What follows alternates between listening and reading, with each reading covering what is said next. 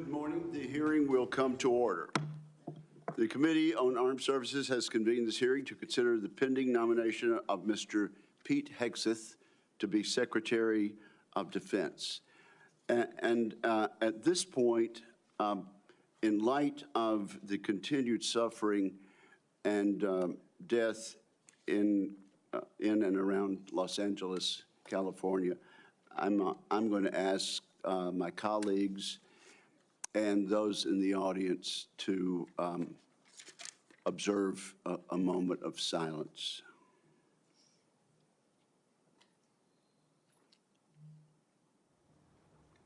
Amen. Thank you.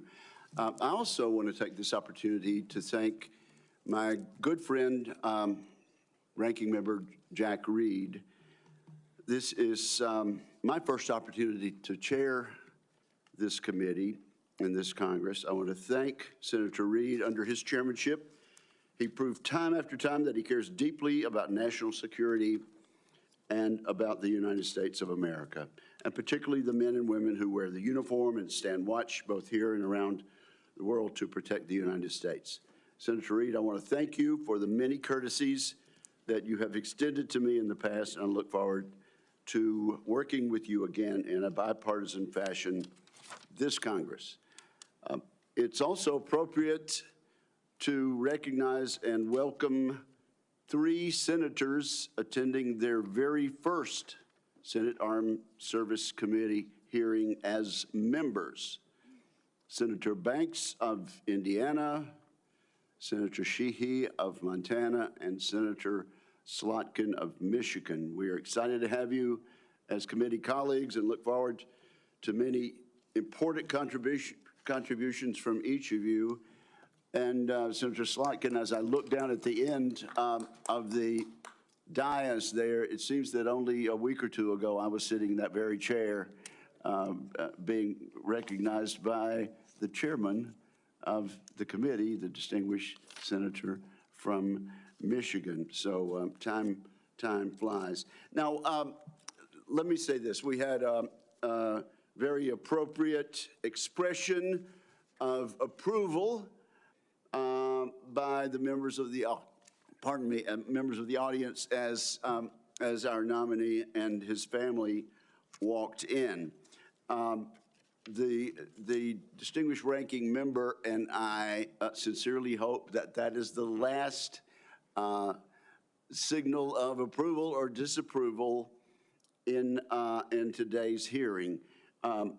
People of the public are here. They're welcome to observe today's hearing, and Senator Reed and I agree, though, that no disruptions will be allowed. Audience members may not verbally or physically distract from the hearing, to include shouting, standing, or raising signage or gestures that block the view of the audience. And we're very serious about this, aren't we, Mr. Reed? And absolutely, sir. Those who do so will be immediately escorted from the room. Again, welcome to the witnesses, to his friends, and to interested members of the public. If confirmed, Mr. Pete Hegseth would assume the role in a moment of consequence. The United States faces the most dangerous security environment since World War II. We're witnessing the explosive growth and reach of China's hard power. We're also observing the emergence of an axis of aggressors. That coalition is characterized by broadening and deepening military cooperation among the dictatorships ruling China, Russia, Iran, and North Korea. Terrorism remains a threat as Israel wages war against Hamas and Hezbollah, and as the Assad regime collapses in Syria. America has entered a window of maximum danger, and the department needs energetic and focused civilian leadership. Those values begin at the top with the Secretary of Defense. Many of my distinguished colleagues have served in a significant tenure on this committee. and our meetings are fairly long. We should reflect over previous secretaries of defense and their hearings and ask ourselves a simple question. Has the civilian leadership of the Pentagon under the administration of both parties proven up to the challenge? Often the answer has been no. The civilian leadership has not built the Department of Defense to meet the moment. And this is our moment to correct that. A few examples illustrate how leaders in the past have fallen short. Most of the department's signature programs run years behind schedule and billions of dollars over cost. Vital initiatives have suffered, such as the F-35, the new Sentinel ICBM, and the Navy's shipbuilding program, including the Constellation-class frigate. The Department of Defense desperately needs civilian leaders who listen to the advice of combatant commanders, many of whom would benefit from innovative systems. Yet a risk-averse DoD culture has kept too many promising technologies on the wrong side of the so-called valley of death. That tenuous period between experimental prototypes and production contracts. Defense companies backed by venture capital receive less than 1% of defense contracts. As we all know, the Pentagon still cannot even pass an audit. The department must simplify and streamline its bureaucracy so it can respond to innovation. Staffs have ballooned. Organizations are top-heavy. Civilian leaders have promised time and again to slim down the bureaucracy, and perhaps genuinely hoped to. Every day, men and women in uniform make tremendous contributions to U.S. security. They and the American people deserve a Pentagon that does the same. Today's Department of Defense is no longer prepared for great power competition. It is not a national defense institution ready to achieve and sustain technological supremacy across the range of operations. Admittedly, this nomination is unconventional. The nominee is unconventional, just like that New York developer who rode down the escalator in 2015 to announce his candidacy for president. That may be what makes Mr. Hegseth an excellent choice to improve this unacceptable status quo that I just described. He is a decorated post-9/11 combat veteran. He will inject a new warrior ethos into the Pentagon, a spirit that can cascade from the top down. Mr. Hegseth will bring energy and fresh ideas to shake up the bureaucracy. He will focus relentlessly on the warfighter and the military's core missions, deterring wars and winning the ones we must fight. He will bring a swift end to corrosive distractions such as DEI. Today, many simply acknowledge and live with these systemic problems I have mentioned earlier in acquisition, accountability, technology transition, and organizational civil service reform. Mr. Hegseth will actually move to fix these issues decisively. In short, I'm confident that Mr. Hegseth, supported by a team of experienced top officials, will get the job done. The Secretary of Defense is an incredibly important position, but the Secretary's span of control is limited. The Pentagon is vast, with 3 million plus personnel, uniformed civilian and contractor. A successful secretary understands that steering the ship means focusing his attention on strategic level priorities. The secretary must be supported with exceptional subordinates who will run the day-to-day affairs of the Office of the Secretary of Defense, the military services, and the other DoD components. I'm also confident that as an infantryman, Mr. Hegseth understands the military principle of commander's intent. Communicate the clear objective, empower subordinates to use initiative and judgment, and hold everybody accountable. We must not underestimate the importance of having a top-shelf communicator as Secretary of Defense. Other than the President, no official plays a larger role in telling the men and women in uniform, the Congress, and the public about the threats we face and the need for a peace through strength defense policy. I have no doubt Mr. Hegseth will excel in a skill in which many of his predecessors have fallen short. Much has been made of both Mr. Hegseth's personal life and some of his policy pronouncements. Regarding his personal conduct, Mr. Hegseth has admitted to falling short, as we all do from time to time. It is noteworthy that the vast majority of the accusations leveled at Mr. Hegseth have come from anonymous sources. Contrast these anonymous accusations with the many public letters of support and commendation. We have seen letters from people who served with Mr. Hegseth. These individuals have worked with him professionally. They really know him and his character. These patriotic Americans have been willing to put their names and reputations on the line to support Mr. Hegseth. I look forward to sharing these testimonials with the American people. Let me mention one right now. It comes from David Bellavia, who earned the Medal of Honor for heroic actions in combat in Fallujah, Iraq. David Bellavia writes the following: Pete is fearless, unflappable, and confronts conflicts head-on. He's a leader to the core. When Pete is confirmed as the next Secretary of Defense of the United States of America, this country will finally know the privilege of having a true ambassador able to speak on behalf of this generation and its two-decade global war on terror. Washington doesn't build men like Pete.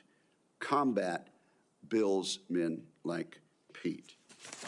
As I said, there are more letters expressing the same endorsement. Today, we'll hear from the nominee directly.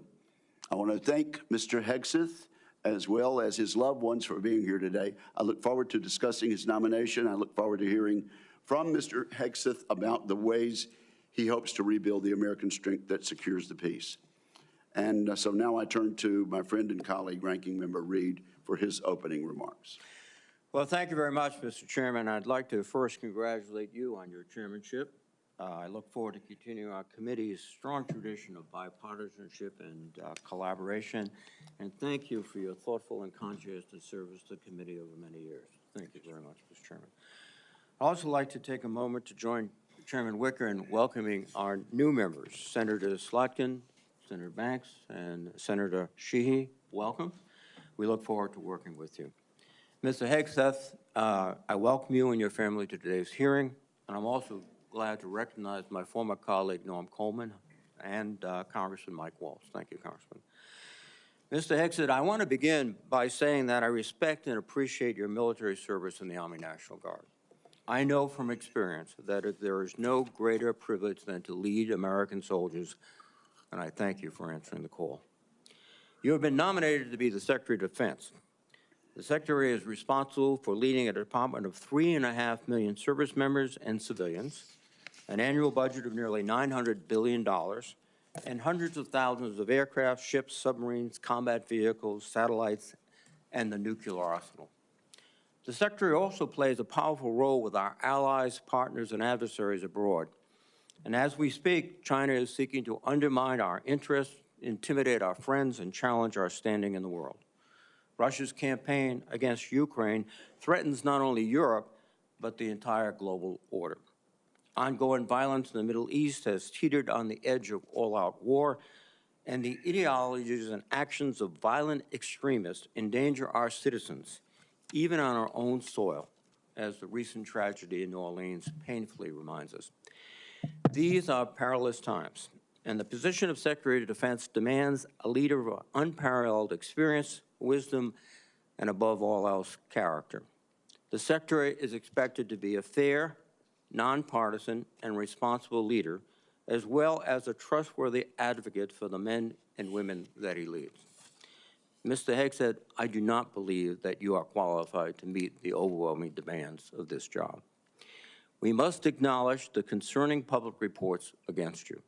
A variety of sources, including your own writings, implicate you with disregarding the laws of war, financial mismanagement, racist and sexist remarks about men and women in uniform, alcohol abuse, sexual assault, sexual harassment, and other troubling issues. I have reviewed many of these allegations and find them extremely alarming. Indeed, the totality of your own writings and alleged conduct would disqualify any service member from holding any leadership position in the military, much less being confirmed as the Secretary of Defense. Nonetheless, I understand that you reject many of these reports as they involve whistleblowers, non-disclosure agreements, and anonymous, although numerous, sources, including those who have faced political intimidation for sharing their experiences. I hope you will address each of these allegations thoroughly and truthfully during your testimony. Just as importantly, I hope you will pledge to prevent any repercussions for whistleblowers, both civilian and military, if confirmed. Mr. Hegseth, during our meeting last week, you said that if confirmed, your top priority would be, quote, restoring a warrior culture to the Department of Defense, because you believe the U.S. military has been weakened by political correctness. Over the years, you have made clear your opinion of the military's diversity initiatives. As you have said, quote, diversity is not our strength, unity is. And on a recent podcast, you said, quote, I'm straight up just saying we should not have women in combat roles. When I joined the Army as a young officer in the 1970s, the U.S. military was rife with racial tension. Women were prohibited from serving in most roles. Gay service members were banned, and we relied on a national draft to fill our ranks. The soldiers I served with were proud to do so, but it was certainly not the nation's most capable military by any standard.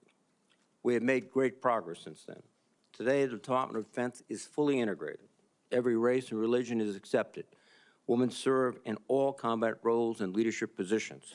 Sexual orientation is irrelevant to service, and the all-volunteer force visibly reflects the nation it protects. Our military is more diverse than it has ever been, but more importantly, it is more lethal than it has ever been. This is not a coincidence. Mr. Hegseth, I hope you will explain why you believe such diversity is making the military weak and how you propose to undo that without undermining military leadership and harming readiness, recruitment, and retention. Mr. Hegseth, another reason I'm deeply concerned about your nomination is your disregard for the law of armed conflict and your support for service members who have been convicted of war crimes. You have championed the pardoning of military members who were turned in by their fellow soldiers and SEALs. And let me emphasize that. They weren't discovered by reporters. They were turned in by fellow soldiers and fellow SEALs. And also pardoning of military contractors convicted of killing 14 Iraqi citizens without cause. You have also advocated for the restitution of interrogation methods like waterboarding that have been defined as torture, and you have belittled the advice and counsel of the Judge Advocates General while on deployment. In your book, The War on Warriors, you write, quote, should we follow the Geneva Convention? If our warriors are forced to follow rules arbitrarily and asked to sacrifice more lives so that international tribunals feel better about themselves, aren't we just better off in winning our wars according to our own rules? Mr. Hegseth, I would ask that you explain how you, if confirmed, would maintain good order and discipline within our forces and the support of our allies and partners by rejecting international law and the law of war. I'm also concerned about your abilities as a competent manager of organizations far less complex than the Department of Defense. From 2008 to 2010, you led the organization Veterans for Freedom, which had an annual budget of less than $10 million. In each year you were in charge, expenses far exceeded revenues until the organization teetered on bankruptcy and had to be merged with another group. In fact, according to public reporting, an independent forensic accountant reviewed the organization's finances and discovered evidence of gross financial mismanagement. I would note that this report has not been made available to any government agencies, which is, I think, alarming. But a Republican advisor to you during your tenure at the organization who read the report stated, and I quote, I watched him run an organization very poorly, lose the confidence of donors. The organization ultimately folded and was forced to merge with another organization who individuals felt could run and manage funds on behalf of donors more responsibly than he could. I don't know how he's going to run an organization with an $857 billion budget and 3 million individuals. And that is the only comment we've had and the only access we've had to the forensic report. A similar thing happened with the Concerned Veterans for America, a second veterans group that you led from 2011 until 2016. During those 5 years, tax records show that the organization spent more than it raised. Just as troubling are reports that a significant amount of debt was incurred from social events and parties filled with excessive drinking and questionable personal behavior. Mr. Hegseth, I hope you will explain what actions you will take, if confirmed, to be a better steward of Defense Department's large budget. Finally, while I appreciate our meeting last week, it is unacceptable that you did not meet with any other Democratic members of this committee before this hearing, as has been our bipartisan tradition. During my time in the Senate, I have voted for and worked closely with Secretaries of Defense appointed by Republican presidents. While we may disagree politically, there was always an understanding that rank partisanship should have no place when it comes to providing for the men and women who serve in uniform. And Mr. Hegseth, I am troubled by the many comments you have made both as a commentator and in your published writings. For example, in your book, American Crusade, you wrote, quote, "Modern leftists, who represent the soul of the modern Democratic Party, literally hate the foundational ideas of America." You also wrote, "The other side, the left, is not our friend. We are not esteemed colleagues, nor mere political opponents. We are foes. Either we win or they win. We agree on nothing else." Mr. Hegseth, if confirmed as Secretary of Defense, you would lead an organization that, like the country it represents, is composed of Democrats and Republicans. Yet your language suggests that you regard many of these men and women as foes. And I would ask you to explain why service members and civilians who do not share your political opinions can trust that they will not be targeted during your tenure. Indeed, the challenge of the Secretary of Defense is to remove partisan politics from the military. You propose to inject it. This would be an insult to the men and women who have sworn to uphold their own apolitical duty to the Constitution. Mr. Hegseth, you are the 9th nominee for Secretary of Defense that I've had the honor to consider as a member of the Senate Armed Services Committee. I have voted in favor of all your predecessors, including those in the first Trump administration. Unfortunately, you lack the character and composure and competence to hold the position of Secretary of Defense. Thank you. Thank you, Senator Reed. And now it's my privilege and honor and pleasure to recognize two witnesses who have come forward to introduce our nominee. First, I recognize my former colleague and former Senator Norm Coleman of Minnesota for the purpose of an introduction. Norm, we are glad to see you and glad to have you back, and you are recognized for an introduction. Thank you, Mr. Chairman, Ranking Member Reed, members of the committee, my former colleagues. I'm honored to introduce a son of Minnesota to you, Pete Hegseth. As a senator from Minnesota, I spent many hours with this young man as he walked the halls of Congress advocating on behalf of America's veterans. And he is young in the best sense of the word. He is strong, focused, intelligent, incisive, a great listener, and is almost supernaturally energetic, just what we need in a Secretary of Defense in times of massive change. He is the real deal. F. Scott Fitzgerald was a writer in my city of St. Paul, and said the problem with America is that there are no second acts. He was wrong. Pete was a brave soldier, has been an able communicator, and I believe is about to begin a great second act as our Secretary of Defense. He has struggled and overcome great personal challenges. Please don't give into the cynical notion that people can't change. We need the ones who can change to lead us, to be beacons of hope, and to remind us that grace can lead us home. 4 years ago, President Biden's nominee, Lloyd Austin, a good and honorable man, received 97 votes on the floor of the Senate. And we went through the debacle of the Afghanistan withdrawal. Putin invaded Ukraine. The Houthis endanger our shipping lanes. We witnessed Israeli miracles against America's enemies in the Middle East, where the United States was more of an impediment than a help. Our recruitment numbers have sunk dramatically, and our southern border has suffered a slow but dangerous invasion. Yes, Pete Hegseth is an out-of-the-box nominee, and I say it's high time to get out of the box. One more thought. The country longs for a government of less division and more respect and dignity. My hope is that this committee hearing provides what they are asking for. Disagree? Yes. Strongly if necessary. But then come together to support the nominee, this nominee, Pete Hegseth, of the one president we have at a time, laying aside partisan politics for the essential mission of national security upon which everything else depends.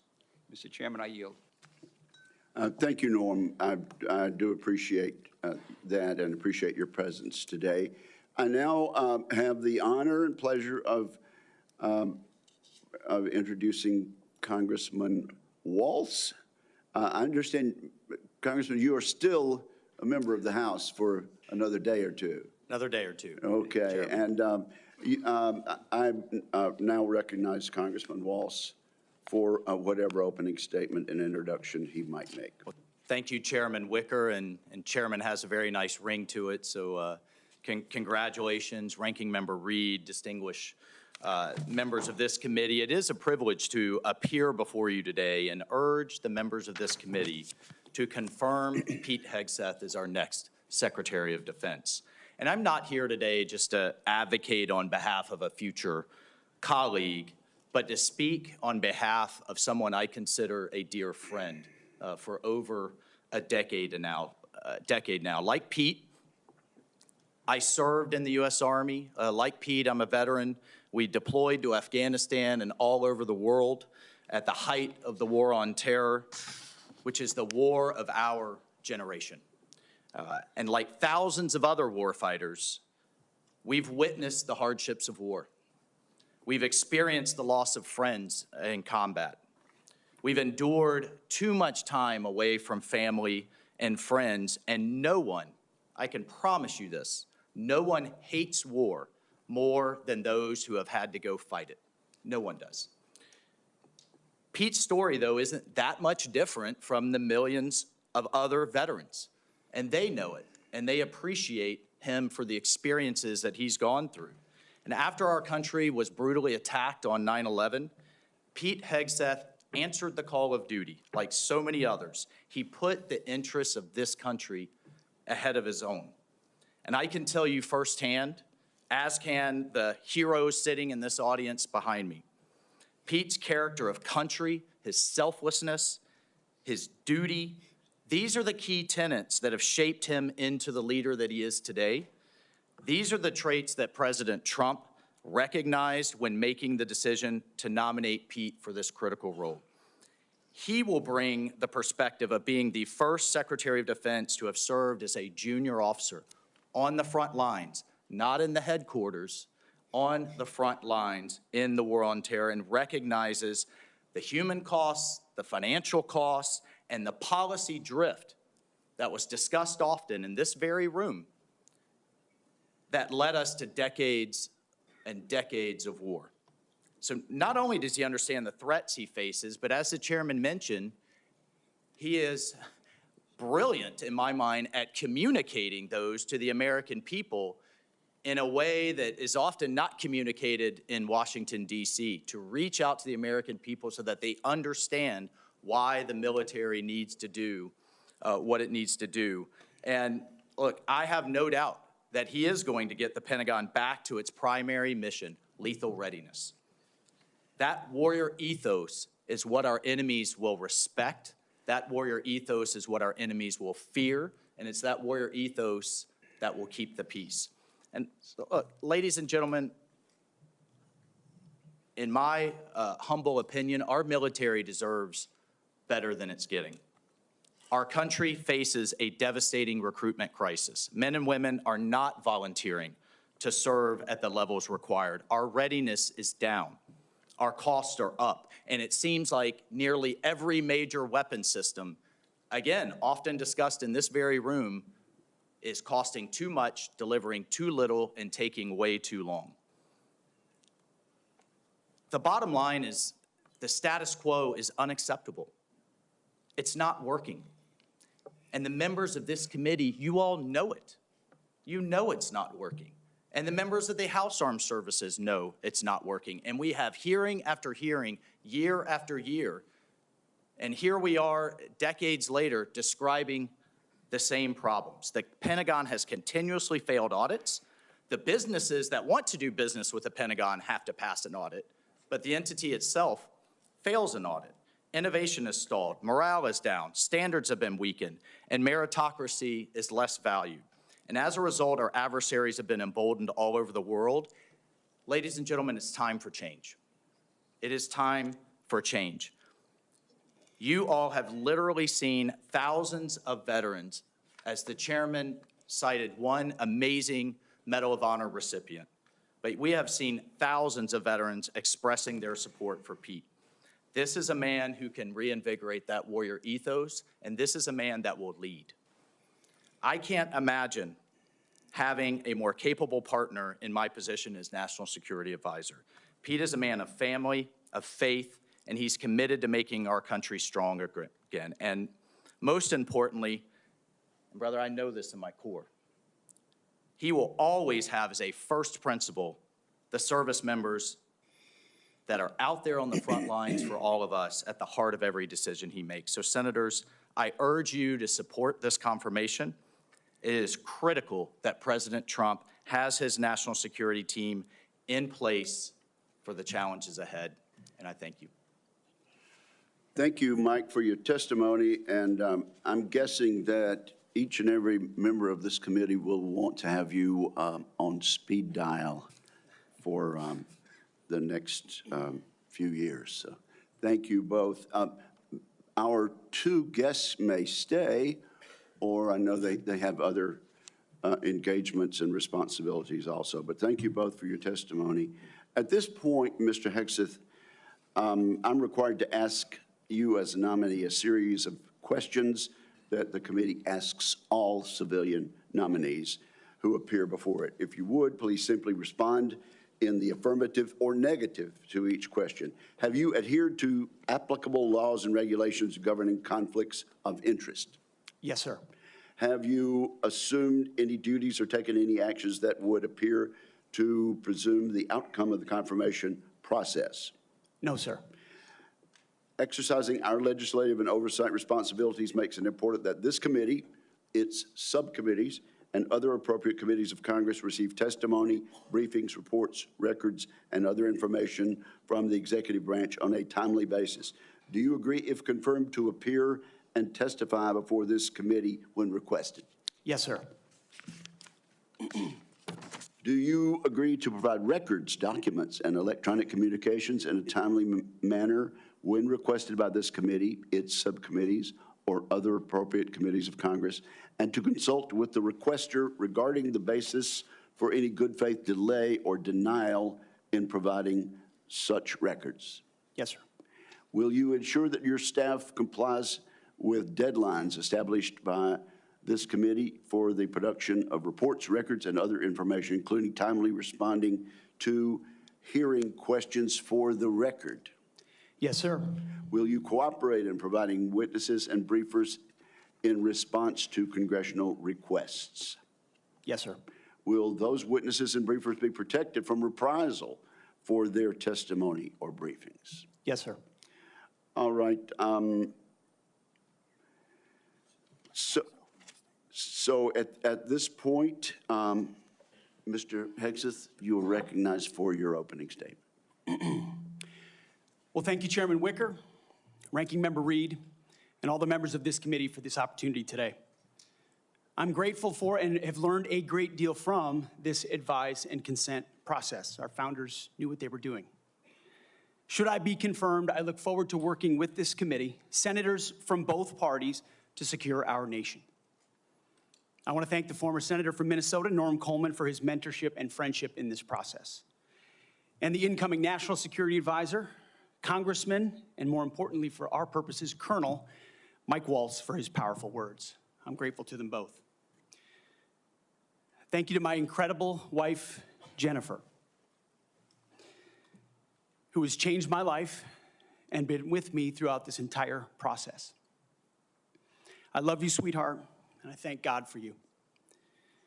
And as Jenny and I pray together every morning, all glory, regardless of the outcome, belongs to our Lord and Savior, Jesus Christ. His grace and mercy abounds each day. May his will be done.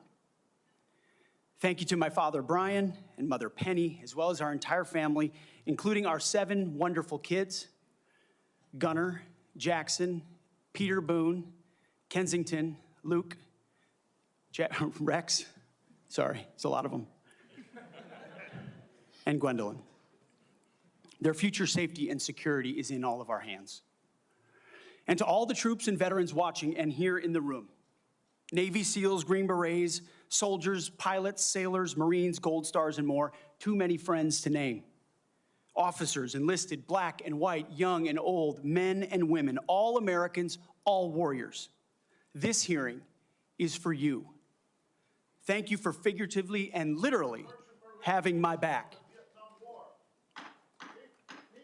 You are a misogynist. Not only that, you are a Christian Zionist. And you support the war in Gaza by the Zionists.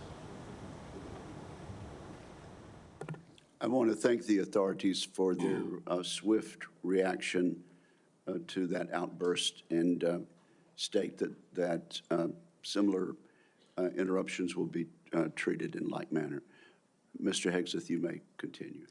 Well, as I'll say again, thank you for figuratively and literally having my back.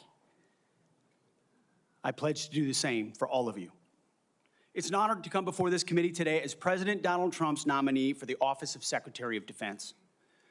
2 months ago, 77 million Americans gave President Trump a powerful mandate for change, to put America first, at home and abroad. I want to thank President Trump for his faith in me and his selfless leadership for our republic. The troops have no better commander-in-chief than Donald Trump. As I've said to many of you in private meetings, when President Trump chose me for this position, the primary charge he gave me was to bring the warrior culture back to the Department of Defense. He, like me, wants a Pentagon laser-focused on lethality, meritocracy, warfighting, accountability, and readiness.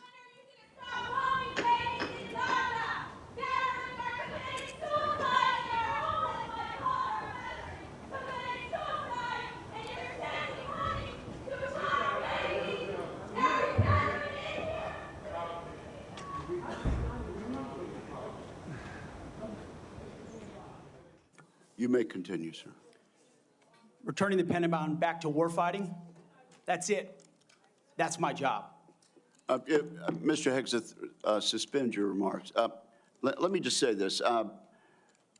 The Capitol Police are going to remove immediately individuals that are disrupting the hearing. I see a pattern attempted to be inflicted on the committee, and we're simply not going to tolerate that. You may proceed. To bring back warfighting, if confirmed, I'm going to work with President Trump and this committee to, 1, restore the warrior ethos to the Pentagon and throughout our fighting force. In doing so, we will reestablish trust in our military, addressing the recruiting crisis, the retention crisis, and readiness crisis in our ranks. Members of the security force will remove members.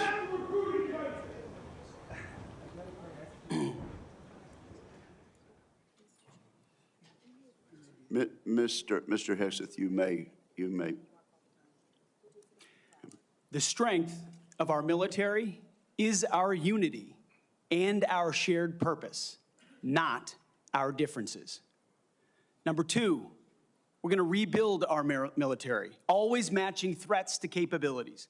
This includes reviving our defense industrial base, reforming the acquisitions process. As you mentioned, Mr. Chairman, no more valley of death for new defense companies, modernizing our nuclear triad, ensuring the Pentagon can pass an audit, and rapidly fielding emerging technologies. And number 3, we're going to reestablish deterrence. First and foremost, we will defend our homeland, our borders, and our skies. Second, we will work with our partners and allies to deter aggression in the Indo-Pacific from the Communist Chinese. And finally, we will responsibly end wars to ensure that we prioritize our resources to reorient to larger threats. We can no longer count on reputational deterrence. We need real deterrence. The Department of Defense under Donald Trump will achieve peace through strength. And in pursuing these America First national security goals, will remain patriotically apolitical and stridently constitutional. Unlike the current administration, politics should play no part in military matters. We are not Republicans, we are not Democrats, we are American warriors. Our standards will be high and they will be equal, not equitable. That's a very different word. We need to make sure every warrior is fully qualified on their assigned weapons system, every pilot's fully qualified and current on the aircraft they are flying, and every general or flag officer is selected for leadership or promotion purely based on performance, readiness, and merit. Leaders at all levels will be held accountable, and warfighting and lethality and the readiness of the troops and their families will be our only focus. This has been my focus ever since I first put on the uniform as a young Army ROTC cadet at Princeton University in 2001. I joined the military because I love my country and felt an obligation to defend it. I served with incredible Americans in Guantanamo Bay, in Iraq, in Afghanistan, and on the streets of Washington, D.C., many of which are with me here today. This includes enlisted soldiers I helped become American citizens, and Muslim allies I helped immigrate from Iraq and Afghanistan. Because when I took off the uniform, my mission never stopped. Now, it is true and has been acknowledged that I don't have a similar biography to defense secretaries of the last 30 years. But as President Trump also told me, we've repeatedly placed people atop the Pentagon with supposedly the right credentials, whether they are retired generals, academics, or defense contractor executives. And where has it gotten us? He believes, and I humbly agree, that it's time to give someone with dust on his boots the helm.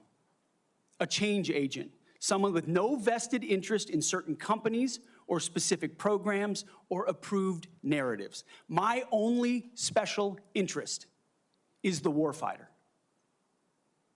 Deterring wars, and if called upon, winning wars by ensuring our warriors never enter a fair fight.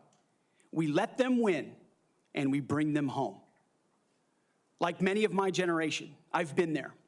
I've led troops in combat. I've been on patrol for days. I've pulled a trigger down range, heard bullets whiz by, flex-cuffed insurgents, called in close air support, led medevacs, dodged IEDs, pulled out dead bodies, and knelt before a battlefield cross. This is not academic for me. This is my life. I led then, and I will lead now. Ask anyone who's ever worked for me or with me. I know what I don't know. My success as a leader, and I very much look forward to discussing my organization's successes at Vets for Freedom and Concerned Veterans for America. I'm incredibly proud of the work that we've done. But my success as a leader has always been setting a clear vision, hiring people smarter and more capable than me, empowering them to succeed, holding everyone accountable, and driving toward clear metrics. Build the plan, work the plan, and then work harder than everyone else around you. I've sworn an oath to the Constitution before, and if confirmed, I will proudly do it again. This time, for the most important deployment of my life. I pledge to be a faithful partner to this committee, taking input and respecting oversight. We share the same goals: a ready, lethal military, the health and well-being of our troops, and a strong and secure America.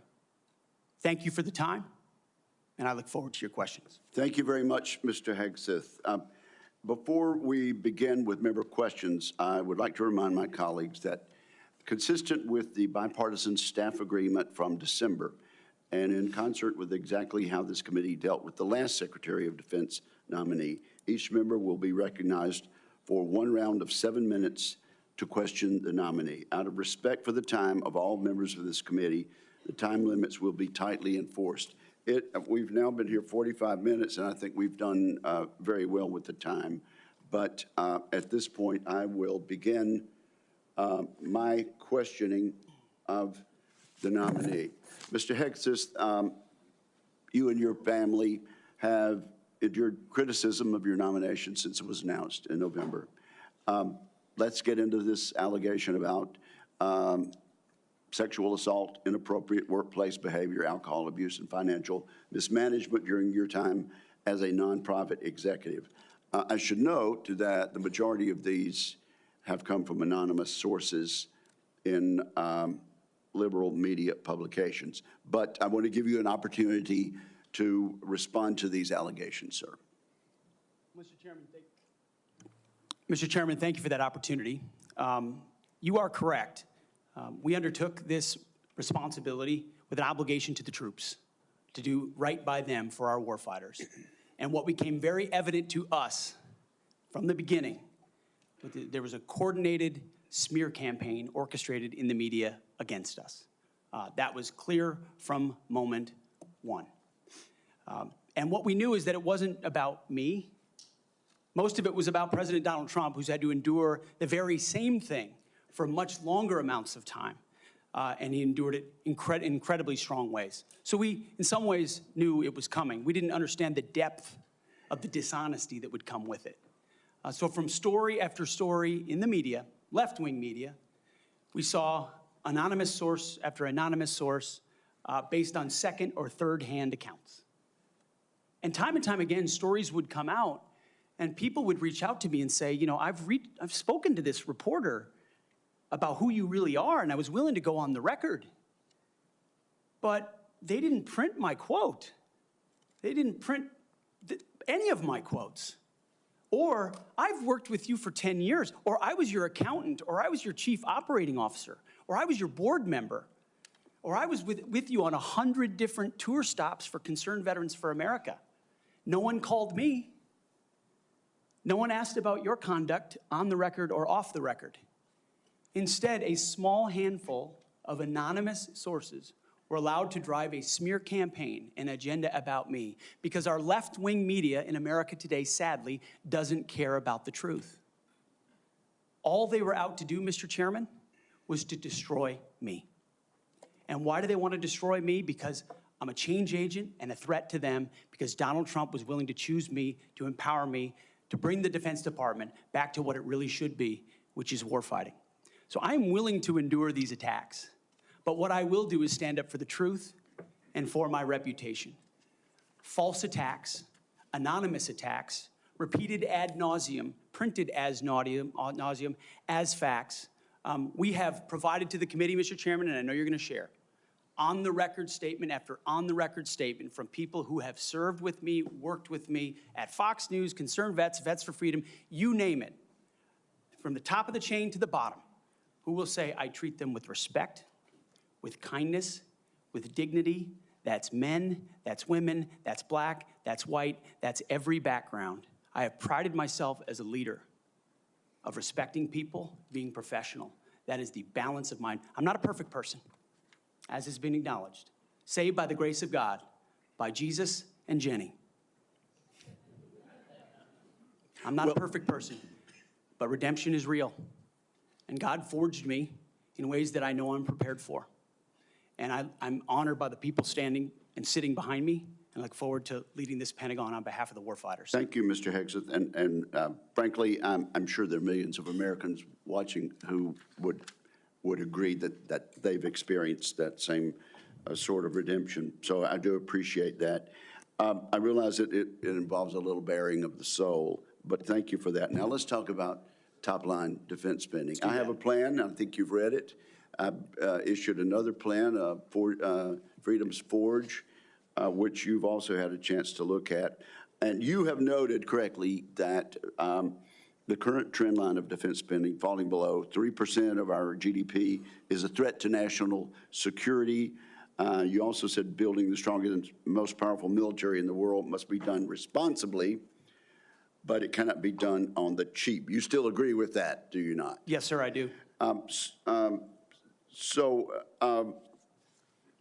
Tell us what you think about, particularly about my plan to make the Defense Department less bureaucratic, less top-heavy, cut out some of the bureaucracy and layers, make it more friendly to startups and to new ideas, contained in my 20 or so page white paper, Defending Freedom's Forge. Senator, I've had a chance to review the Forged Act, that paper.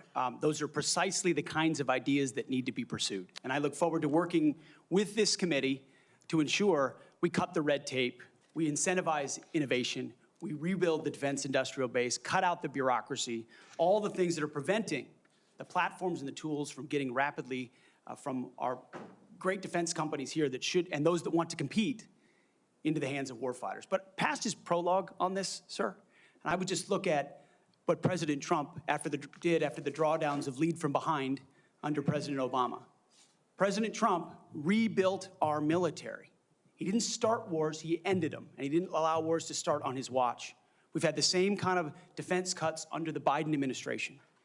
And so, look, I would present to the committee the reputation of President Donald Trump and me coming alongside him to ensure we have peace through strength by rebuilding our military, investing as necessary. Going under 3%, Mr. Chairman, is very dangerous. Okay, we've got 45 seconds. Tell us, in that point, get us started at least talking about deterring China and the Indo-Pacific. It starts with priorities. The 2017 National Defense Strategy was the first step in reorienting away from simply entanglement in the Middle East, which our generation knows a lot about, and reorienting the behemoth that is the Pentagon toward new priorities, specifically the Indo-Pacific. So that strategy has started and was barely followed through on under the Biden administration. So we're going to start by ensuring the institution understands that as far as threats abroad, the CCP is front and center, also obviously defending our homeland as well. Thank you very much, Senator Reed. You are recognized. Well, thank you very much, Mr. Chairman. Before I begin my questioning, I would like to make 3 requests. First, many of my members would like a second round. That has been the custom. Senator Hagel was afforded 3 rounds. Senator Ash Carter, 2 rounds. And that was done by a Republican chairman with the consent and the appropriate guidance of Democrats. I must say, too, my recollection is I've never denied anyone the opportunity to ask the second round of questions as I chaired. I would request the second round. And my time is running. I think these are administrative. Oh, yeah, you're using your time. No, if the timekeeper will pause the time. I must say, I think we're going to have adequate time for questioning, and I know Democrat members have coordinated their questions as much as we have, and we are following the same exact precedent on all things that we did with Secretary Austin. So I respectfully understand what you're saying, but I think we have an agreement. It's been known for quite some time, and I intend to stick with that agreement which we made last December. What is your second request? Second, as been publicly reported, you and I have both seen the FBI background investigation of Mr. Hegseth, and I want to state for the record, I believe the investigation was insufficient, frankly. There are still FBI obligations to talk to people. They have not had access to the forensic audit, which I referenced to, and the person who had access to was quite critical of Mr. Hegseth. And I think people on both sides have suggested that they get the report. I know your colleagues have asked for it. Senator Thune assured me personally that he thought it was an appropriate idea.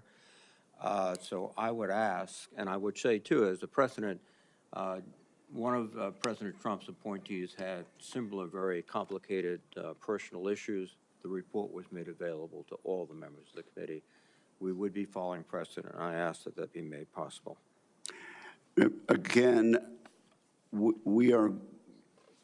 there's been much discussion about this, and what I intend to do is follow the exact precedent that we've had for the last two hearings with regard to secretaries of defense. Not only Secretary Austin, but Secretary Mattis 8 years ago. And that was for the chair and the ranking member to see the report. And so that is my intention as chair of this committee. Finally, Mr. Chairman, I have several letters that I would include for the record. One from Count Every Hero, which is an organization of retired 4-star generals and former secretaries of defense that is critical of the proposed purge panels. One from an organization for domestic violence. One for a Council on American Relations. And also several letters that raise questions. I would ask they be submitted for the record. Without objection, they will be submitted. And Mr. Reed, your time has now expired. Just kidding. Yeah. You're recognized for 7 minutes. Thank you. You're a very understanding chairman. I like that. I like that.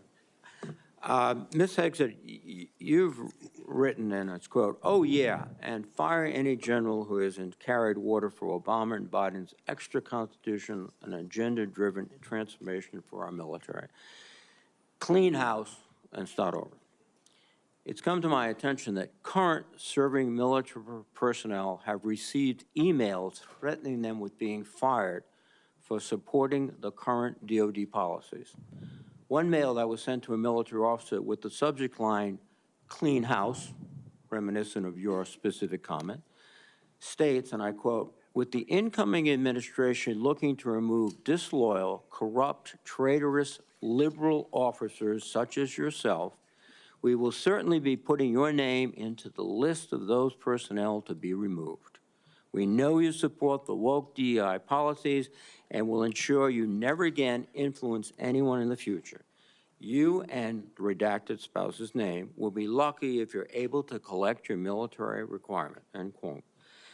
Now, I want to remind everyone that these policies that are being referred to date back decades, to the 1940s and 50s with respect to racial discrimination particularly, and administrations of both parties, including the Trump administration and their first party, caused those policies to be enforced. Mr. Hegseth, are you aware of these emails being sent to officers? Senator, you mentioned the word accountability, which is something we have not had for the last 4 years. Are you aware of these messages being sent to officers? Certainly I'm not aware of that. It's not one of my efforts, but there's been no accountability for the disaster of the withdrawal in Afghanistan. And that's precisely why we're here today. Excuse me. Is that leadership has been unwilling to take accountability. It's the time to restore that to our most senior ranks. You've written publicly that DI policy is a distraction and have military personnel walking on eggshells. Do you believe that emails like that are essentially threatening both a serving officer and a spouse and claiming that they'll lose their pension will have a distraction and detract from the lethality? Senator, you mentioned the 40s and 50s, and you're precisely right. The military was a forerunner in courageous racial integration in ways no other institutions were willing to do. I served with men and women of all backgrounds because of the courage of people decades and decades ago. Incredibly important. However, the DEI policies of today are not the same as what happened back then. They're dividing troops inside formations, causing commanders to walk on eggshells, not putting meritocracy first. That's the indictment that's made by those serving right now. Excuse me. And why we're having this conversation. All of your public comments don't talk about meritocracy. They talk about liberal democratic efforts that are destroying the military, that those people are our enemies. That's not meritocracy. That's a political view And your goal, as I see emerging, is to politicize the military in favor of your particular positions, which you've outlined extensively, which would be the worst blow to the professionalism of the United States military and would undercut readiness, undercut retention, because I can see officers receiving these emails beginning to wonder very seriously if they should continue. Let me change subject for a moment here. You've been instrumental in securing pardons for several convicted war criminals. In at least 2 of these cases, the military personnel who served in combat with these convicted service members were not supportive of the pardons. They did their duty as soldiers to report war crimes. Your definition of lethality seems to embrace those people who do commit war crimes, rather than those who stand up and say, this is not right. So what's the response to your service members who personally witnessed these and courageously reported them to their superiors? Senator, as someone who's led men in combat directly and had to make very difficult decisions, I've thought very deeply about the balance between legality and lethality, ensuring that the men and women on the front lines have the opportunity to destroy with and close the enemy, and that lawyers aren't the ones getting in the way. I'm not talking about disavowing the laws of war or the Geneva Conventions or the Uniform Code of Military Justice. Sir, I'm talking about restrictive rules of engagement that these men and women behind me understand they've lived with on the battlefield, which has made it more difficult to defeat our enemies. In many of the cases you're talking about in particular, sir, there was evidence withheld, there was prosecutorial misconduct, and as someone who looks case by case and defaults to the warfighter, to the men and women with dust on their boots, not the second guessers in air-conditioned offices in Washington, D.C. Excuse me. I look case by case and was proud to work with President Trump to understand those cases and ensure that our warriors are always looked out for. Those cases were adjudicated by who? People in Washington or fellow non-commissioned officers who had also served, sacrificed, and believed in the ethic of the military? Who were the court-martial? Senator, in multiple cases, they were actually acquitted, but some charges cases, lingered. yes, Regardless of where those competing authorities were, yes, sir. Some were, but others were convicted, and you asked for pardon. That's the only reason you asked for pardon, because they were convicted. But the other factor, too, is you've already disparaged in writing the Geneva Convention, the rules of law, all of these things. How will you be able to effectively lead a military in which one of the principal elements is discipline, respect for lawful authority? You have made statements to your platoon after being briefed by a JAG officer. Well, by the way, would you explain what a JAG-off is? I don't think I need to, sir, Why not? because the men and women watching understand. Well, perhaps some of my colleagues don't understand. It would be a JAG officer who puts his or her own priorities in front of the warfighters. Their promotions, their medals, in front of having the backs of those who are making the tough calls on the front lines. Thank you, Senator Reid. Interesting. Thank you, Senator Thank Reid. you very much. Senator Fisher. Thank you, Mr. Chairman, and welcome, Mr. Hegseth, to you and to your family. Thank you for the meeting that we had. We talked about a number of things. First and foremost was that nuclear weapons are foundational to our national defense, and having a safe, effective, and credible nuclear deterrent underpins our alliances, and as you know, it deters our adversaries. Nuclear deterrence has been, and you and I believe, agreed on this, it must continue to be unequivocally the highest priority mission of the Department of Defense. But deterrence only works if our adversaries believe our nuclear forces are effective and credible. All 3 legs of our triad are undergoing that generational recapitalization programs, and we cannot afford any more delays in those programs. Sir, do you believe and agree with President Trump's 2018 nuclear posture review that preventing adversary nuclear attacks is, quote, the highest priority of the United States? Senator, yes, I do.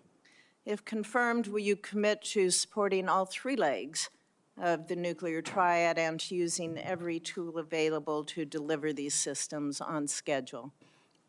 Senator, yes, I do, because ultimately our deterrence, our survival is reliant upon the capability, the perception, and the reality of the capability of our nuclear triad. We have to invest in its modernization for the defense of our nation. While former secretaries of defense have stated that nuclear deterrence is the highest priority, we haven't really seen that translated into budget requests or using the tools like the Defense Production Act. You've spoken about increasing lethality. You've spoken about getting programs done faster. How would you actually implement a culture change so that we can see these delivery schedules move forward, be rewarded? I can tell you in most every briefing we have, the schedules we're on are too late. So what would you do? Well, ultimately focused first on the things that are most important, as we have discussed, Senator, the nuclear triad, understanding whether it's the B-21 or the Minuteman to the Sentinel, all aspects of the Columbia-class submarines, ballistic missiles. What are the priorities that need to be focused on and ensure that in those particular cases, you mentioned it, Senator, the Defense Production Act, emergency powers. If we're at a place where our nuclear capabilities are perceived to not be what they are, that is an emergency. And we have an ally in our incoming commander-in-chief, in President Donald Trump, who has spoken about these things, understands the power and strength of nuclear deterrence, will not allow them to be deprioritized. It's the existential threat. It's the existential threat to this nation. How do you change the culture? It's not just the Production Act that's going to be able to do it. How are you going to move forward faster? Competition, Senator, is important, critically important. The Death Valley that was talked about, leveraging the innovation of Silicon Valley, which for the first time in generations has shown a willingness, desire, and capability to bring its best technologies to bear at the Pentagon, a Pentagon that has become too insular, tries to block new technologies from coming in. So we have to embrace that, there's some great Office of Strategic Capital, DIU initiatives that provide loans to companies to participate, because you have to invest in the defense industrial base for the longer term projects. We have the capability, the missiles and the munitions, but also to rapidly field emerging technologies that we need on the battlefield right now. So as we learn things, say in the war in Ukraine, those technologies, as we look at threats we're gonna face, find ways to rapidly field those using off-the-shelf technologies or standard designs, modular designs. Another easy one, Senator, that became evident in the process is digital designs. The Pentagon often builds entire systems without first using a digital design. Okay. Which means you build prototypes and then scrap them and start over again. No private sector business could survive doing business that way. So there's a lot of innovation, and I'm going to hire a lot of smart people already have to help with that. In the 2025 NDAA, it was established to a new position, the Assistant Secretary of Defense for Nuclear Deterrence, Chemical and Biological Defense Policy and Programs.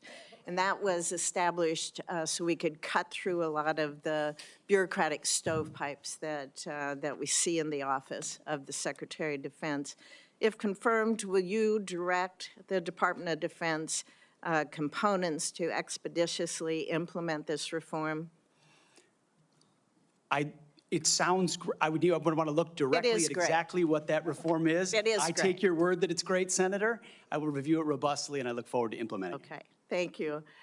During the first Trump administration, the 2018 Nuclear Posture Review concluded that the U.S. needed to once again develop and deploy a nuclear-armed sea-launched cruise missile known as SLCM to offset significant Russian and Chinese advantages in theater-range nuclear capabilities. Since then, Congress, on a strong bipartisan basis, has directed the Navy and the National Nuclear Security Administration to continue this effort. Do you support the SLCM program? As of right now, Senator, based on what I know, I do, but one of my answers I'll have repeatedly throughout this morning is getting an opportunity to look under the hood, classified material, get an understanding of true capabilities vis-a-vis enemy capabilities. Because what we know right now on the nuclear, sorry, Senator, what I know on the nuclear side is that Russia and China are rushing to modernize and build arsenals larger than ours. We need to match threats to capabilities, and the systems we elevate will be tied to whether those capabilities are needed based on the adversaries we face. Would you ensure that this program is executed according to law? Absolutely, absolutely, Senator. What, short here, what is your plan to revitalize the industrial base in this country? Needs to be real short. Real short. Serious investment targeted at systems that we truly need by also incentivizing competition and laser focus from the OSD, from the Office of Secretary of Defense, to all the particular strategic initiatives to revive them so it's not just one system, it's multiple systems. You may want to expand on that on the record. At this point, my colleagues, I would ask unanimous consent to enter into the record a letter organized by a group called Flag Officers for America, which has 120 retired generals and admirals offering their support for Mr. Hegseth's nomination. I ask unanimous consent. Without objection, it is entered into the record. Senator Shaheen. Good morning, Mr. Hegseth. Good morning, Senator. I was pleased when I was contacted on your behalf about meeting before this hearing. I've been on this committee since 2011, and during that time, I voted to confirm 6 nominees to be Secretary of Defense from 3 administrations, 2 Democratic and 1 Republican, the first Trump administration. Every one of those nominees met with me and my Democratic colleagues on this committee before the hearing. So, as you can imagine, I was disappointed when no one ever followed up. When we followed up with your office, you were not able to meet. Do you understand that if you're confirmed to be Secretary of Defense, that you will have a responsibility to meet with all members of this committee, not just Republicans? Senator, I very much appreciate and understand the traditionally bipartisan nature of this committee. Their national defense is not partisan. It should not be about Republicans or Democrats. And so I look forward to working together with you and your colleagues on priorities facing this nation. Yes? I think we would expect that. And one reason that I wanted to meet with you was because I thought it would be really helpful to better understand your views on women in the military. Because you've made a number of surprising statements about women serving in the military. As recently as November the 7th of 2024 on the Sean Ryan Show, you said, and I quote, "I'm straight up saying that we should not have women in combat roles. It hasn't made us more effective." The quote went on a little longer, but that was the gist of it. That was before you were nominated to be Secretary of Defense. Mr. Hegseth, do you know what percentage of our military is comprised of women? I believe it's 18 to 20%, Senator. It's almost 18%, and in fact, DOD's 2023 demographic report indicated that there are more women serving now, and there are fewer separations. So they make up a critical part of our military, wouldn't you agree? Yes, ma'am. Women in our military, as I have said publicly, have and continue to make amazing contributions across all aspects of our battlefield. Well, you also write in your book, The War on Warriors, with the chapter, The Deadly Obsession with Women Warriors, that, quote, "Not only are women comparatively less effective than men in combat roles, but they are more likely to be objectified by the enemy and their own nation in the moral realms of war." Mr. Hegseth, should we take it to believe that you believe that the 2 women on this committee who have served honorably and with distinction made our military less effective and less capable? I'm incredibly grateful for the 2 women who've served our military in uniform, and including in the Central Intelligence Agency, contributions on the battlefield, indispensable contributions. Senator, I would like to clarify, when I'm talking about that issue, it's not about the capabilities of men and women, it's about standards.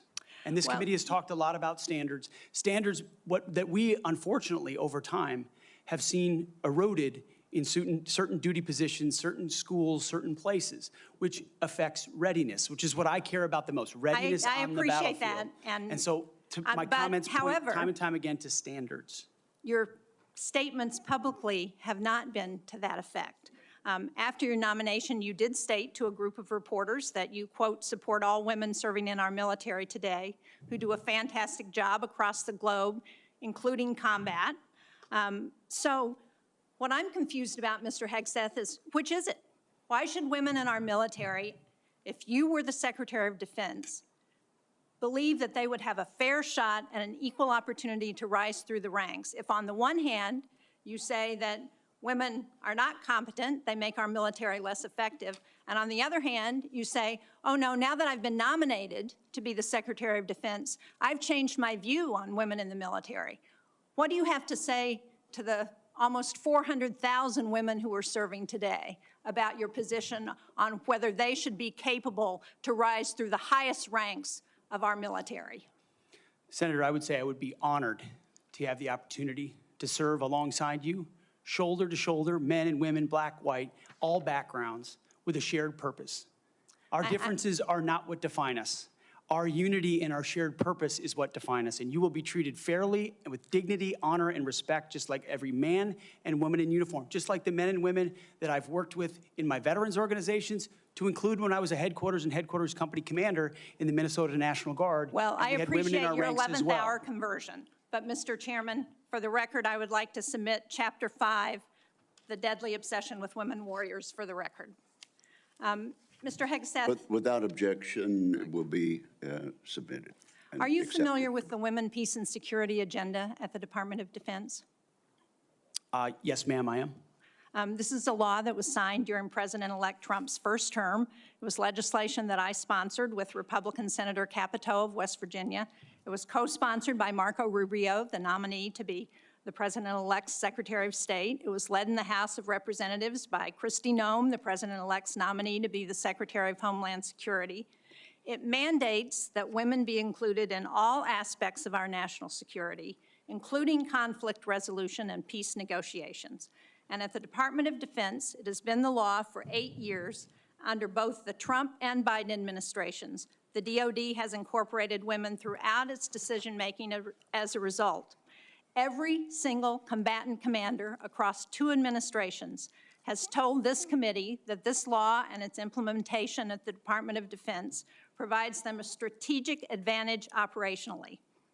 Based on your comments, it appears that the example that you would like to set, not only for women in this country, but for women across the globe, 50% of the world's population, as the prospective nominee to lead the most combat-credible military in the entire world, is that women should not have an equal opportunity in our military. So will you commit to preserving the Women, Peace, and Security law at DoD and including in your budget the requisite funding to continue to restore and resource these programs throughout the DoD? Senator, I will commit to reviewing that program and ensuring it aligns with America First national security priorities, meritocracy, lethality, and readiness. And if it advances American interests, it's something we would advance. If it doesn't, it's something we would look at. Since former President Trump signed the law, I hope that he agrees with you. Thank you, Senator Shaheen. At this point, I would ask unanimous consent to enter into the record 5 letters of support from female service members and combat veterans who support Mr. Hegseth's nomination. These women represent diverse viewpoints, from a retired colonel with over 25 years of service to an active duty Navy surface warfare commander to a senior airman. They support Mr. Hegseth and comment on his focus on merit, warfighting readiness, military training status, and the warrior ethos. So without objection, it will be entered into the record. And now I'm honored to recognize Senator Cotton for 7 minutes. Mr. Hegseth, let's continue on this line of questioning about what's sometimes referred to as women in combat. I think that phrase is something of a misnomer. Many members of this committee have served in combat in the last 25 years, to include women and men. I'm sure all those men served with women, whether they were military police officers or they were pilots or whether they were intelligence analysts or medics or what have you. You served. I assume you served with women who were on the front lines as well. Is that correct? Yes, sir.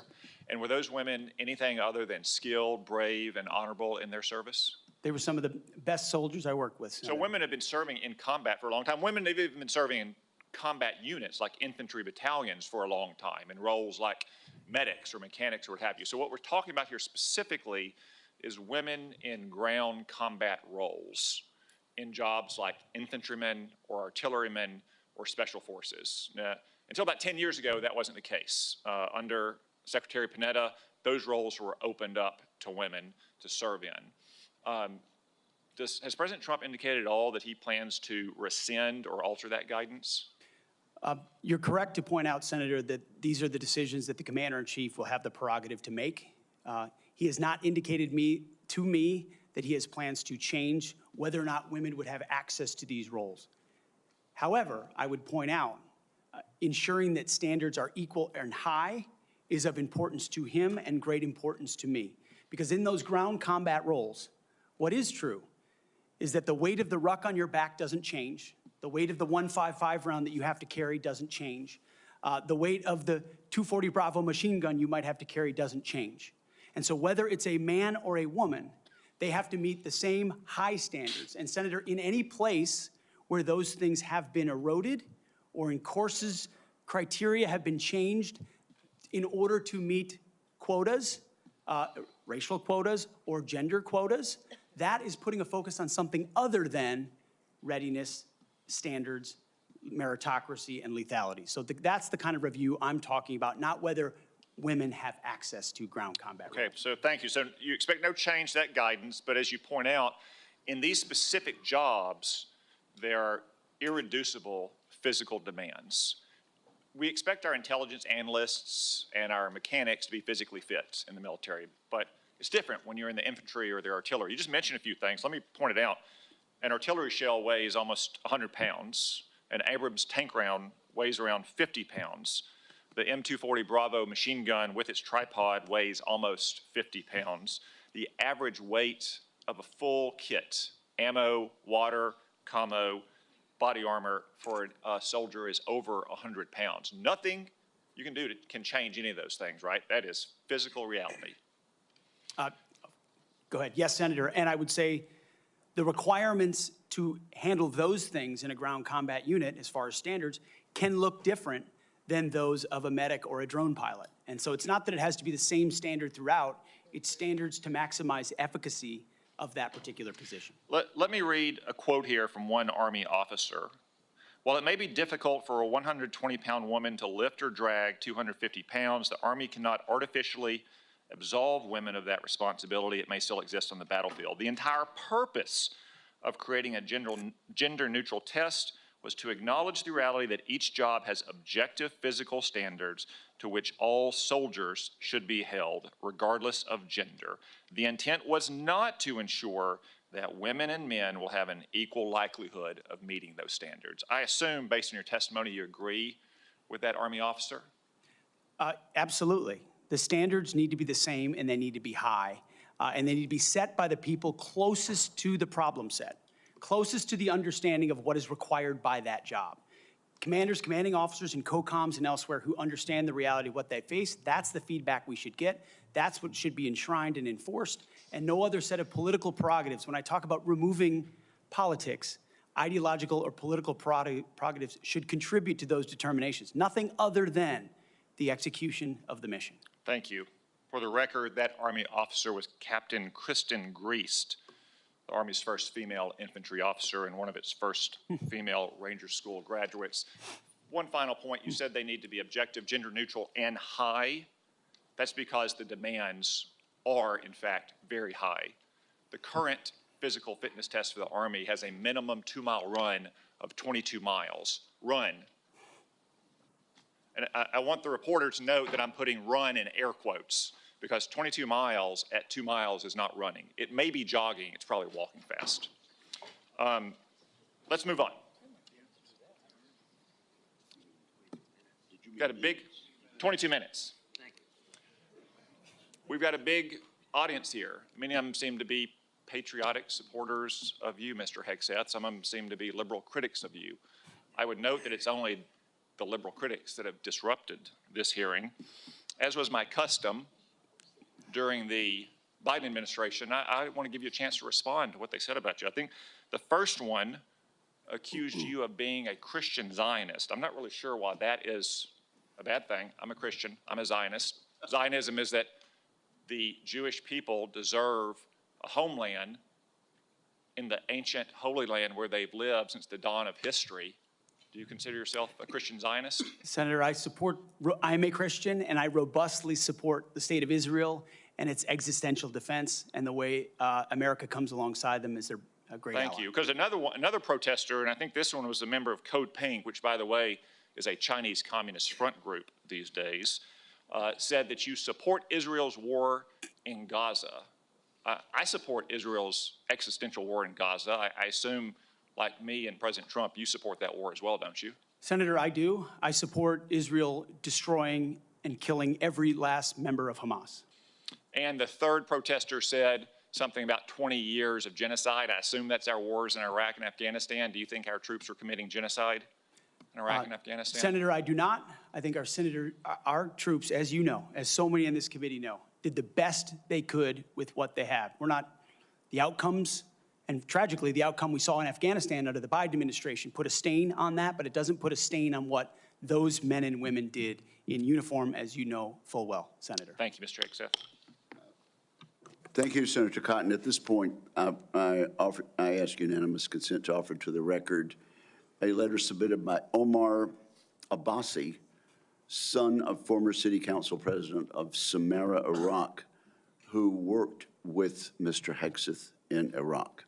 Without objection, that will be entered. Senator Gillibrand. Thank you, Mr. Chairman.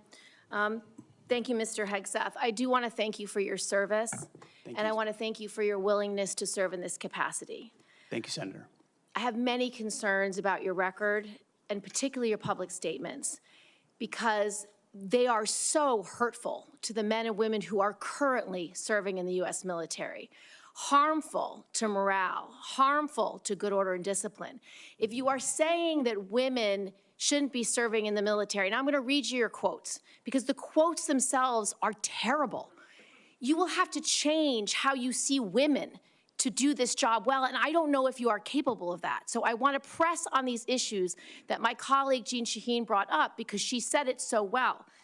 So first of all, you answered your questionnaire. Do you believe that any American who wants to serve in their country in the military and can meet objective standards set by the military should be allowed to serve without limitation? You've said yes to that question. But then in all of these other circumstances, you've denigrated active duty service members. We have hundreds of women who are currently in the infantry, lethal members of our military serving in the infantry, but you degrade them. You say, we need moms, but not in the military, especially in combat units.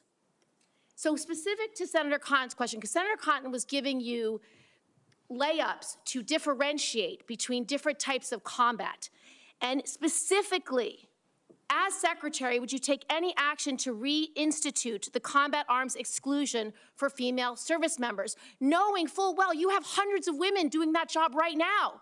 And the standards, your 2-mile run, Tom, is about the Army Combat Fitness Test. It is not the requirements to have an MOS 11 Bravo, which is the infantry. These are the requirements today for people serving in the industry, men and women. They are gender neutral, and they are very difficult to meet. They have not been reduced in any way, and our combat units, our infantry is lethal. So please explain specifically, because you will be in charge of 3 million personnel. It is a big job. And when you make these public statements, and I get you were not Secretary of Defense then, I get you were on TV, I get you were helping veterans, I get it was a different job. But most recently, you said this in November of 2024, knowing full well you might have been named as Secretary of Defense. So please explain these types of statements, because they're brutal and they're mean and they disrespect men and women who are willing to die for this country. Well, Senator, I appreciate your comments, and I would point out I have never disparaged women serving in the military. I respect every single female service member that has put on the uniform, past and present. My critiques, Senator, recently and in the past, and from personal experience, have been instances where I've seen standards lowered, and you mentioned 11 Alpha, 11 Bravo, MOS, places in units, and the book that has been referenced multiple times here, The War on Warriors. I spent months talking to active duty service members, men and women, low ranks, high ranks, combat arms and not combat arms. And what each and every one of them told me, and which personal instances have shown me, is that in ways direct, indirect, overt, and subtle, standards have been changed inside infantry training units, ranger school, infantry battalions, to ensure that Give me one example. Please give me an example. I get you're making these generalized statements. Commanders meet quotas to have a certain number of female infantry officers or infantry enlisted, and that disparages those women who are incredibly capable of meeting that for the infantry. standard. Commanders do not have to have a quota for women in the infantry. That does not exist. It does not exist. And your statements are creating the impression that these exist, because they do not. There are not quotas. We want the most lethal force. But I'm telling you, having been here for 15 years, listening to testimony about men and women in combat and the type of operations that were successful in Afghanistan and in Iraq, women were essential for many of those units. When Ranger units went in to find where the terrorists hiding in Afghanistan or in Iraq, if they had a woman in the unit, they could go in, talk to the women in a village, say, where are the terrorists hiding? Where are the weapons hiding? And get crucial information to make sure that we can win that battle. So you cannot denigrate women in general, and your statements do that. We don't want women in the military, especially in combat. What a terrible statement. So please, do not deny that you've made those statements. You have. We take the responsibility of standards very seriously, and we will work with you. I'm equally distressed you would not meet with me before this hearing. We could have covered all of this before you came here, so I could get to the 15 other questions that I want to get to. So women, you have denigrated. You have also denigrated members of the LGBTQ community. Did you know that when Don't Ask, Don't Tell was in place, we lost so many crucial personnel, over 1,000 in mission-critical areas. We lost 10% of all our foreign language speakers because of a political policy. You said in your statement, you don't want politics in the DOD. Everything you've said in these public statements is politics. I don't want women, I don't want moms. What's wrong with a mom, by the way? Once you have babies, you therefore are no longer able to be lethal? I mean, you're basically saying women, after they have children, can't ever serve in the military in a combat role. It's a silly thing to say. It's a silly thing to say, beneath the position that you are aspiring to. To denigrate LGBTQ service members is a mistake. If you are a sharpshooter, you're as lethal regardless of what your gender identity is, regardless of who you love. So please know this to be a true statement. So you say it was a political thing. You say it undermined us, social engineering. I don't know why someone having to publicly say or not publicly say who they love is social engineering. I think having that policy in the first place was highly problematic. And as you said in your statement, do you agree anybody should be able to serve in the military if they meet the standards? Senator, as the president has stated, I don't disagree with the overturn of Don't Ask, Don't Tell. Great, because I don't want you thinking, can't serve if you're a mom, can't serve if you're LGBTQ, and then last, can't serve if you're a leftist. The statements you said about people who have views differently than you, that we're the enemy, are you saying that 50% of the DOD, if they hold liberal views or leftist views or are Democrats, are not welcome in the military? Are you saying that? Senator, I volunteered to deploy to Afghanistan under Democrat President Barack Obama. I also volunteered to guard the inauguration of Joe Biden, but was denied the opportunity to serve because I was identified as an extremist by my own unit for a Christian tattoo. Thank you very much. Senator Gillibrand, you held up a document and referred to it during your questioning. Would you like that entered into the record? It may be one without my marks. Okay, yeah, okay, we'll delete. We'll submit a clean clean it up. copy. Without objection, that will be admitted at the point of your question. And I would like to enter into the record at this point a letter of support from retired Air Force Colonel Melissa Cunningham. Colonel Cunningham supports Mr. Hegseth and mentions his warrior ethos, combat effectiveness, and maintaining military training standards. So without objection, both of those will be admitted, and I now recognize Senator Rounds. Thank you, Mr. Chairman. First of all, good morning.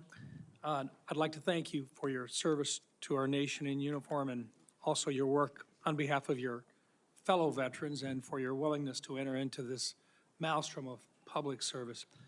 I think the presence of so many veterans who have showed up to support you speaks volumes. I also want to recognize your family's service and sacrifice. You know as well as anyone that it's not just the man that enters the arena, but it's the entire family who also works their way through this process as well. I appreciated our meeting with you and with your wife, Jennifer, this last month. I thought that we had an excellent conversation, and I appreciate your statement and your answers to the advanced policy questions, especially your desire to bring a renewed focus on warfighting and lethality back to the Pentagon. I also respect and I appreciate my friend and colleague, Senator Gillibrand, and some of her questions, and I know that she had a number of them in there. You had an opportunity to respond very briefly. Were there any other responses that you would like to make or clarifications that you would like to make before I move on to my questions? Senator, thank you very much for the opportunity to meet and for the question. I would also acknowledge you were mentioning female engagement teams, which have shown a great deal of success on the battlefield. It would be and universally acknowledged as such. I've been in Iraqi homes where the language and gender barrier was real, and the ability to have someone there to help in that process would be a massive accelerant in mission success. So I recognize that reality. I also recognize that female engagement teams assigned to a SEAL team or a Green Beret team meet different standards also, which is okay because of the duty positions involved in that job. As far as politics, Senator, it has been the joy of my life to lead men and women in military outfits. When you're in combat or in training, there's a lot of conversations that happen. And you start to realize that a lot of people you're serving with share your political ideals or they don't. You find out there's Republicans, there's Democrats, there's Libertarians, there's Independents, there's Vegetarians, everything in between. None of that matters. It never mattered in how I led men and women, how I interacted with them, what missions we undertook. Politics has nothing to do with the battlefield, which is why President Trump has asked me to say, let's make sure all of that comes out. This is about warfighting capability, setting standards high, and making sure we give our boys, our men and women, everything they need to be successful on the battlefield. So politics can play no part in that, and I look forward to infusing that, as we always have inside our units. I appreciate you making that very clear. And one of the areas that we want to do our best is to provide for the equipment and the technical capabilities so that no young man or woman enters into a battle as a fair fight, and that they always have the advantage. Those are the types of questions that I'd like to get into right now, and I want to start by talking about something that sometimes gets a little bit into the weeds, but I think it's critical. Mr. Hegseth, from what I've heard from 24 senior DOD officials in hearings over the last 2 years, including the Secretary of Defense, every service chief, and 8 combatant commanders, is that sharing the portion of the spectrum, and this is in the weeds, I know, but I'm going to ask it to get it on the record, the 3.1 to 3.5 gigahertz band would have extremely serious consequences and very costly consequences on our warfighting capabilities. In fact, the Department of the Navy alone has estimated that relocating their systems to a different part of the spectrum band would cost them $250 billion. That's just for the destroyers that defend our coasts with the radars that they have in them. If confirmed, what will you do to make sure that the Department of Defense can maintain its access to and the use and to be able to maneuver within the electromagnetic spectrum at home and abroad, And would you be willing to literally go to the mat with the interagency to protect warfighter requirements for the use of the spectrum? Well, Senator, thank you for the question. And my job, in part, will be to go to the mat when necessary for things I believe are an absolute requirement for the Department of Defense and the men and women in uniform. There's no doubt about that. In this particular case, as far as spectrum, I look forward, as I've said before, getting a full class of, because this issue has come up a number of times in meetings. It's critically important with how our warfighters communicate across all services. So I'm going to get a classified briefing immediately about what that would, how it would impact the spectrum if it were to allow other companies or it to be Rest auctioned off. assured, China So we have to know. China would love to have our ability to use that part of the spectrum restricted. They would And love that. Absolutely right. And so I will go in with eyes only toward ensuring we have the capabilities we need and there's no disruption when I take that brief. Thank you. In your advanced policy questions, you recognize a cooperative approach by China, Russia, Iran, and North Korea to undermine U.S. influence around the world. As you point out, aggression by any one actor would be an opportunity for others to engage the U.S. on multiple fronts along the continuum of the conflict. As we discussed in my office, neither of us wants to send our troops into a fair fight. We want to make sure that they have every advantage that the United States can give them, and that requires resources and reforms. Given the growing potential of a multi-theater conflict involving near-peer adversaries, what steps would you take to prepare the Department of Defense to simultaneously execute and sustain operations across multiple regions while maintaining readiness and deterrence globally? And I just have to make note, and I want to make it clear, we have language in this year's fiscal year 2025 National Defense Authorization Act calling for a review of the department's operational plans. And I just want to make sure that you're aware of that, and that we will have, if we have a fight with one, the chances are very good that we're going to have two battles or two different battlegrounds at the same time.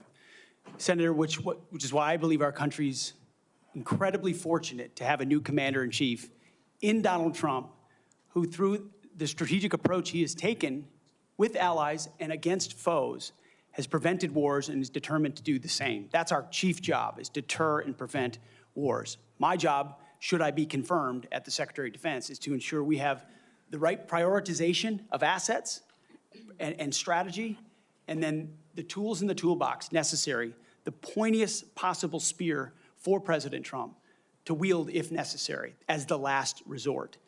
So President Trump at the helm, I think, will go a long way in making sure our enemies know there's a new sheriff in town. Thank you. Thank you, Mr. Chairman. And thank you very much, Senator Blumenthal. Thanks, Mr. Chairman. Thank you for having this hearing. Thank you for being here, Mr. Hegseth. And I want to join in expressing appreciation and respect for your service to our country, and thanks to all the veterans who are here today, and thank you for your service as the ranking member of the Veterans Affairs Committee. I hope we can focus on doing better for our veterans and doing better in management of the Department of Defense. There's always room for improvement. I think what we need in that position is not just better, but the best in financial management, because those decisions are life and death decisions affecting the 3.4 million Americans who serve our national security and our national defense and put their lives on the line. I want to talk about financial mismanagement at the two organizations that you headed, which are the only test of your financial management that we have before this committee, the Veterans for Freedom and Concerned Veterans for America. You took over the Veterans for Freedom in 2007. In 2008, you raised $8.7 million, but spent more than $9 million, creating a deficit. By January 2009, you told donors that the organization had less than $1,000 in the bank and debts of $434,000. By 2010, revenue at the Veterans for Freedom had dropped to about $265,000. In the next year, it had dropped further to $22,000. You don't dispute these numbers, do you? Senator, I'm extremely proud of the work me and my fellow vets did at Vets for Freedom. A bunch of young vets with no political experience, a small group, working Well, hard I every apologize single for day. interrupting. We raised donor funds. And and we have letters submitted for the record from almost everyone that worked with me every single day, including our chief operating officer, who will attest that every dollar we raised was used intentionally toward the execution of our mission, which is supporting the warfighters, exactly why we're here today, the warfighters in the Iraq surge. There was a campaign in 2008, Senator. If Barack Obama I versus can John just McCain. ask you another We believe question, John McCain would be the right because person to I have win, and so we the spent tax more. returns from that organization. I'm glad they're for the record. I am going to ask to be entered into the record, Mr. Chairman. Without objection. These tax returns are yours. They have your signature. And I'm going to ask that members of the committee review them because they're the only documents. I've asked for others. I've asked for the FBI report that would presumably document, it should have documented, this kind of financial mismanagement. And these are the 990s from that organization. By the year of 2011, donors had become so dissatisfied with that mismanagement, they, in effect, ousted you.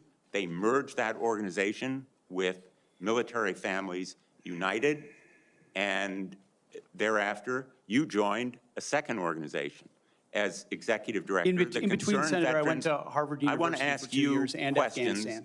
I want to ask you questions about Concerned Veterans for America. Again, another set of tax returns, the 990s from that organization. I ask they be made part of the record, Mr. Chairman. Without objection, both of those returns are now part of the record. 2011 to 2016.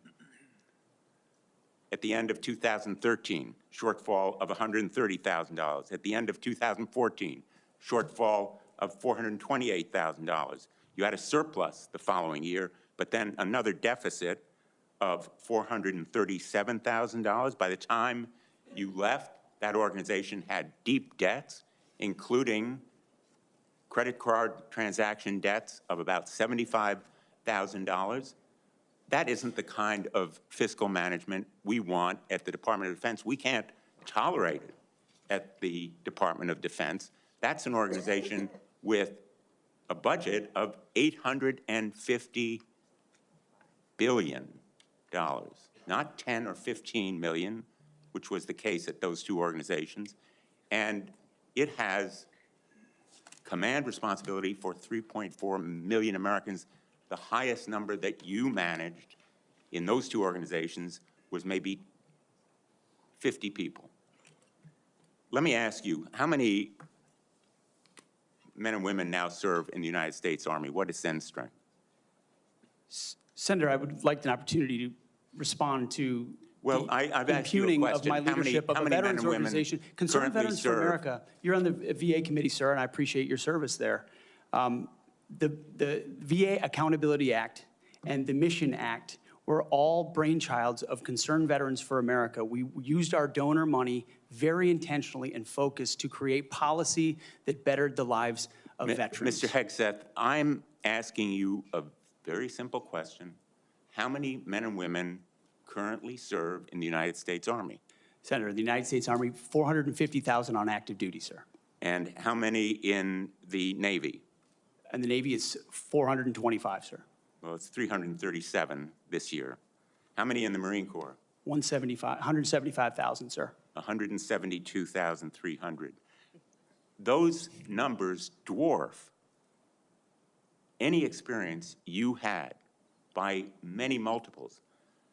I don't believe that you can tell this committee or the people of America that you are qualified to lead them. I would support you as the spokesperson for the Pentagon. I don't dispute your communication skills, but I believe that we are entitled to the facts here. I've asked for more documents. I assume you'd be willing to submit to an expanded FBI background check that interviews your colleagues, accountants, ex-wives, former spouses, sexual assault survivors, and others, and enable them to come forward. Senator, I'm not in charge of FBI background checks. But you would submit to it and support it. I'm not in charge of FBI background checks. Thank you, Senator Blumenthal. I at this point, want to submit a letter from Captain Wade Zirkle, the founder of Vets for Freedom and the person who hired Pete Hegseth to run the organization. Although the 2008 financial crisis dried up fundraising for nonprofits, Captain Zirkle says, and I quote, "Pete responded to this crisis with decisive action by reducing staff and renegotiating all debts with creditors until they were fairly resolved, an impressive feat and a testament to Pete's character." Pete departed VFF in 2010 to take on a new role with Concerned Veterans for America. Pete departed on good terms. Without objection, that will be added to the record. Senator Ernst, you're recognized for 7 minutes. Thank you, Mr. Chair. And I ask unanimous consent to enter into the record a letter submitted by Mr. Mark Lucas, who is a fellow Iowan and Iowa Army National Guard member. Mr. Lucas and I served together in the Iowa Army National Guard. He succeeded Pete Hegseth as Executive Director of Concerned Veterans for America. And in his letter, Mr. Lucas says that Mr. Hegseth, quote, laid a strong foundation that postured CVA for long-term success, end quote. And that Mr. Hegseth, quote, continued to be an invaluable asset to both me as a leader and the organization, end quote. So I would ask for unanimous consent to enter this Washington Times article and the letter from Mr. Mark Lucas into the record. Without objection. Okay, thank you, Mr. Chair. Good morning, Mr. Hegseth, and thank you very much. I appreciate your service to our nation. It's something that I know you are very proud of, and it is something that we have in common and that we share. You and I have had many productive conversations. And just for our audience, we have had very frank conversations. Is that correct, Mr. Hegseth? Senator, that is a correct characterization. You know that I don't keep anything hidden, pull no punches. My colleagues know that as well. So I do appreciate you sitting down and allowing me the opportunity to question you thoroughly on those issues that are of great importance to me. Just to recap those issues, 3 that are very important. One is the DOD and making sure that we have a clean audit. The second is women in combat, and we'll talk a little bit more about that in a moment. And the third was maintaining high standards and making sure that we are combating sexual assault in the military. Okay, so Mr. Hegseth, I'm going to address the issue because this will tie into some of the financial concerns that have been raised here as well. And it's why, you know, I, trusting my fellow Iowan, asked for unanimous consent of his letter to go into the record. But like me, a lot of Iowans are really, really concerned and upset about the wasteful Washington spending and of course, in our Pentagon. It's an issue that I have been combating for years. So there's significant room for greater efficiency and cost cutting within the department. And the DOD is the only federal agency that has never passed an audit. As the Senate DOJ caucus chair and founder, that's unacceptable to me, and it should be unacceptable to you as well. So I appreciate that you mentioned that in your opening statement. What are those steps that you will take to ensuring the Pentagon has a clean audit by the year 2028? Senator, I appreciate your work on this topic, which you've been involved in for a long time. You mentioned Concerned Veterans for America. I just want to clarify. We have very generous donors who set a very clear budget that we stuck to every single year. So the latitude there was restricted, and we worked very hard and diligently inside it. You've also been a leader on the Pentagon audit for a very long time. I think when we met, Senator, I said 2014 was the first year. We discovered a 2013 op-ed I wrote about the need for a Pentagon audit, because an audit is an issue of national security and frankly, respect to American taxpayers who give $850 billion over to the Defense Department and expect that we know where that money goes. And if that money is going somewhere that doesn't add to tooth and instead goes to fat or tail, we need to know that. Or if it's wasted, we need to know that. So I think previous secretaries of defense, with all due respect, haven't necessarily emphasized the strategic prerogative of an audit. And myself, my deputy SecDef, and others already know that a Pentagon audit will be the comptroller, others central to ensuring we find those dollars that can be used elsewhere legally under the law inside the Pentagon. So you have my word, it will be a priority. Okay, thank you. Okay, moving on to women in combat, and I had the privilege of serving in uniform for over 23 years. Between our Army Reserves and our Iowa Army National Guard, did serve in Kuwait and missions in Iraq. And so it is incredibly important that I stress, and I hope that if confirmed, you continue to stress, that every man and woman has opportunity to serve their country in uniform and do so at any level, as long as they are meeting the standards that are set forward. And we talked about that in my office. I do believe in high standards. Now, I was denied the opportunity to serve in any combat role because I have a lot of gray hair. And the policy has changed since then, okay? So I've been around for quite a while. But for the young women that are out there now and can meet those standards, and again, I'll emphasize they should be very, very high standards. They must physically be able to achieve those standards so that they can complete their mission.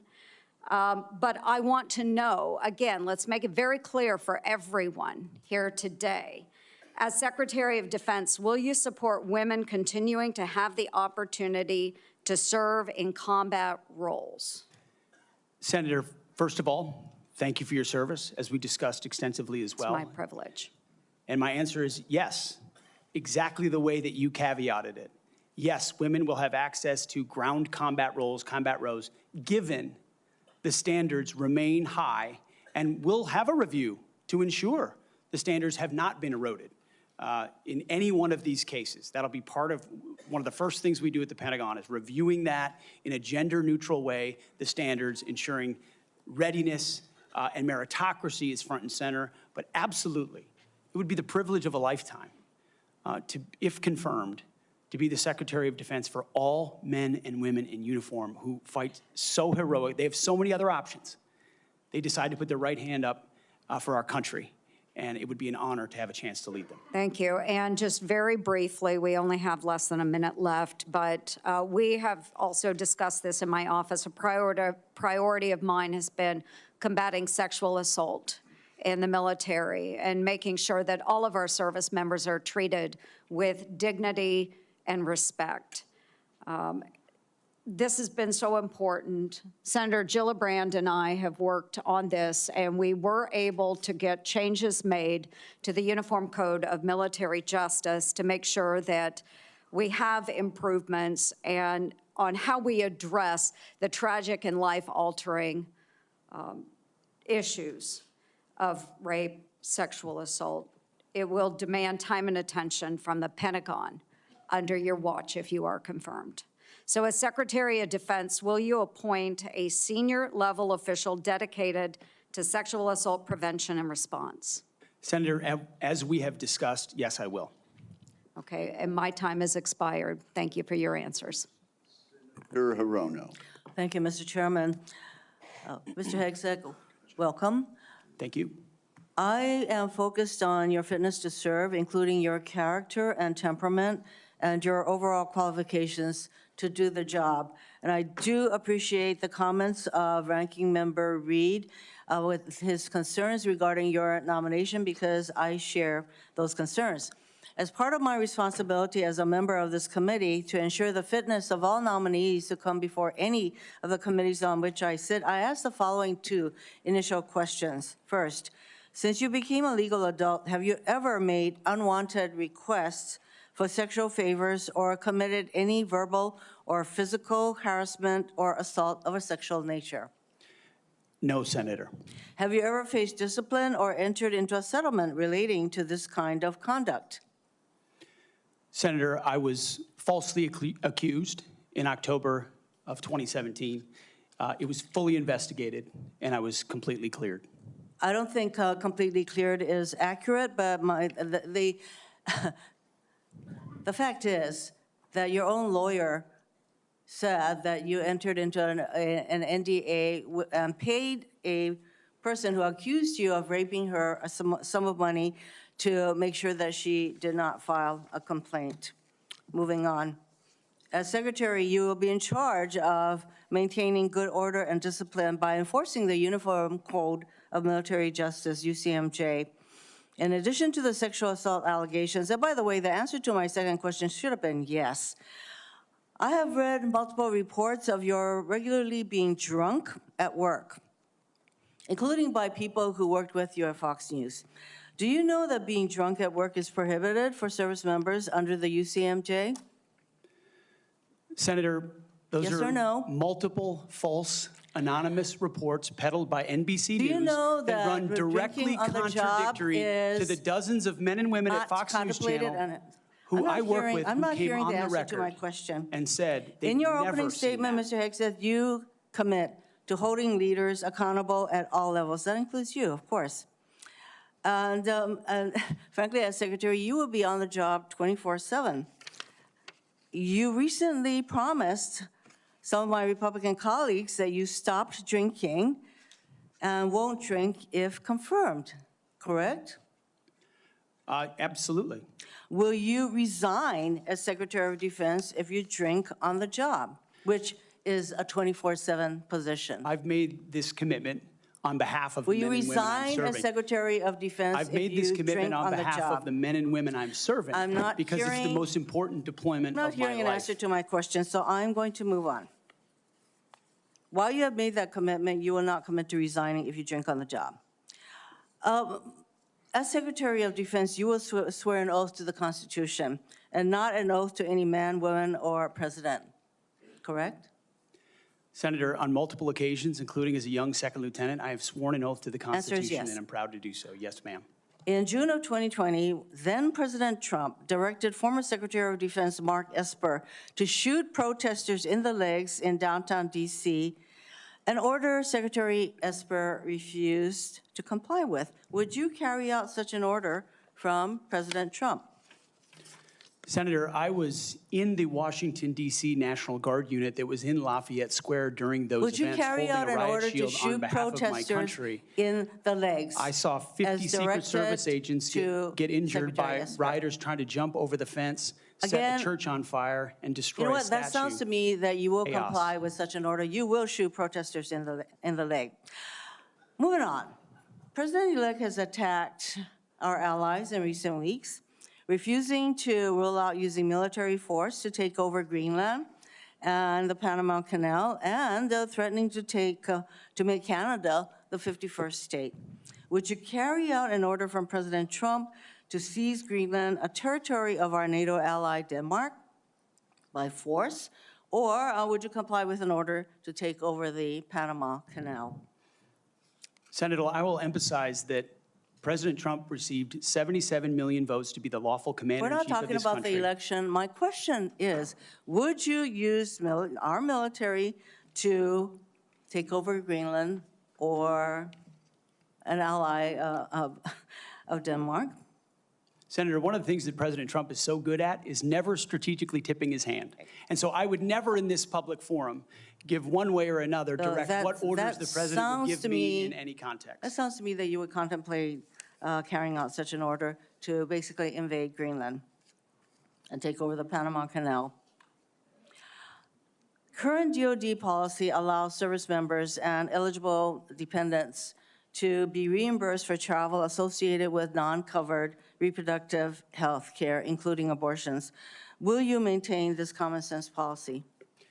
Senator, I've always been personally pro-life. I know President Trump has as well, and we will review all policies, but our standard is whatever the president wants on this particular Okay, issue so with my advice, I will take a if look the at. president But tells you that this I don't common believe sense the federal- policy will not be maintained, you will not enable our service members to seek reproductive care. So it I sounds don't like to believe the me. federal government I'm not should be hearing funding answers to my questions, travel for Mr. abortion. Chairman. I just want to note that the other area that of serious concern to me is President Trump saying that he wants to use the military to help with mass deportations, which will cost billions of dollars. And what that will do to readiness is very, very concerning. Mr. Hegseth, I have noticed a disturbing pattern. You previously have made a series of inflammatory statements about women in combat, LGBTQ service members, Muslim Americans, and Democrats. Since your nominations, however, you have walked those back on TV and interviews, and most recently in your opening statements. You are no longer on Fox and Friends, Mr. Hegseth.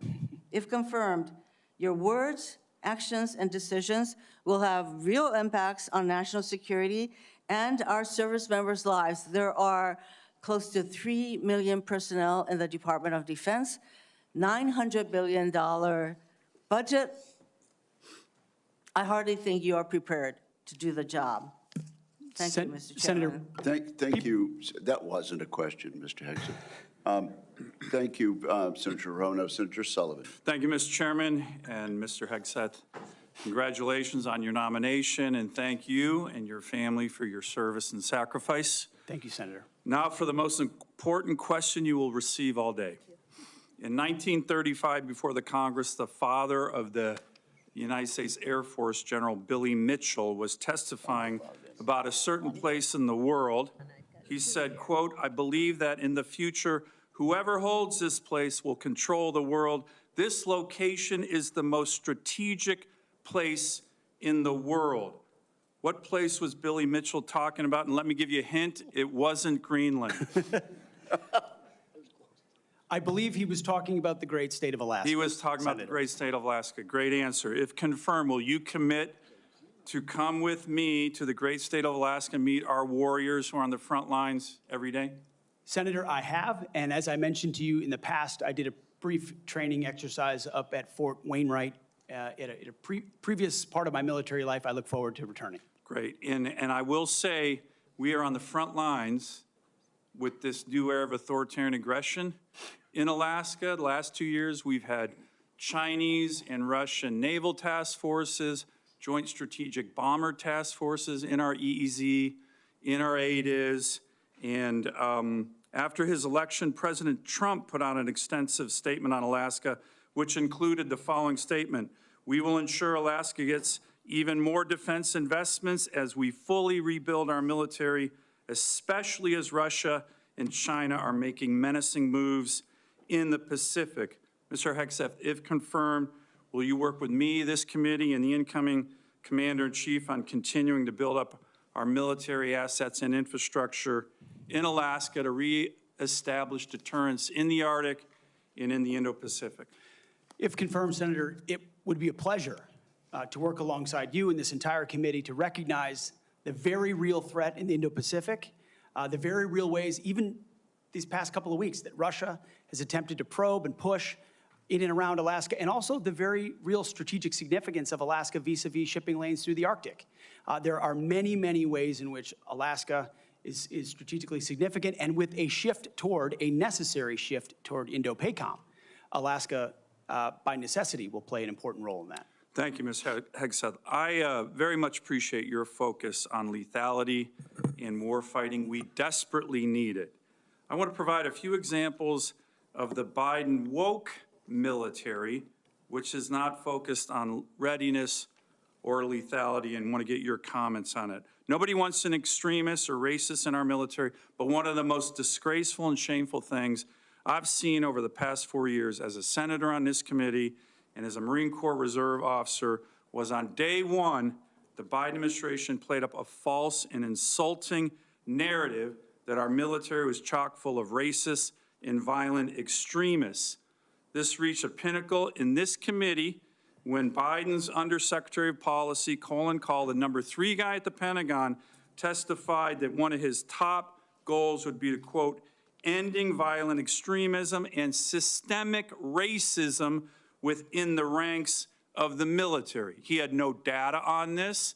The media loved it, fanned the flames, wrote baloney stories on this false narrative. Disappointingly, some of my colleagues on the other side of the aisle here reinforce this ridiculous narrative, one even suggesting that almost 10% of our uniformed military was extremists, 200,000 members, ridiculous, by the way, from this committee on the other side of the aisle. Mr. Hegseth, unlike Undersecretary Kahl, you have a lot of experience with our military. Do you believe the military is a systemically racist organization? And if confirmed, will you commit to defend, not denigrate our troops? Senator, I was also offended by those comments because anyone who's been on active duty in the National Guard, man, woman, in units, understand that is fundamentally false. By the way, there's 3 studies, to his credit, Secretary Austin put out one of them, that said exactly what you just said. Fundamentally false. Senator, they knew it. Anyone who'd been in a unit knew it. One could argue that if not the least, one of the least racist institutions in our country is the United States military. That's Being a racist in our military has not been tolerated for a very long time. One of the Never in my greatest civil rights formations, never in other organizations in formations. America. Would you agree the U.S. military is one of the most forward-leaning, probably one of the greatest civil rights organizations in American history? No doubt. Let me turn to another one. Last year at a hearing before this committee, I called on the Biden Secretary of the Navy to resign because he's failing in his ability to build ships. We are being completely outbuilt in terms of ships by the Chinese, and yet this Secretary of the Navy has been focused on climate change, not building ships in lethality. Mr. Hegseth, if your Secretary of the Navy ends up focusing on climate change more than shipbuilding and lethality, will you commit to me to fire him? My Secretary of the Navy, should I be confirmed, sir, will not be focused on climate change in the Navy, just like the Secretary of the Air Force won't be focused on LG-powered fighter jets, or the Secretary of the Army will not be focused on electric-powered tanks. Let me ask, We're going to be focused on lethality and defeating our enemy. And I appreciate that. The other thing President Biden did, his first executive order as president, was to focus on transgender surgeries for active duty troops. This is all, I'm describing the woke military here under Biden over the last 4 years. If confirmed and you issue an order saying we are going to rip the Biden woke yoke off the neck of our military and focus on lethality and warfighting, how do you think the troops will react? Senator, I know the troops will rejoice. They will love it. They will love it. And we've already seen it in recruiting numbers. There's already been a surge since President Trump won the election of recruiting. The Army says And you think our military will follow that order? Our military will follow that order, Senator. Gladly. Gladly, because they want to focus on lethality and warfighting and get all the woke, political prerogative, politically correct, social justice, political stuff out of the military. Thank you, Senator Sullivan. Thank you, Senator Kane. Thank you, Mr. Hegseth. I'm looking forward to this opportunity to talk. I want to return to the incident that you referenced a minute ago that occurred in Monterey, California in October 2017. At that time, you were still married to your second wife, correct? I believe so. And you had just fathered a child by a woman who would later become your third wife, correct? Senator, I was falsely charged, fully investigated, and completely cleared. So you think you were completely cleared because you committed no crime. That's your definition of cleared? You had just fathered a child 2 months before by a woman that was not your wife. I am shocked that you would stand here and say you're completely cleared. Can you so casually cheat on a second wife and cheat on the mother of a child that had been born 2 months before, and you tell us you were completely cleared? How is that a complete clear? Senator Hurt, The child's name is Gwendolyn Hope Hegseth, and she's a child of God, and she's 7 years old. And she was, and you cheated on the mother of that child less than 2 months after that daughter was born, didn't you? Those were false charges. Well, It was fully investigated, and I was completely cleared. And I am so grateful for the marriage I have to this amazing woman behind me. You've admitted that you had sex at that hotel in October 2017. You said it was consensual, isn't that correct? Anything, You've admitted that it was consensual, and you were still married, and you just had a child by another woman. again, How do you explain your completely judgment? false charges against me, You fully investigated, and I was You- completely cleared. You have admitted that you had sex while you were married to wife 2 after you just had fathered a child by wife 3. You've admitted that. Now, if it had been a sexual assault, that would be disqualifying to be Secretary of Defense, wouldn't it? It was a false claim then and a false claim now. If it had been a sexual assault, that would be disqualifying to be Secretary of Defense, wouldn't it? That was a false claim. So Just you talking can't, about a hypothetical. so you can't tell me whether someone who has committed a sexual assault is disqualified from being Secretary of Defense? Senator, I know in my instance, and I'm talking about my instance only, it was a false claim. But you acknowledge And you it was cheat, but fully you investigated. acknowledge that you cheated on your wife and that you cheated on the woman by whom you had just fathered a child. You have admitted that. I will allow your words to speak for themselves. You're not retracting that today. That's good. I assume that in each of your weddings, you've pledged to be faithful to your wife. You've taken an oath to do that, haven't you? Senator, as I've acknowledged to everyone in this committee, not a perfect person, not claiming to But be. no, I just asked a simple question. You've taken an oath, like you would take an oath to be Secretary of Defense in all of your weddings to be faithful to your wife. Is that correct? I have failed in things in my life, and thankfully I'm redeemed by my Lord and Savior, Jesus Christ. In finalizing divorces from your first and second wives, were there non-disclosure agreements in connection with those divorces? Senator, not that I'm aware of. If there were, would you agree to release those first and second wives from any confidentiality agreement? Senator, it's not something I'm aware of. But if there were, you would agree to release them from a confidentiality agreement? Senator, that's not my responsibility. Did you ever engage in any acts of physical violence against any of your wives? Senator, absolutely not. But you would agree with me that if someone had committed physical violence against a spouse, that would be disqualifying to serve as Secretary of Defense, correct? Senator, absolutely not have I ever done that. You would agree that that would be a disqualifying offense, would you not? Senator, you're talking about a hypothetical. I don't think it's a hypothetical. Violence against spouses occurs every day. And if you as a leader are not capable of saying that physical violence against a spouse should be a disqualifying fact for being secretary of the most powerful nation in the world, you're demonstrating an astonishing lack of judgment. The incident in Monterey led to a criminal charge, a criminal investigation, a private settlement, and a cash payment to the woman who filed the complaint. And there was also a non-disclosure agreement, correct? It was a confidential settlement agreement off of a nuisance lawsuit. Right. During an interview, you claimed that you settled the matter because you were worried that if it became public, it might hurt your career. Do you maintain that you were blackmailed? Senator, I maintain that false claims were made against me. And ultimately, Your attorney those used false the claims, frame, I have the opportunity to attest my innocence in those false claims. But you didn't reveal any of this to President Trump or the transition team as they were considering you to be nominated for Secretary of Defense. You didn't reveal the action. You didn't reveal the criminal complaint.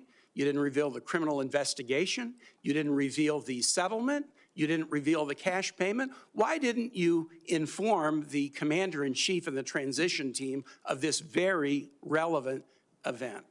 Senator, I've appreciated every part of the process with the transition team. They have been open and honest with me. We've had great conversations between the two of us, and I appreciate the opportunity that President-elect Trump has given me. You chose not to reveal this, right? Because you knew it would hurt your chances. So you chose not to reveal this really important thing to the commander-in-chief and the transition team because you were worried about your chances rather than trying to be candid with the future president of the United States. Are there any other important facts that you chose not to reveal to the president-elect and his team as they were considering you to be Secretary of Defense? Senator, I sit here before you an open book, as everyone who's watched this process. With multiple non-disclosure and confidentiality agreements tying the hands of many people who would like to comment to us. Much has been made of your workplace behavior as a leader of nonprofit veterans organizations and as a Fox News contributor. Were you fired from either of the leadership positions with the nonprofits? I was the leader. I was the CEO of Concerned Veterans for America and the executive director of Vets for Freedom. Were you fired from either of them? And I was never fired from a veterans organization. Do you have non-disclosure agreements with either of those organizations? Not that I'm aware of, Senator. Many of your work colleagues have said that you show up for work under the influence of alcohol or drunk. I know you've denied that, but you would agree with me, right, that if that was the case, that would be disqualifying for somebody to be Secretary of Defense. Senator, those are all anonymous false claims, and the totality They're not anonymous. The letters on the record here. They're not anonymous. On the record, people We've who've seen worked records with names Vets attached for Freedom, Concerned Vets for America, and Fox News attributing to me being working hard every day on behalf of One of my your mission. colleagues said that you got drunk at an event at a bar and chanted, "Kill all Muslims." Another colleague, not anonymous, we have this, said that you took co-workers to a strip club. You were drunk, you tried to dance with strippers, you had to be held off the stage, and one of your employees in that event filed a sexual harassment charge as a result of it. Now, I know you denied these things, but isn't that the kind of behavior that, if true, would be disqualifying for somebody to be Secretary of Defense? Senator, anonymous false charges. They're not anonymous. And I'll just conclude and say this to the chairman. You claim that this was all anonymous. We have seen records with names attached to all of these, including the name of your own mother.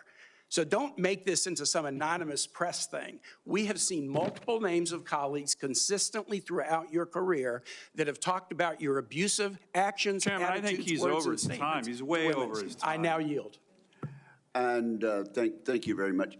I now ask unanimous consent to enter into the record a family court order concerning the appointment of parenting time between Mr. Hegseth and Mrs. Samantha Hegseth. It states that there were no claims of domestic abuse or probable evidence of abuse in the relationship. Without objection, that will be added to the record. And we now move to Senator Kramer. Thank you, Mr. Chairman. Thank you, Mr. Hegseth, for your service, for your willingness to endure this. And I'm sorry for what has been happening to you, particularly the very idea that you should have to sit there and answer hypothetical potential, in somebody's imagination, crimes that may take place at some point, and wouldn't that disqualify you if you were a murderer or if you were a rapist? Unfair, and I'm embarrassed for this behavior. But first, I want to say thank you for your strong proclamation, unapologetic proclamation of faith in Jesus Christ. I sat here and listened to your opening statement and thought, wow, this is a guy who in today's culture is willing to stand up and say the first thing is first, faith in Jesus Christ. And I was reminded of what Christ said in Matthew, seek ye first the kingdom of God and his righteousness, and these things shall be added unto you. You are going to have a great future as our secretary, and I look forward to that day happening. I also want to get back to, you mentioned, and it got rather dismissed quickly, pivoted, as a lot of things do.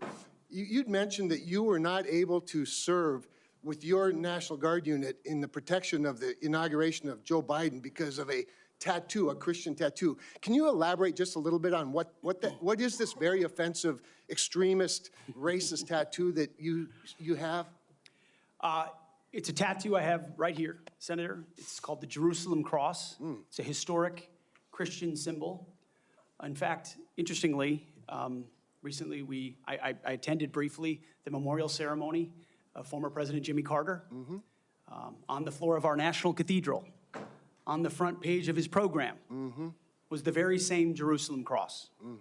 It is a Christian religious symbol. And when the events happened before preceding the Biden inauguration, I was a part of the mobilization to defend that inauguration, as someone who'd been a proud supporter of Donald Trump, but also a member of the military, had orders to come to Washington, D.C. to guard that inauguration. And at the last minute, those orders were revoked. I'd never had orders revoked before. I'd been on orders to a lot of places to do a lot of difficult and dangerous things. They were revoked, and I was not told why. Later, when I wrote my book, I was able to get information. It was because I had been identified. Someone who'd served in Iraq, in Afghanistan, in Guantanamo Bay, holding a riot shield outside the White House.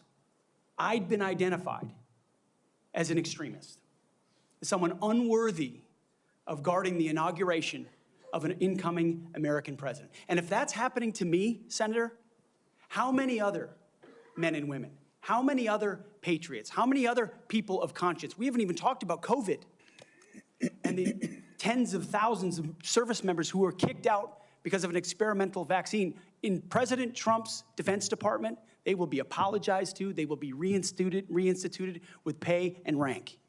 Things like focusing on extremism, Senator, have created a climate inside our ranks that feel political when it hasn't ever been political.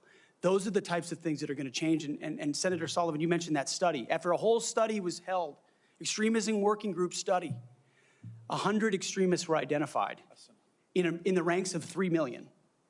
And most of those were gang-related. So it was a made-up boogeyman to begin with. You, Mr. Hegseth, are not the extremist. The people who would deny you your expression of faith are the extremists.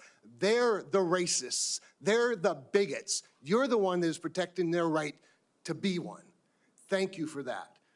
I want to go to another point in your opening statement, and it's summarized in this beautiful one-sentence paragraph. You said, quote, "Leaders at all levels will be held accountable, and warfighting and lethality and the readiness of the troops and their families will be our only focus." At that moment, in my mind's eye, I heard soldiers, airmen, Marines, sailors, guardians, from the Pentagon to the Pacific and everywhere in between, applaud. Applaud. And they're thinking, it's about time. I can get on board with that idea. And quite honestly, and I want to get to this because I think it's so important. I would say, I don't know, just about maybe everyone, I'm trying to think of an exception to this, that wears the uniform that has ever come before this committee or that I've met with privately, publicly, that I've been on tours with, that I've traveled with, that wear the uniform, whether it's with 4 stars or no stars, agrees with that statement. And I just want to caution you, and I'd be interested in your feedback on this. You know, there's been a lot of talk about firing woke generals, creating the purge group, and all those things you and I have talked about. I would say give those men and women a chance under new leadership. You know, my favorite painting in the rotunda is of George Washington retiring his commission, establishing on day one, a man who could have been king, chose to be a civilian leader of this country. And I just would encourage you to trust them first, and look forward to them saluting the civilian leadership of this country. So just maybe if you could spend a minute just elaborating a little bit about the wokeness, where it comes from, and who will be held accountable. The wokeness comes not from the uniform ranked, Senator, but from the political class. On day one, on January 20th, when President Trump is sworn in, he will issue a new set of lawful orders. And the leadership of our services will have an opportunity to follow those lawful orders or not. Those lawful orders will not be based on politics. They will be based on readiness, accountability standards, and lethality. That is the process by which leaders will be judged. And accountability is coming, because everybody in this room knows if you're a rifleman and you lose your rifle, they're throwing the book at you. Mm-hmm. But if you're a general who loses a war, you get a promotion. That's not going to happen in Donald Trump's Pentagon. There will be real standards for success. Everyone from the top, from the most senior general to the most lowly private, will ensure that they're treated fairly, men and women, inside that system.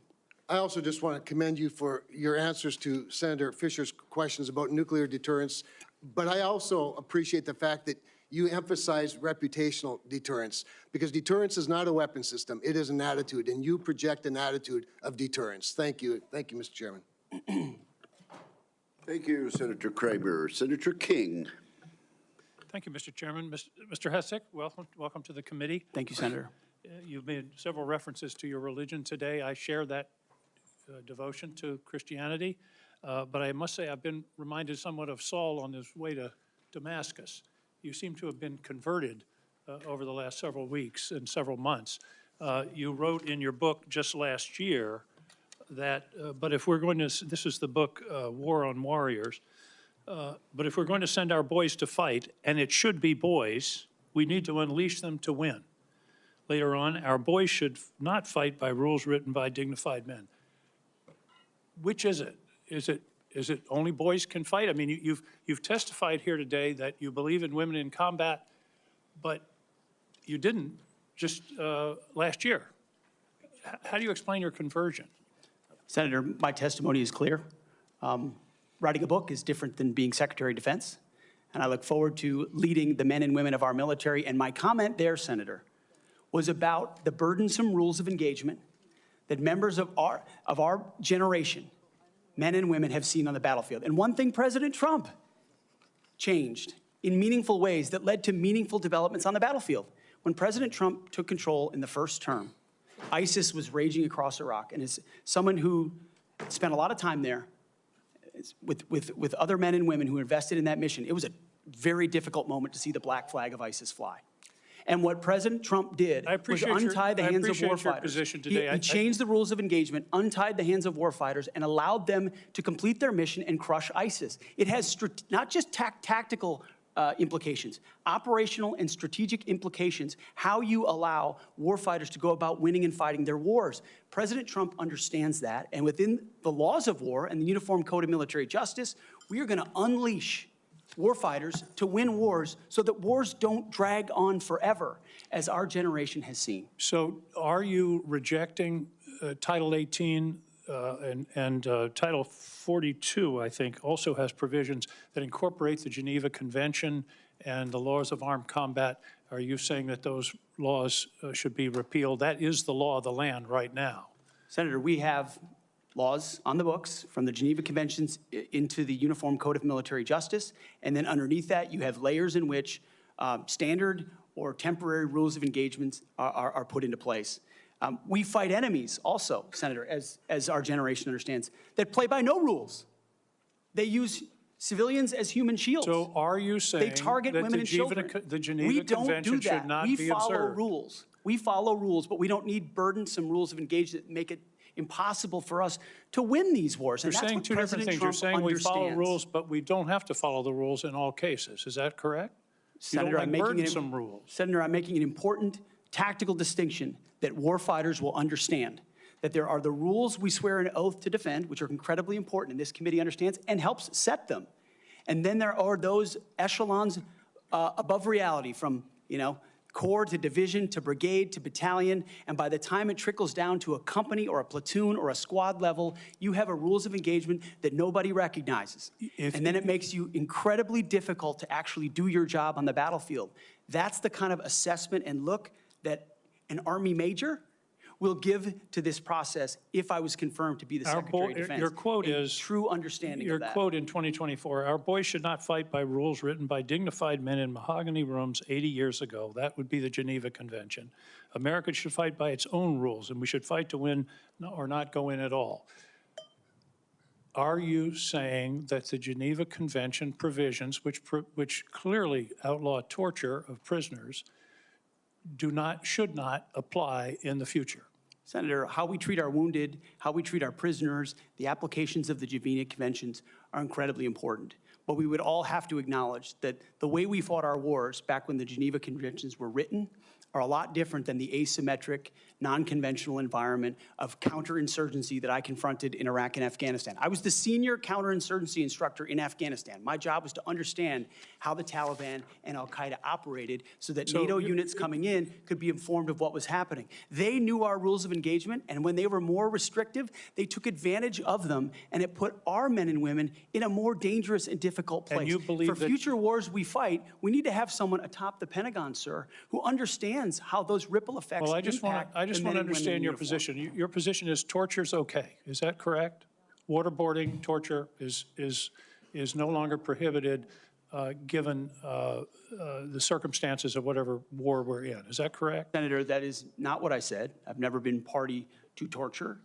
We are a country that fights by the rule of law, and our men and women always do. And yet we have too many people here in air-conditioned offices that like to point fingers at the guys in dark and dangerous places, the gals in helicopters in enemy territory who are doing things that people in Washington, D.C. would never dare to do, or send, in many cases. In one of your interviews, you said they're willing to do this. You're talking about Donald Trump and Senator Cruz. They're willing to do something like waterboarding if it's going to keep us safe.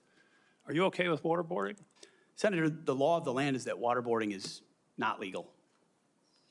So the statement that you made, you now recant. Is that correct? They are willing to do something like waterboarding if it's going to keep us safe. You expressed that with approval. Senator, I'm very familiar with that as a concept, having spent a year at Guantanamo Bay, Cuba, guarding 700 of those that attacked us on 9/11. I just want to be clear. Are we going to abide by the Geneva Convention and the prohibitions on torture, or are we not? Is it going to depend on the circumstances? As I've stated multiple times, the Geneva Conventions are what we base ours, but what an American first national security policy is not going to do is hand its prerogatives over to international bodies that make decisions about how our men and women make decisions on the battlefield. America First understands we send Americans for a clear mission and a clear objective. We equip them properly for that objective.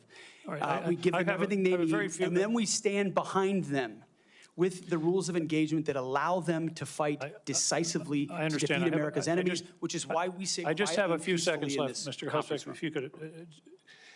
I was very disturbed in your opening statement where you talked about the priorities that you have.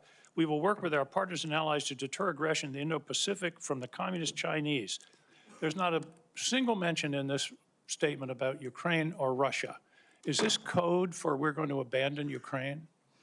Senator, the president, that's a presidential level policy decision. He's made it very clear that he would like to see a end to that conflict. We know who the aggressor is. We know who the good guy is. We'd like to see it as advantageous for the Ukrainians as possible, but that war needs to come to an end. You talk a lot about deterrence of China. I would submit that Xi Jinping is watching what we do very carefully. If we abandon Ukraine, that would be the strongest signal possible to Xi Jinping that he can take Taiwan without significant resistance from this country. Thank you, Senator King. Senator Scott of Florida.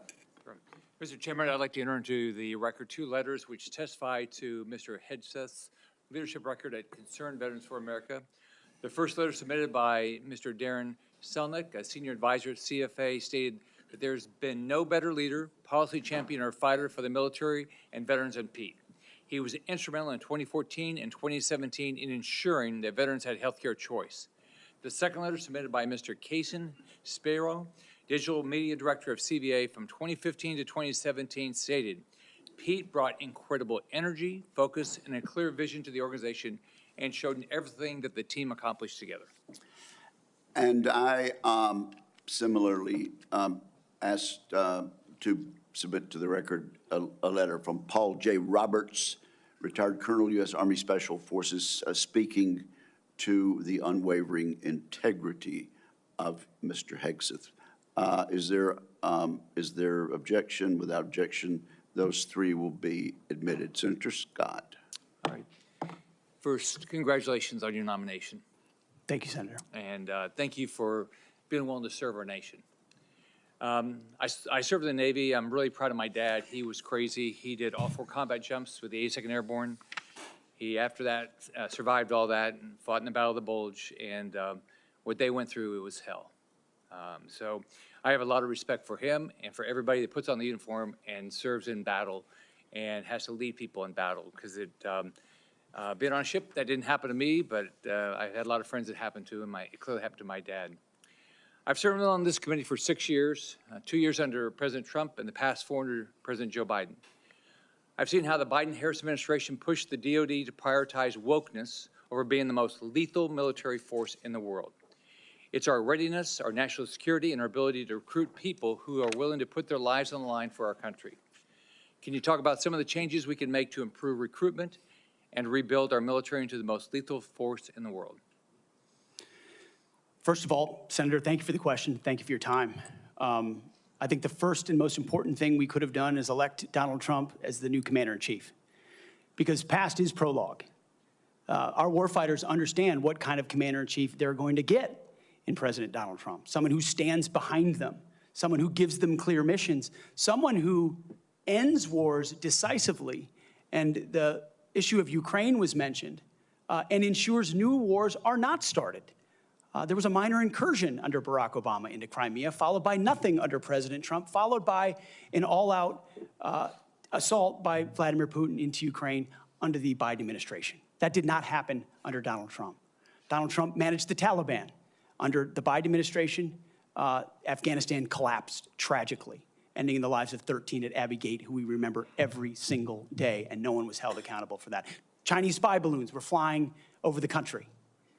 None of that happened under Donald Trump, and our warfighters understand that. So there's no better recruiter, in my mind, for our military than President Donald Trump.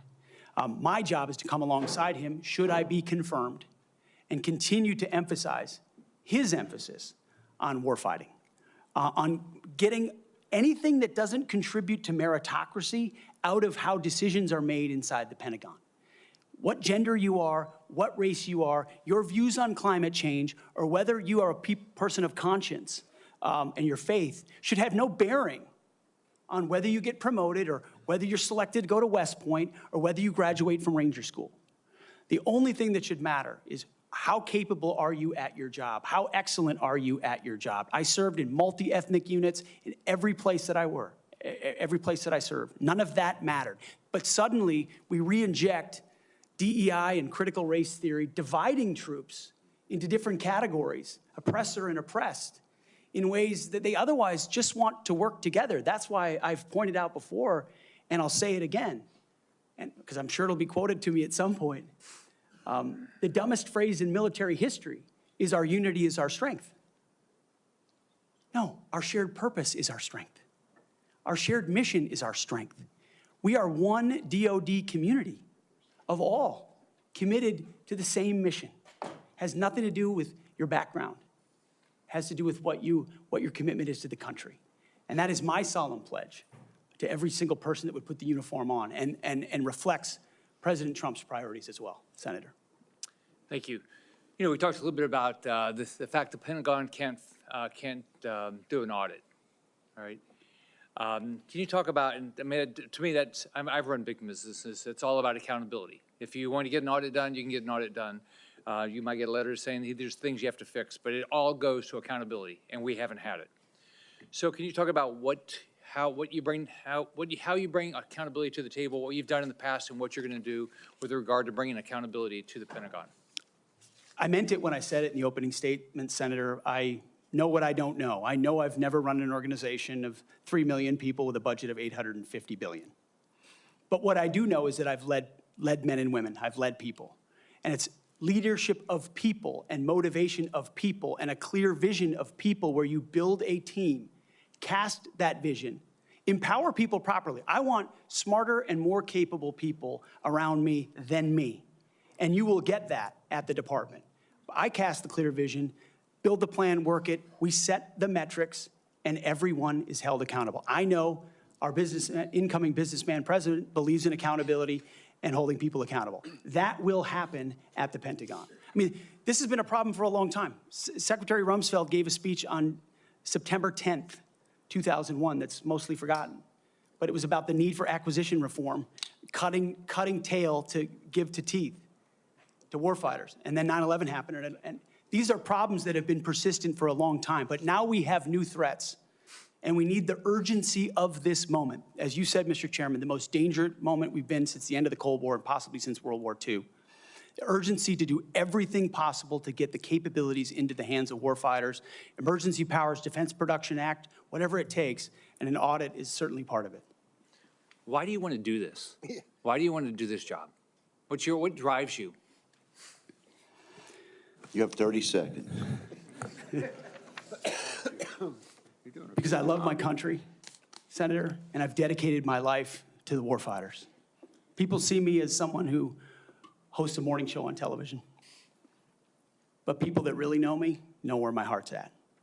It's with the guys in this audience who've had my back, and I've had theirs. We've been in some of the darkest and most difficult places you can ever be in. You come back a different person.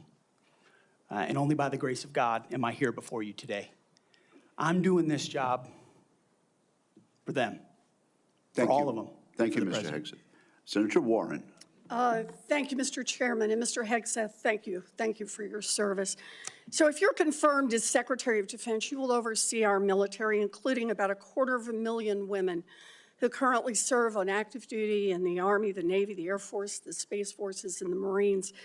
And I have serious concerns that your behavior toward women disqualifies you from serving in this role. Now, I've been trying to get answers from you for quite some time on this. You haven't wanted to meet or to answer any of my questions, so we'll just have to do it here and dive in. I want to pick up on some of the questions asked by Senators Shaheen and Gillibrand and Hirono, and I just want to make sure we have a list of some of the facts that I think are undisputed. I'm not going to talk about anonymous sources. I'm just going to quote you directly. We've got the video. We've got it in print.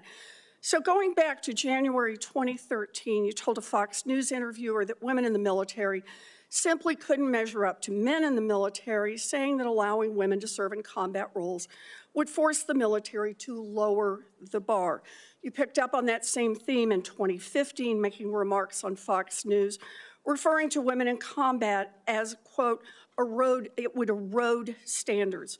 June 2024, you said on Ben Shapiro's podcast, quote, women shouldn't be in combat at all.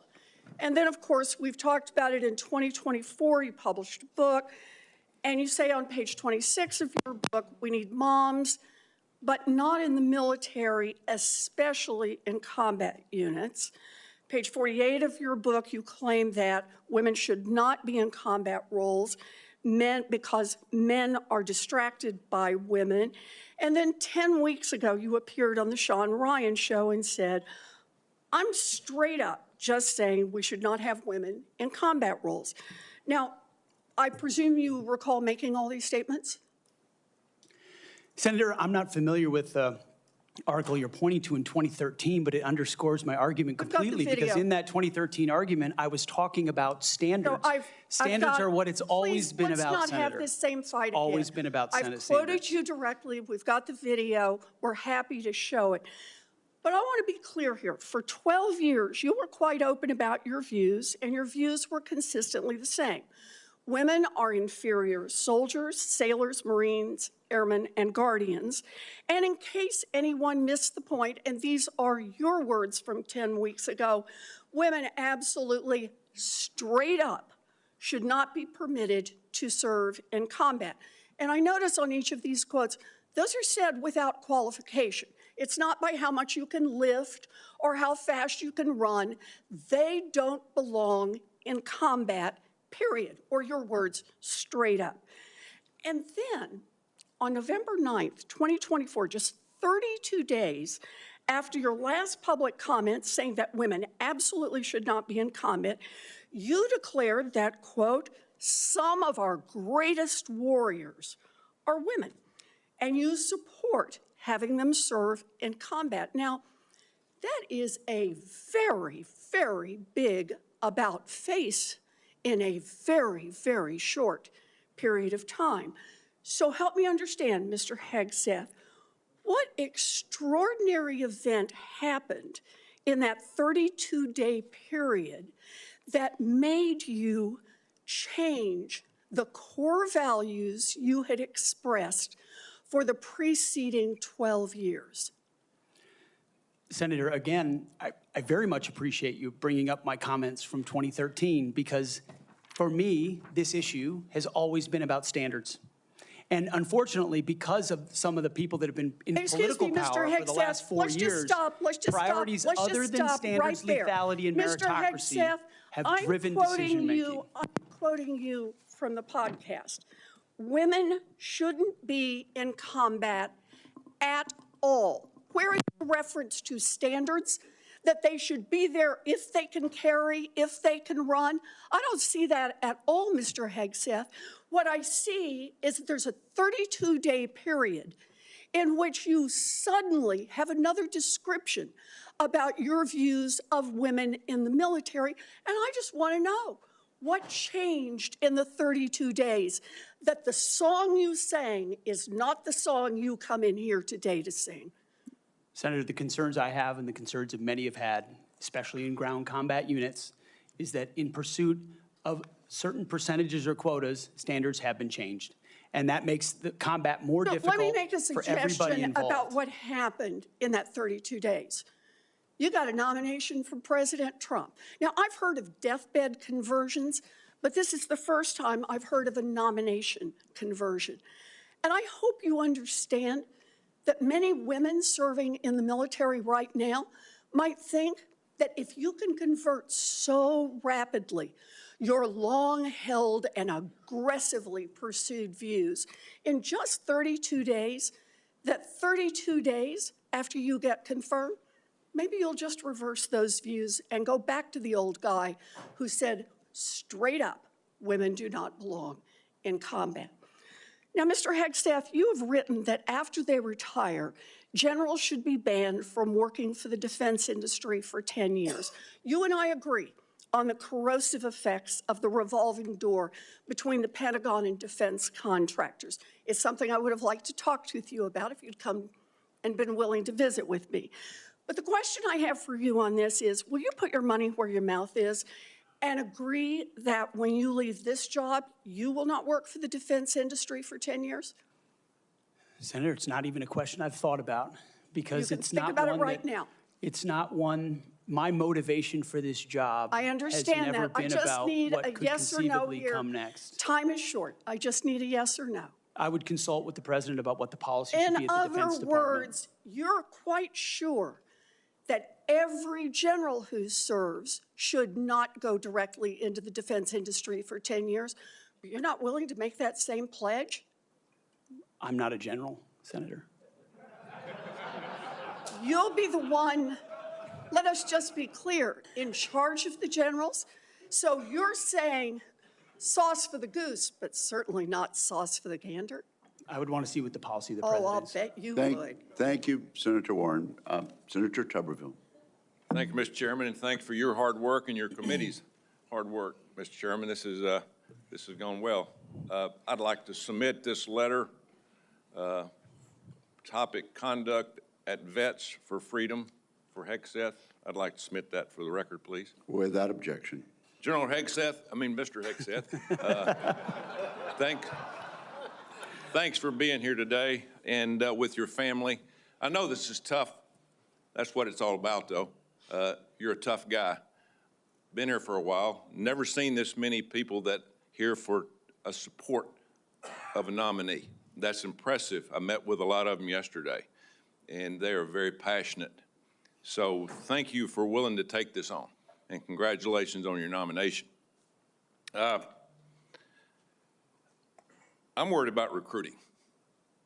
I mean, we can look at everything out there and talk about all these things, these narratives, but at the end of the day, I came from a team sport where the players actually won the games. And that's what's going to happen here. You're not going to win the game. Now, you're going to set the precedent. You're going to get the blame or the credit, but there's going to be people that's going to be under you that's going to set the precedent for the future of our country. Now, the war games that we play on our computers with our adversaries right now, for us, it don't look good because our military, we're in trouble. Our whole country's in trouble. Thank God President Trump got elected November the 5th. We couldn't have kept down this same path. We could not, that could not happen. I met with a couple of generals this summer. Coach, we're spending more money on transgender restrooms than we are coverings for $100 million airplanes. That's not acceptable. We can't do that. That's not what this is about. Met with a couple of Navy SEALs not too long ago. They just got back from crawling around in the mud and the muck, overseas, unknown places. Couldn't tell you where they've been, carrying a weapon, obviously protecting us and our allies. And the first week they're back, what'd they do? They had to go through a week of DEI training. Both are now out. They give it up. It was embarrassing to them of what they had to do. We've lost all sight of what we're doing in our military, lost all sight. It starts with leadership, and it starts with recruiting. Well, when a young man used to, when I was growing up, if you couldn't afford to go to college, you had the opportunity to go to the military where you could learn a trade. You could learn, you could make a living for your family, and eventually possibly get an education. That was a good alternative. We've forgotten that. We've forgotten it. We can't give up on our young people. Young people are our #1 commodity in this country, and they're the ones that's going to live and die for the freedom of this country in the future. So, again, thank you for taking this on. Recruiting. Our service academies are meant to serve as our primary commissioning source of officers. It now appears that they are a breeding ground for leftist activists and champions of DEI and critical theory. Now, not all, but some, and some is way too much. How are we going to eliminate this, Mr. Hegseth? How are we going to get this back on track to where we grow our leaders? I had a young man that forever he wanted to go to West Point. I got him a nomination, I got him accepted, and he turned it down. He says, Coach, I'm not getting involved with that mess. How are we going to overcome this? Senator, thank you for the question. And I think it comes down to leadership, clear leadership. From President Trump through me, should I be nominated? And that's what soldiers, sailors, airmen, Marines, and Guardians see, is clear leadership. It says, this is what we believe. This is the mission we're going to give you. Here's the equipment we're going to give you, and here's how we're going to support you. Because the military, at a lot of levels, Senator, has been for generations a family business. You know, my grandfather served, my father served, I served, my daughter served. That chain has started to break with generations of people my age and older talking to their kids and grandkids, wondering, pondering, do I want them to serve? Will my country use them responsibly?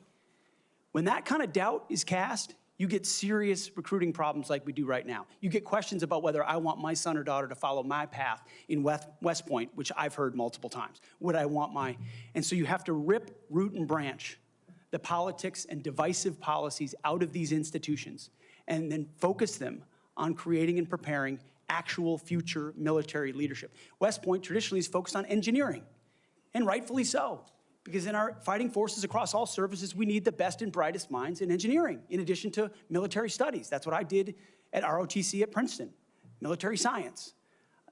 And we need more uniformed members going back into West Point, the Air Force Academy, the Naval Academy, as a tour to teach with their wisdom of what they've learned in uniform, instead of just more civilian professors that came from the same left-wing woke universities that they left, and then try to push that into service academies. When that changes, Senator, I truly believe under Donald Trump, we will have a recruiting renaissance. That sends signals to the world, to our enemies and our allies alike, that America's back. And thankfully, then we have the men and women of our country willing to want to serve. Thank you, and it's about attitude, too, and I love your attitude. You've got to be motivated. You've got to understand that people, they will hook up with you. They will understand and learn under their leaders. Why would you fight for a country that you don't love? That's what I keep hearing from a lot of our college kids that they're getting from these woke universities that they go to. Now, and I worked at a lot of them. That is one of the excuses I get from our kids. We've got to break that. Another one. According to the Pentagon, between 2001 and 2024, the number of civilian employees in the Office of the Secretary of Defense has nearly doubled from 1,500 to 3,000. Civilians on Joint Chiefs has increased from 191 to almost 1,000. Our military end strength goes down. Our staff numbers are exploding. What are you going to do about that? Senator, we're going to address that. We won World War II with 7 four-star generals. Today, we have 44 four-star generals. There's an inverse relationship between the size of staffs and victory on the battlefield. We don't need more bureaucracy at the top. We need more warfighters empowered at the bottom. So it's going to be my job working with those that we hire and those inside the administration to identify those places where fat can be cut so it can go toward lethality. Thank you, Senator Tuberville. Senator Peters. Thank you, Mr. Chairman. Mr. Hegseth, welcome to this committee. Thank you.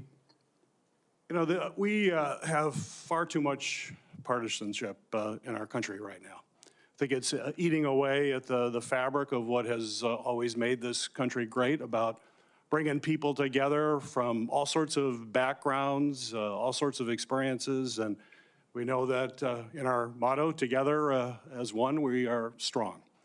And so we in this committee, and certainly I speak for myself, but I think I speak for many of my colleagues, want to take partisanship out of this proceeding as much as we can. I'm not naive. It's out there. I get it. But we've got to try to take that out. And I want you to know that as a member of this committee, I have voted in a bipartisan way for secretaries of defense. I voted for 2 secretaries of defense when Donald Trump was previously president. We had those 2. We had, I think, 5 total secretaries of defense during that 4-year period. So we want to keep that in mind as to what we might see in this coming administration. But I voted, and we voted by a big margin for those folks as well. But part of that was the process and having an opportunity to get to know the person and understand their qualifications and understand the standards. You know, I made repeated requests to meet with you prior to this meeting. I know many of my other colleagues also wanted to meet with you. I did that with the other nominees that I was happy to vote for. I thought they were highly qualified individuals and true professionals. And yet I could never get a meeting with you. Was there a reason you were afraid to have one-on-one meetings with some of my colleagues before the hearing? Senator, I know there was a great deal of outreach to multiple offices. Schedules get full. There's a lot going on. I was ready. And I welcome the opportunity, pending ready. my schedule, to have an opportunity to sit down. I was ready. It would have been so much better to have that opportunity to talk beforehand. I think that's a big mistake, and it doesn't set us on a good course when you refuse to meet with people and have a professional conversation about the huge challenges that we face at the Department of Defense.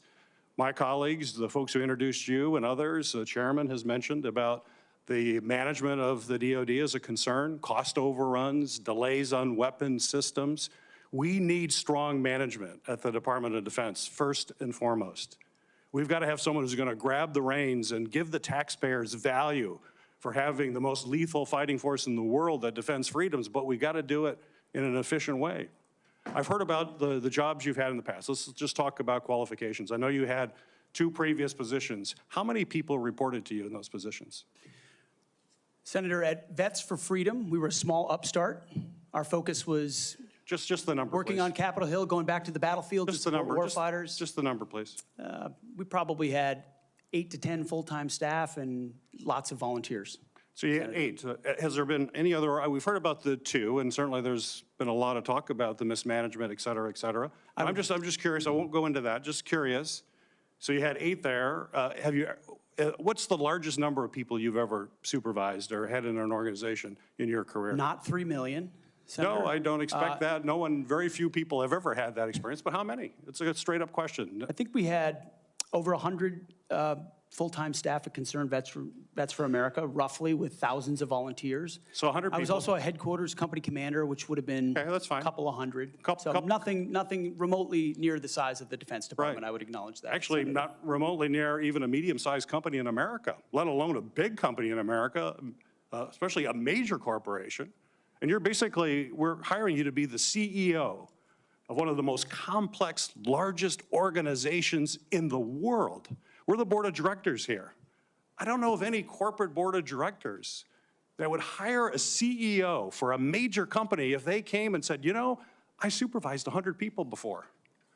They'd ask you, well, what kind of experiences you had? We need innovation. Can you give me an experience or your actual experience of driving innovation in an organization. Give me an example of where you have done Oh that. my goodness, Senator, absolutely. At Concerned Veterans for America, we created the Fixing Veterans Healthcare Task Force, a bipartisan task force that never been done before, to create policy, to drive policy change on Capitol Hill that organizations fought ferociously against. We got the VA Accountability Act passed and the Mission Act passed in a way that a nonprofit of our size, veterans organization, has never done. And it's testified in all the letters that we put forward to the committee, which are on the record. I have limited time. Thank you for that.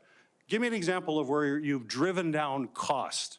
I've heard the examples that Senator Blumenthal gave. The cost was a real problem for you in your 50-person organization that you actually raised a lot less than what you actually spent. Did you drive costs down? If in a 50-person organization, let me tell you, we've got to drive costs down dramatically in an organization of 3 million people and hundreds of billions of dollars. You don't have that experience that you can talk about. To me, this is, or acquisition reform. Acquisition reform, you bring that up. Have you had experience in acquisition reform? I've written about and studied on acquisition reform. Have you for quite actually some done time. it? Because what we need in the hands of our warfighters better change because we're not doing it well right now. It better, and we need people who have experience actually doing that. You know, you talk about standards. Again, I'm going to go back to a CEO of the most complex organization in the world. I don't think there's a board of directors in America that would hire you as a CEO with the kind of experience you have on your resume. You talk about standards. You talk about raising or low, that we have a problem of standards in the DOD, and we have to raise standards for the men and women who serve. Do you think that the way to raise the minimum standards of the people who serve us is to lower the standards for the Secretary of Defense, that we have someone who has never managed an organization more than 100 people is going to come in and manage this incredibly important organization and do it with the professionalism and has no experience that they can tell us that they have actually done that? I have real problems with that. This is not about other issues that are brought up. They're all very important. I'm just about trying to get things done, managing efficiently, and having the best people who have demonstrated that in a large organization. And I'm sorry, but I don't see that in your background. There are a lot of other things you can do very well. You're a capable person, but you have not convinced me that you're able to take on this tremendous responsibility with a complex organization and having little or no significant management experience. Senator, I'm grateful to be hired by one of the most successful CEOs in American history, should I be confirmed. Mr. Hegseth, it seems to me that you've supervised far more people than the average United States senator supervises typically.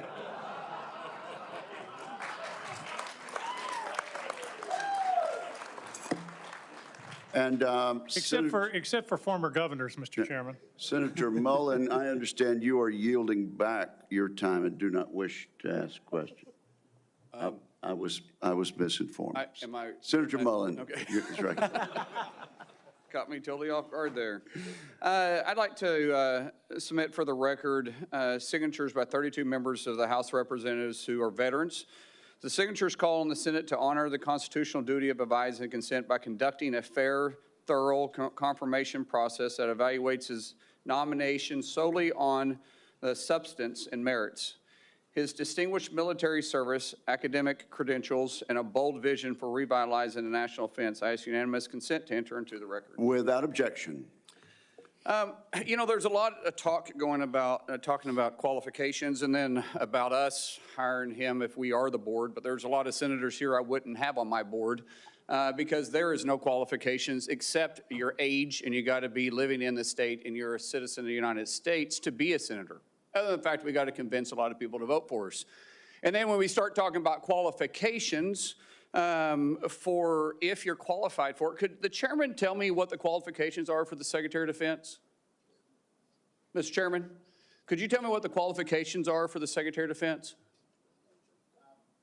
I'd be happy I'll read for it. you to do that. Yeah. Let me read it for you because I Googled I was getting some advice from my second in command. Yeah, but I'm just making a point because there's a lot about qualifications, and I think it's so hypocritical of senators, especially on the other side of the aisle, be talking about his qualifications, not being able to lead the Secretary, or be the Secretary of Defense, and yet your qualifications aren't any better. You guys aren't any more qualified to be the senator than I'm qualified to be the senator, except we're lucky enough to be here.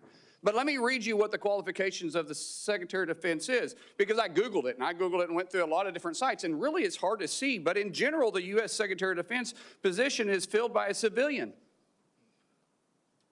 That's it. If you have served in the U.S. Army Forces and have been in the service for, you have to be retired for at least 7 years, and Congress can weigh that. And then there's questions that the senator from Massachusetts brought up about serving on a board inside the military industry, and yet your own secretary that you all voted for, Secretary of Austin, we had to vote on a waiver because he stepped off the board of Raytheon. But I guess that's okay because that's a Democrat Secretary of Defense. But we so quickly forget about that. And then Senator Kaine, or I guess I better use the senator from Virginia, starts bringing up the fact that what if you showed up drunk to your job? How many senators have showed up drunk to vote at night? Have any of you guys asked them to step down and resign from their job? And don't tell me you haven't seen it, because I know you have. And then how many senators do you know have got a divorce before cheating on their wives? Did you ask them to step down? No. But it's for show. You guys make sure you make a big show and point out the hypocrisy because a man's made a mistake. And you want to sit there and say that he's not qualified? Give me a joke. I mean, it is so ridiculous that you guys hold yourself as this higher standard and you forget you got a big plank in your eye. We've all made mistakes. I've made mistakes. And Jennifer, thank you for loving him through that mistake. Because the only reason why I'm here and not in prison is because my wife loved me too. I have changed, but I'm not perfect. But I found somebody that thought I was perfect. And for whatever reason, you love Pete, and I don't know why. But just like our Lord and Savior forgave me, my wife's had to forgive me more than once too, and I'm sure you've had to forgive him too. And so thank you. So before I go down this rabbit hole again, tell me something about your wife that you love. She's the smartest, most capable, loving, humble, honest person I've ever met. In addition to being incredibly beautiful. Don't forget about your kids. I'm supposed to talk about my kids? No, well, she's also the mother. Oh, an amazing mother. Yes. Of our blended family of 7 Brother, kids. I'm pulling you love along. her. I'm trying to help you here. You know, do you believe that you're going to be running the Secretary or the Department of Defense by yourself? Senator, absolutely not. Just as President Trump is assembling his cabinet, I look forward and already am in the process of building one of the best possible teams you can imagine, with decades and decades of experience outside of the Pentagon, driving innovation and excellence, and also inside the building, knowing how to make it happen. Yes, sir. So, in your organizations that you did have the privilege of running, did you have a board that you... In both organizations, we had a board, yes. Okay, and what did you do with that board? What kind of decisions did you make with them? Those boards provided oversight and insight into decision-making. They all have special, unique sets that maybe filled gaps that you're not the expertise in? Yes, sir. So do you believe you're capable of surrounding yourself with capable individuals that you're going to be able to run those same ideas by, and surround yourself with people that are smarter and better equipped in maybe areas that you don't necessarily carry those expertise with? Senator, the only reason I've had success in life, to include my wonderful wife, is because of people more capable around me and having the self-confidence to empower them and say, hey, run with the ball, run with the football, take it down the field. We'll do this together. I don't care who gets the credit. And in this case, that's how the Pentagon will be run. Let's end with this, Mr. Chairman, about the qualifications. You got a man who has literally put his butt on the line. He served 20 years in the service, multiple deployments. has heard the bullets crack over the top of his head, has been willing to go into combat, been willing to see friends die for this country. And he's willing to still put himself through this. His wife is willing to still stand beside him, knowing he wasn't perfect, knowing that all this was going to be brought up, and he's still willing to serve the country. What other qualifications does he need? That I yield back. Thank you, Senator Mullen. Senator Duckworth. And again, we really are going to strictly enforce the rule about no demonstrations or noise.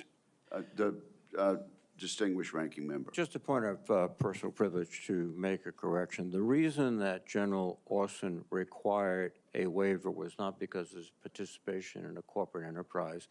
It was because he did not have 7 years of interruption between his service and his appointment. Second point is that if any of us were appointed as Secretary of Defense, we would be subject to the same types of questions. And the case in point is Senator John Tower was nominated for Secretary of Defense. It was discovered by his colleagues that his behavior was not commensurate with the responsibilities despite his service, and he was voted down. Thank you. Thank you, Mr. Chairman. Senator Duckworth, you are recognized. Thank you, Mr. Chairman. And also, Secretary Mattis had to have this waiver as well. Mr. Hegseth, this hearing is about whether you are qualified to be Secretary of Defense, and one of the qualifications, to answer my colleague's question, is to actually win the votes of every member of this committee and to be confirmed by the United States Senate. And you need to convince us that you're worthy of that vote, because the people of the state of Illinois voted for me to be their senator so that I could cast that vote when it comes to picking who is going to be the next Secretary of Defense. This hearing now seems to be a hearing about whether or not women are qualified to serve in combat, and not about whether or not you are qualified to be Secretary of Defense. And let me just say that the American people need a SecDef who's ready to lead on day one. You are not that person. Our adversaries watch closely during times of transition, and any sense that the Department of Defense that keeps us safe is being steered by someone who's wholly unprepared for the job puts America at risk, and I am not willing to do that. With that in mind, Mr. Hegseth, I want you to try to explain to the American people, this committee, who have to vote for you, and to our troops who are deployed around the world, why you are qualified to lead the Department of Defense. We already know that you've only led the largest, a 200-person organization. We already know that you so badly mangled a budget that after you left, they had to bring in a forensic accountant to figure out what went wrong, and that the largest budget you ever managed was about $18 billion. You know, that is about 51,560 times lower than the Department of Defense budget of $825 billion. $16 million is 51,568 times smaller than the defense budget. Please describe to me, Mr. Hegseth, you talk about DOD passing an audit. Please describe to me a time or an organization when that you led underwent an audit, because you say you're going to hire smarter people than you to run this audit. I'm not asking you to be an accountant. I want you to be able to tell me what kind of guidance will be given to those employees, what will happen whether or not you pass that audit. Have you led an audit of any organization, yes or no? I don't want a long answer, yes or no. Have you led an audit of any organization of which you were in charge? Senator, in both of the organizations I ran, we were always completely fiscally responsible. Yes or no, did you lead an audit? And the way yes my leadership or no, has did you been lead an audit? stated yes or has no? been completely what are you afraid of? You can't answer this question. Yes or no, did you lead an audit? Do you not know this answer? Senator, yes every part of my leadership of these organizations has been misrepresented. I will take that as a no. What were the findings? So there were no findings because you've never led an audit. What guidance did you give the auditors? None, because you've never led an audit. Nobody expects you to be an accountant, Mr. Hegseth. What we expect is for you to understand the complexity of this Pentagon budget process that is absolutely necessary to outfit our warfighters. Look, the Secretary of Defense is required to make quick decisions every single day with high-level information that's being provided for them. A Secretary of Defense has to have breadth and depth of knowledge. Right now, I am concerned that you have neither. Mr. Hegseth, what is the highest level of international negotiations that you have engaged in, that you have led in? Because the Secretary of Defense does lead international security negotiations. there are three main ones that the Secretary of Defense leads and signs. Can you name at least one of them? Could you repeat the question, Senator? Sure. What is the highest level of international security agreement that you have led? And can you name some that the Secretary of Defense would lead? There's three main ones. Do you know? I have not been involved in international security arrangements because I have not been in government other than serving in the military. So my job has been to no, the answer is no. Can you name one of the three main ones that the Secretary of Defense signs? You're talking about defense signs? arrangements. I mean, NATO might be one that you're referring to. Status of Forces Agreement would be one of them. Status of Forces Agreement. I've been a part of teaching about Status of Forces Agreements. But you don't inside remember to Afghanistan. mention it? You're not qualified, Mr. Hegseth. You're not qualified. You talk about repairing our defense industrial complex. You're not qualified to that. You could do acquisition and cross-servicing agreements, which essentially are security agreements. You can't even mention that. You've done none of those. You talked about the Indo-Pacific a little bit, and I'm glad that you mentioned it. Can you name the importance of at least one of the nations in the ASEAN, and what type of agreement we have with at least one of those nations? And how many nations are in ASEAN, by the way? I couldn't tell you the exact amount of nations in that, but I know we have allies in South Korea and Japan and in AUKUS with Australia, trying to work on submarines with them. Mr. Hegseth, none of those countries are in allies ASEAN. Across. None of those three countries that you've mentioned are in ASEAN. I suggest you do a little homework before you prepare for these types of negotiations. Listen, Mr. Hegseth, we ask our troops to go into harm's way all the time. We ask them to go into harm's way. And this behind me is a copy of the Soldier's Creed, a copy that usually hangs over my desk here in the Senate, and you should be familiar with it. It's the same copy that hung over my desk at Walter Reed every single day that I woke up and fought my way back because I wanted to go back and serve next to my buddies who saved my life. This same copy, these words are repeated over and over and over again. And let me read out two things to you, two sentences. I will always place the mission first, and I am disciplined, physically and mentally tough, trained and proficient in my warrior task. Mr. Hegseth, our troops follow these words every single day, and they man up and they pack their rucksacks and they go to war. And they deserve a leader who can lead them, not a leader who wants to lower the standards for himself or raising the standards for other people. And by the way, our troops already meet the standards. We ask troops to man that ship, fight that fire, fly that helicopter until their very last breath. And they do that every single day. They cannot be led by someone who's not competent to do the job. How can we ask these warriors to train and perform the absolute highest standards when you are asking us to lower the standards to make you the Secretary of Defense simply because you are buddies with our president-elect? And by the way, he has filed for bankruptcy 6 times. I'm not quite sure he's the kind of CEO you want to refer to as a successful businessman. Let me make it clear. You can't seem to grasp that there is no U.S. military as we know it without the incredible women that we serve. Women who've earned their place in their units. You have not earned your place as Secretary of Defense. You say you care about keeping our armed forces strong and that you like that our armed forces is a meritocracy, then let's not lower the standards for you. You, sir, are a no-go at this station. Thank you, Senator Duckworth. I would like to submit for the record a letter submitted by Mr. Brian Marriott that says anyone who would claim that Pete mismanaged funds at Vets for Freedom is ignorant of the facts. Without objection, it will be admitted to the record. Senator Budd. Thank you, Chairman Wicker, and congrats on your chairmanship of this committee. I want to thank you for your leadership and your handling of this today. I think you're doing a great job. So I want to also submit for the record a letter submitted by Mr. Daniel Catlin, the former operations manager at Vets for Freedom. Mr. Catlin's letter states that Mr. Hegseth and Mr. Catlin conducted weekly meetings to meticulously review every dollar that the organization spent.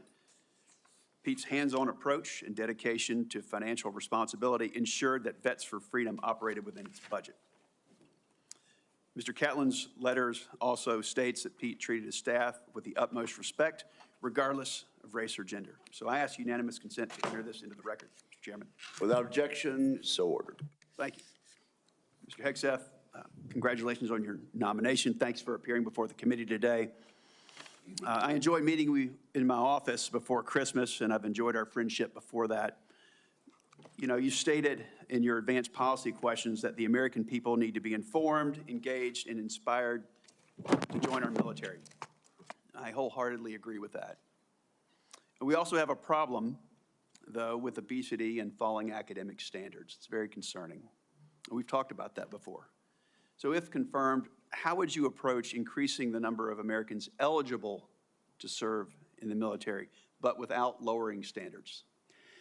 Well, Senator, I think there are already, to the credit of, I believe, the Army and other services have now caught up to that, which have piloted programs that have had some success, that have allowed young Americans who want to serve in the military but can't necessarily pass the ASVAB or pass the APFT to get into basic training, an opportunity to get caught up, a preparatory class. Sure. Unfortunately, yes, we do have a problem of obesity in our country, not necessarily something that the, if I'm confirmed, Secretary of Defense is able to address. But I do think leading from the front matters. I do think having a Secretary of Defense that will go out and do PT with the troops matters, that has been out there and done that before. And hopefully that's a motivating factor for young people. But the reality of obesity and criminal backgrounds and medical problems have long been an issue of recruitment in America, unfortunately. What changed is the perception of military service because of the condition of the services, and frankly, because of, in some ways, the way our schools don't teach young people to love the country anymore. And if you don't love the country, why do you want to serve that country? That's a deeper problem. But all of those things need to be addressed to revive recruiting, and obesity is certainly a part of it. Thank you for that.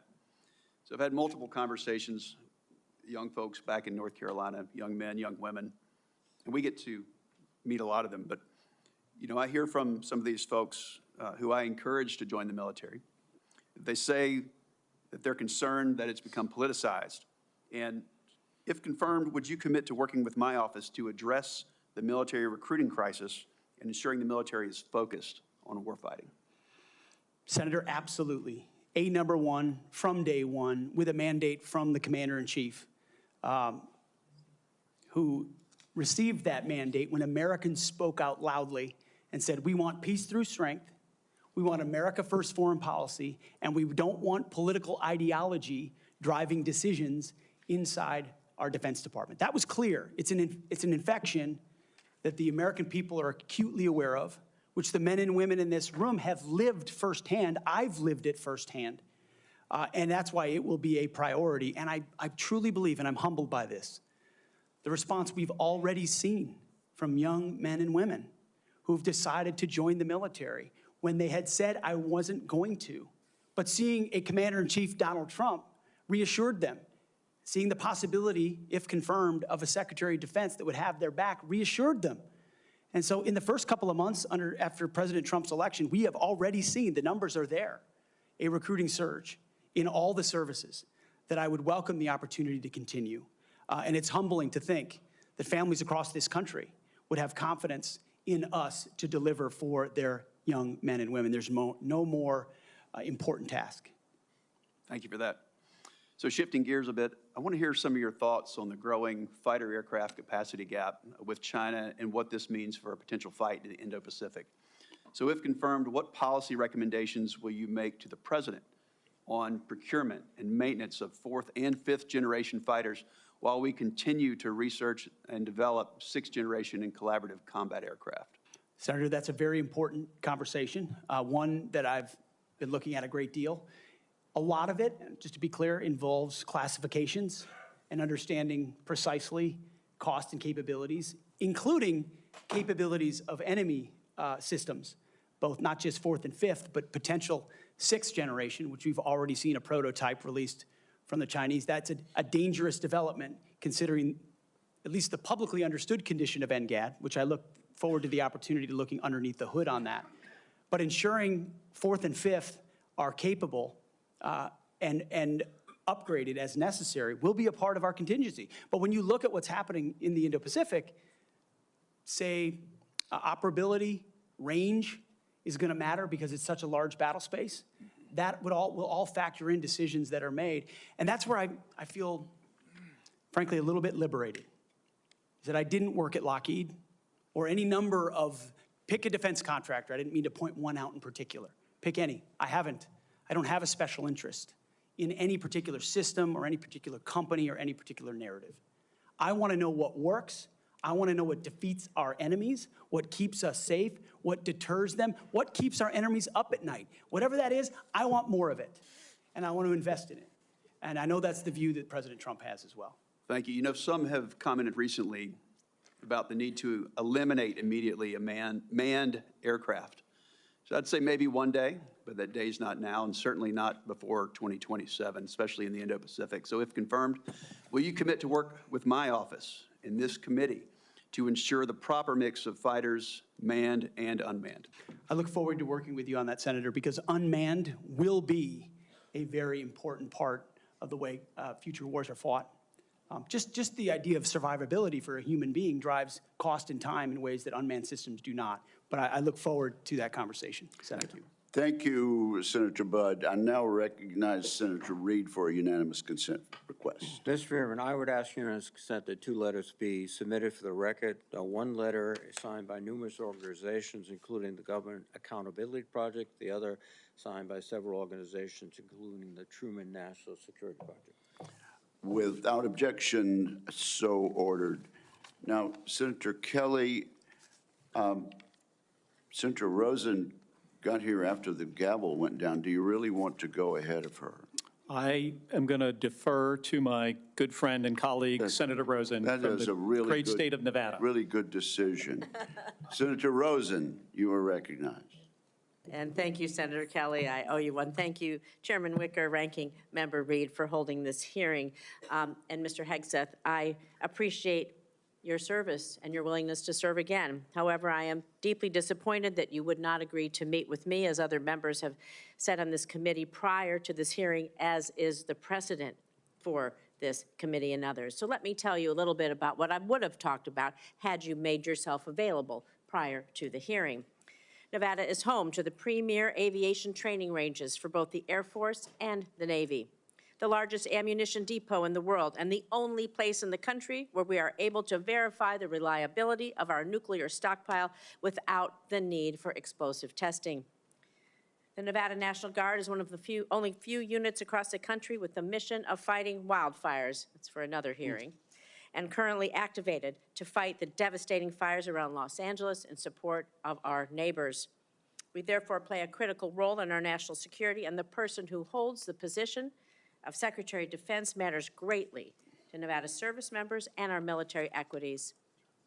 But every single person who serves in the military, we've talked about, my colleagues, esteemed colleagues, have talked about recruitment and retention.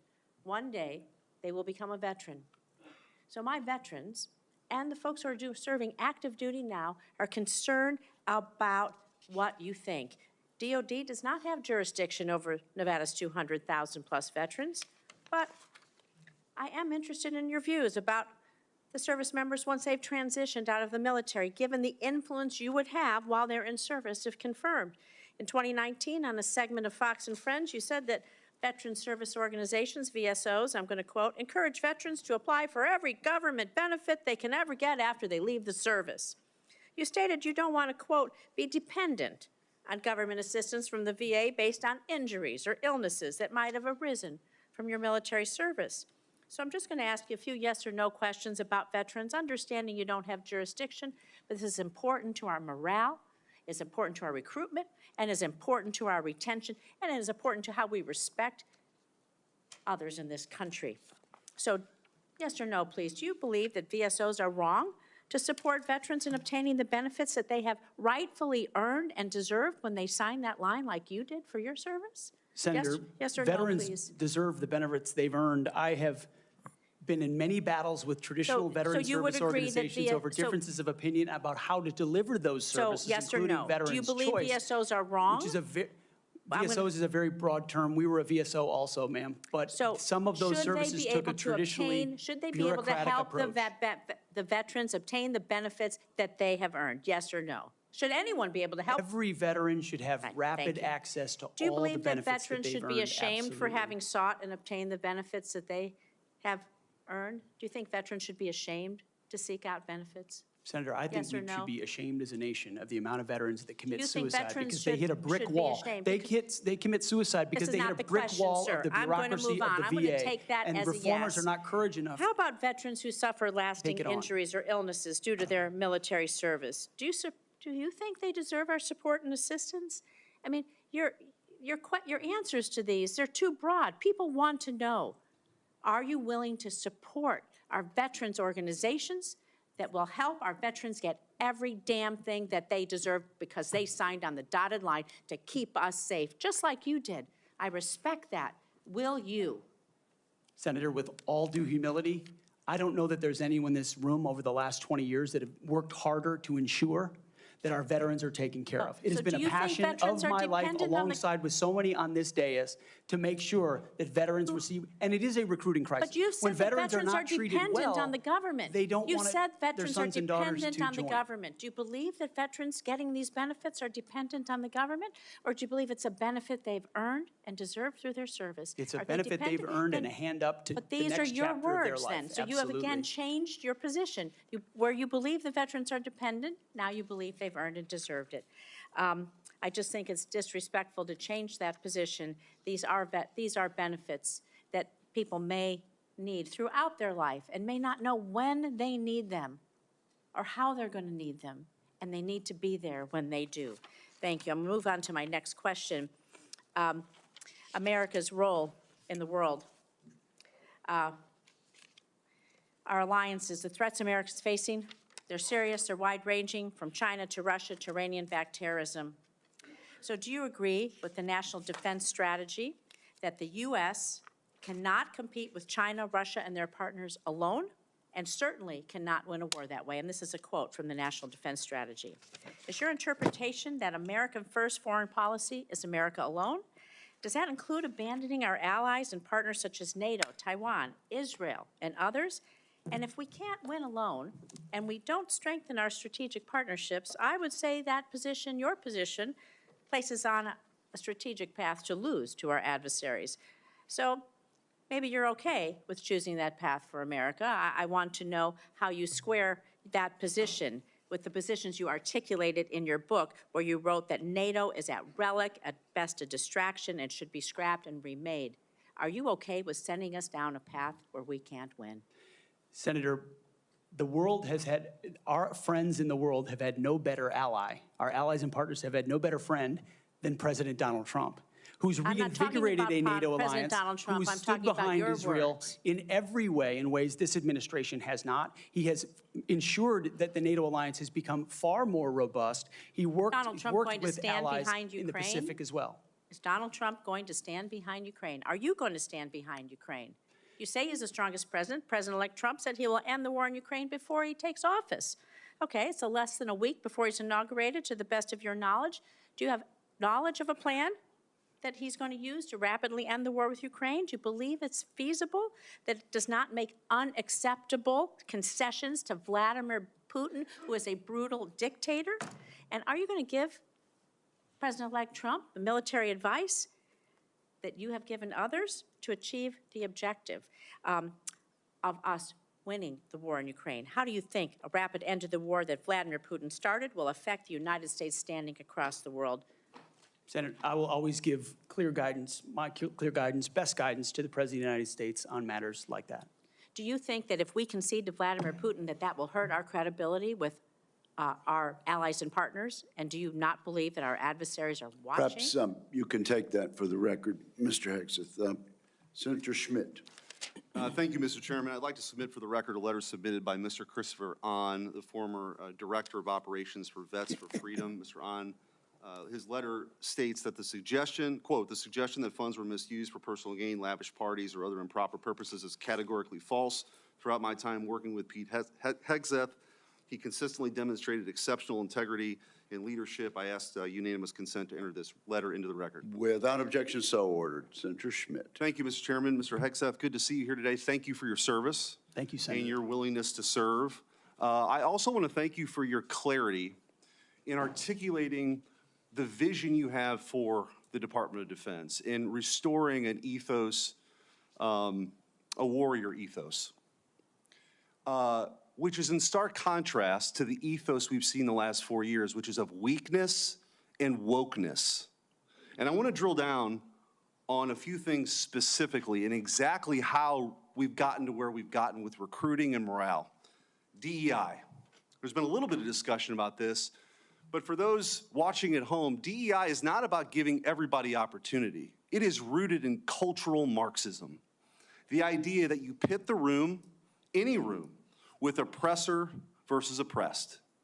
It's race essentialism, and it is poison. It has no business whatsoever in our military. I think the American people have spoken loudly and clearly about this. They're tired of this. They're tired of woke ideology. And to my Democrat colleagues on the other side, if you haven't picked up on that, you missed the plot. Because that's what November 5th partially was about. And so let's talk specifically about some of these DEI programs that have been funded. In our academies, specifically the Air Force Academy, it was advised as disfavored language to refer to your mom and dad as mom and dad. Okay? Dear mom and dad, I'm writing home. Don't say that. That's insane.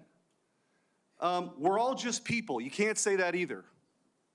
And in an effort to police this, in a 1984 Orwellian novel, there was actually an eyes and ears program to rat on your fellow students who might say mom and dad. Or just say, in a tough situation, you know what, we're all just people, can't say that. This wasn't limited, by the way, to our academies. The Secretary of the Air Force, our current Secretary of the Air Force, in a memo from August of 2022, thought we had too many white officers, advocated for quotas. And if you crunch the numbers, that meant that 5,800 white officers who've worked really hard should be fired. In the United States of America, I don't know how we got here. And by the way, the Air Force isn't alone here. The Navy sort of touted a drag queen influencer.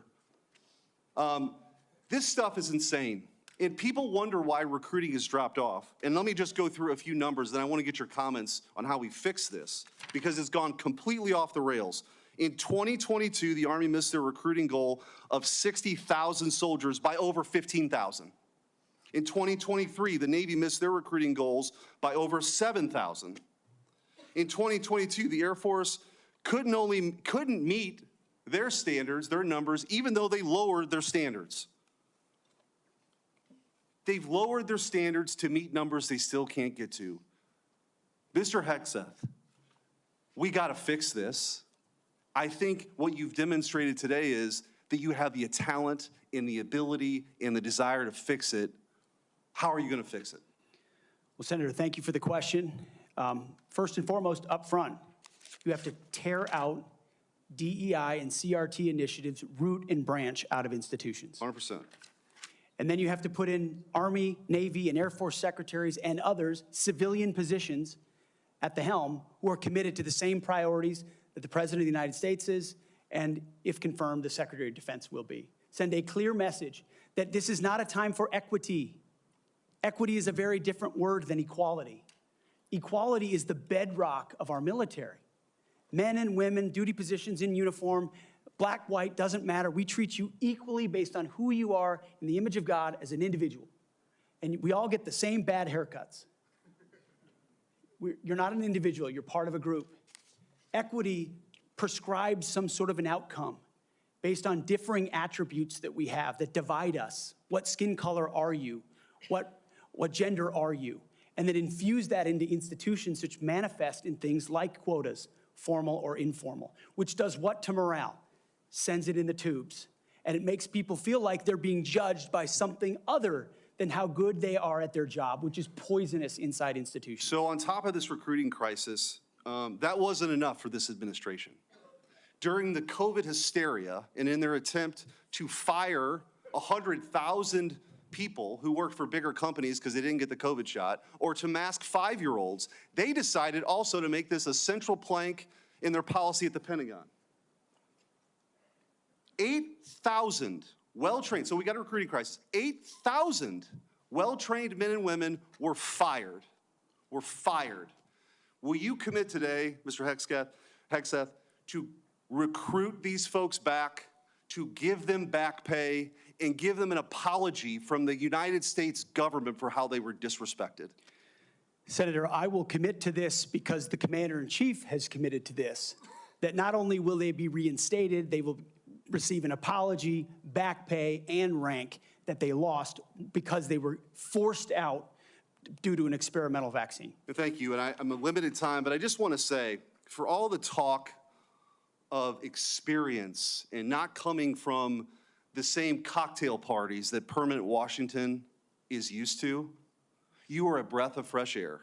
And again, if you weren't paying attention to what this election was all about, it was about the disruptors versus the establishment. And the American people have had enough of business as usual for the same people that we line up for these same jobs who give us the same results. We need somebody who's going to go in there and fight for innovation, fight for change. I think you're that person, and I appreciate your willingness to sit here and listen to some of these undignified attacks. It's ridiculous. Thank you. Captain Mark Kelly, you're recognized. Thank you, Mr. Chairman.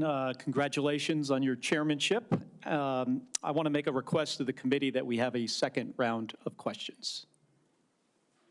Pursuant to the bipartisan staff agreement that we reached late last year, this will be one round of 7-minute questions. All right. Thank you. Thank you, Mr. Chairman. I'll be happy to recognize my colleague, Mr. Reed. I think it's important to note for the record that when Secretary Hagel was here, we had 3 rounds of questioning. When Secretary Carter was here, we had 2 rounds of questioning. And I cannot recall any time where I have denied, as the chairman, a member to ask for a second round and receive the second round. So we are, I think, violating the principles of the committee, and I just want to go on the record. And your comment is noted. Thank you. Mr. Hegseth, thank you for being here today. Thank you for your service to this country. Thank you, Senator. Few nominees come into this room with all the necessary experience to do this job, to be Secretary of Defense. We get that. It's a reflection on just how big of a job this is. What I want to understand is whether or not you bring any of the necessary experience that this job requires. And here's where I'm concerned. Senator Coleman, in introducing you, and this is a quote, he said, "He has struggled and overcome great personal challenges," unquote. You walk in here saying that you've had personal and character issues in your past, including heavy drinking, which you wrote about. And you said, and this is a quote from you, that you said, "I sit before you as an open book." Yet you haven't actually said what personal challenges it is that you've overcome when you've been asked about them. So I'm going to give you an opportunity here to be as forthright as you say you want to be. So while leading concerned veterans of America, there were very specific cases cited by individuals about your conduct. I'm going to go through a few of them, and I just want you to tell me if these are true or false. Very simple. On Memorial Day 2014, at a CVA event in Virginia, you needed to be carried out of the event for being intoxicated. Senator, anonymous smears. Just true or false? Very simple. Summer of 2014 in Cleveland, drunk in public with the CVA team. Anonymous smears. I'm just asking for true or false questions, true or false answers. An event in North Carolina, drunk in front of 3 young female staff members after you had instituted a no alcohol policy and then reversed it. True or false? Anonymous smears. December of 2014 at the CVA Christmas party at the Grand Hyatt at Washington, D.C., you were noticeably intoxicated and had to be carried up to your room. Is that true or false? Anonymous smears. Another time, a CVA staffer stated that you passed out in the back of a party bus. Is that true or false? Anonymous smears. In 2014, while in Louisiana on official business for CVA, did you take your staff including young female staff members, to a strip club? Absolutely not. Anonymous smears. So is it accurate that the organization reached a financial settlement with a female staffer who claimed to be at a strip club with you, and there was a colleague who attempted to sexually assault her? Was there a financial settlement? Senator, I was not involved in that. I don't know the nature of how that played out. But you understand there was a financial settlement for a young female staffer who accused another member of the organization, not you, of sexual assault in a strip club. We have multiple statements on the record referring to that. But you claim you were not there when that occurred. Absolutely not. Now, the behavior I cited, if true, do you think that this behavior of intoxication, going into these type of establishments, women on your staff being so uncomfortable that they have to file these sort of harassment claims, do you think this is appropriate behavior for a leader? Senator, the overwhelming majority of anyone who's worked for me, including the on-the-record statements that have been submitted to this, with their name on it, on the record, men and women who worked with me every day, are the overwhelming preponderance of evidence that testify to my leadership and professionalism in leading Vets for Freedom and Concerned Veterans for America. My leadership has been completely impugned on these veterans organizations that did fantastic work. Mr. Hegseth, I'm not even going to go into the and we managed our accusations. financial books with integrity across the board. How many people, everybody who runs a campaign. I have limited time. I'm not going to get into the accusations that come from Fox News. I know you have some of your Fox News colleagues here. There were multiple instances of accusations against you about drinking on the job. All anonymous, all false, all refuted by my colleagues who I worked with for 10 years at 6 a.m. to 9 p.m. and everything. The challenge here for me, and Mr. said Hegseth, they've only seen me be professional is when there is every discussion single time. about personal challenges, and you admittedly had issues with heavy drinking. It's hard to kind of square this, to square the circle here. It's kind of a difficult thing to do. Let me ask you, if I have about 90 seconds left here, if you had to answer these questions about sexual assault against you and your drinking and your personal conduct, would it have been different if you were under oath? Senator, all I'm pointing out is the false claims against me. Okay, I take it you do not want to answer that question. I walked into this hearing this morning concerned that you haven't demonstrated adequate leadership in your civilian roles. And this is a dangerous world we're living in here. And America cannot afford a Secretary of Defense who is unprepared for that mission. I'm going to leave with concerns about your transparency. You say you've had personal issues in your past, yet when asked about those very issues, you blame an anonymous smear campaign, even when many of these claims are not anonymous. Which is it? Have you overcome personal issues, or are you the target of a smear campaign? It can't be both. It's clear to me that you're not being honest with us or the American people because you know the truth would disqualify you from getting the job. And just as concerning as each of these specific disqualifying accusations are, what concerns me just as much is the idea of having a Secretary of Defense who is not transparent. Thank you, Mr. Chairman. I yield back my 2 seconds. Thank you, Senator Kelly. I would, at this point, ask unanimous consent to introduce into the record letters by Tina Kingston, Louisiana State Director of Concerned Veterans for America, and Holly Talley, Louisiana Local Director of Concerned Veterans for America, attesting to the appropriateness of Mr. Hegseth's conduct with regard to female staffers. Without objection, that is added to the record. And Senator Banks, you are now recognized. Thank you, Mr. Chairman. Welcome, Mr. Hegseth. You have conducted yourself very well today. In fact, so well that I believe it's incumbent upon this committee to confirm you ASAP, to get you on the job, to clean up the mess that we have at the Pentagon ongoing at this moment because of the leadership there over the last 4 years that's failed us.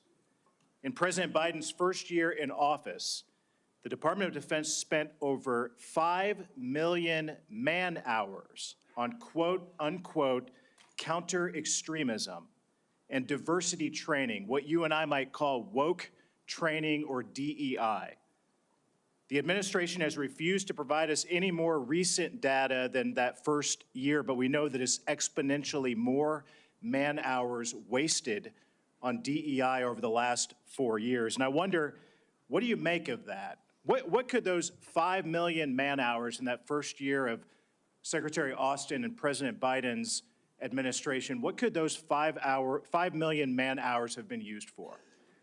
Senator, that's a lot of service members sitting in a lot of briefs, hearing about a lot of threats or political perspectives that might be dangerous, that do not comport to threats that actually exist inside the force, or ideas that introduce critical race theory or DEI or climate change initiatives that they and their commands have to conform to. And every time one of those happens, it gets pushed down the chain of command.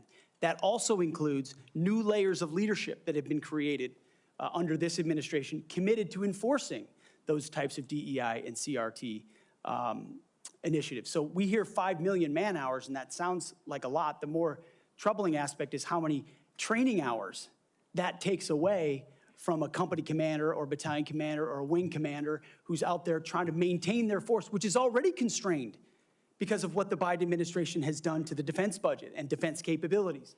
So they're having to choose between the political prerogatives of the civilians who are demanding more DEI and CRT and gender quotas and the readiness of their forces. And I believe this Pentagon is prepared, because of our commander-in-chief, for a Secretary of Defense, should I be confirmed, that laser focuses on these issues, and they're ready to respond. They want to pack their rucksacks and go train because they understand we live in a dangerous world. I think that's an important point, a key point, because months later, while the priority of the Biden-Austin-led Pentagon was on DEI and woke training, one of the biggest embarrassments in American history happened when we lost 13 of our heroes in the botched withdrawal from Afghanistan. Secretary Austin testified before the House Armed Services Committee a couple of years ago, and responding to a question from me said he had, quote, no regrets about what happened in Afghanistan. I wonder, what do you make of that? Senator, it's shameful. They still tout it as the most successful airlift in American history, when what the rest of us all saw was true laid before our eyes. Utter failure, a destruction of a military legacy there, abandonment of our allies, death of American troops, detriment to our reputation, and then no answers and no accountability on the other side. And then what was unleashed because of what happened in Afghanistan? The October 7th attacks, an invasion into Ukraine. The world recognized weakness for what it was. And who bore the brunt for it? The troops on the front lines at Abbey Gate doing an impossible job, whose external security was the Taliban, because there was no actual plan for this under the Biden administration. And yet, not a single person, the only person held accountable in those moments was a Marine Corps lieutenant colonel who had the courage to stand up and say someone should be held accountable for that. His name is Stu Scheller. No one else involved has ever taken accountability for it. And when that microcosm becomes the reality of the perception of the American military or America's commitment to victory and success and positive outcomes, the world responds to that. President Trump is going to restore real deterrence by bringing a real warrior culture back, rebuilding our military, and ending wars properly. And if we have to fight them, winning them decisively. I served in Afghanistan, you served in Afghanistan. 75% of our nation's veterans disagree with how the withdrawal from Afghanistan was handled, the embarrassment of it. What that's done, I believe, has directly impacted our historic recruitment crisis in this country, without a doubt. And you've already talked about that, but how do we fix it? How do we bring pride back to wearing the uniform for the next generation, to inspire them to do what you and I did, to raise our right hand and take that oath and serve this great country? I really do think it comes back to strong, clear leadership, patriotic, pro-American leadership that says we're not going to focus on all the other political prerogatives. That's why we all have political perspectives. I said this before and I'll say it again. In uniform, none of that matters. You wear green, you wear blue, you bleed red. That's it. Who you vote for doesn't matter.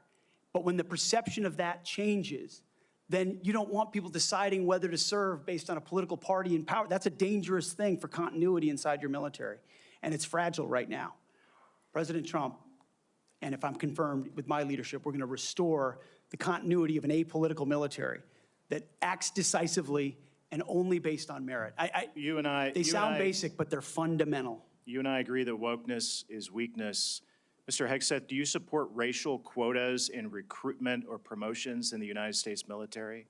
Senator, I do not support any form of racial quota. Do you support affirmative action in our nation's military academies? Senator, I only support hiring and promoting and admitting the best and brightest, whatever their background is. I think that's very important. Mr. Hegseth, Lloyd Austin, the secretary, later went AWOL. He disappeared for days and never told the president, didn't even inform the president's chief of staff that he was going into the hospital. Would that ever occur on your watch? No, Senator. I know in any one of my jobs, if I had decided to go AWOL for even a day or two in uniform or around that, that would have been a concern. I believe accountability matters. No one to this day has ever, as you've said, been held accountable for what happened in Afghanistan. It was embarrassing to this country. It's impacted this country greatly. And I applaud you and President Trump for bringing accountability back to our Pentagon. With that, I yield back. Chair recognizes the distinguished ranking member for unanimous consent request. Mr. Chairman, I would like to submit an article discussing some of the issues of readiness and DEI.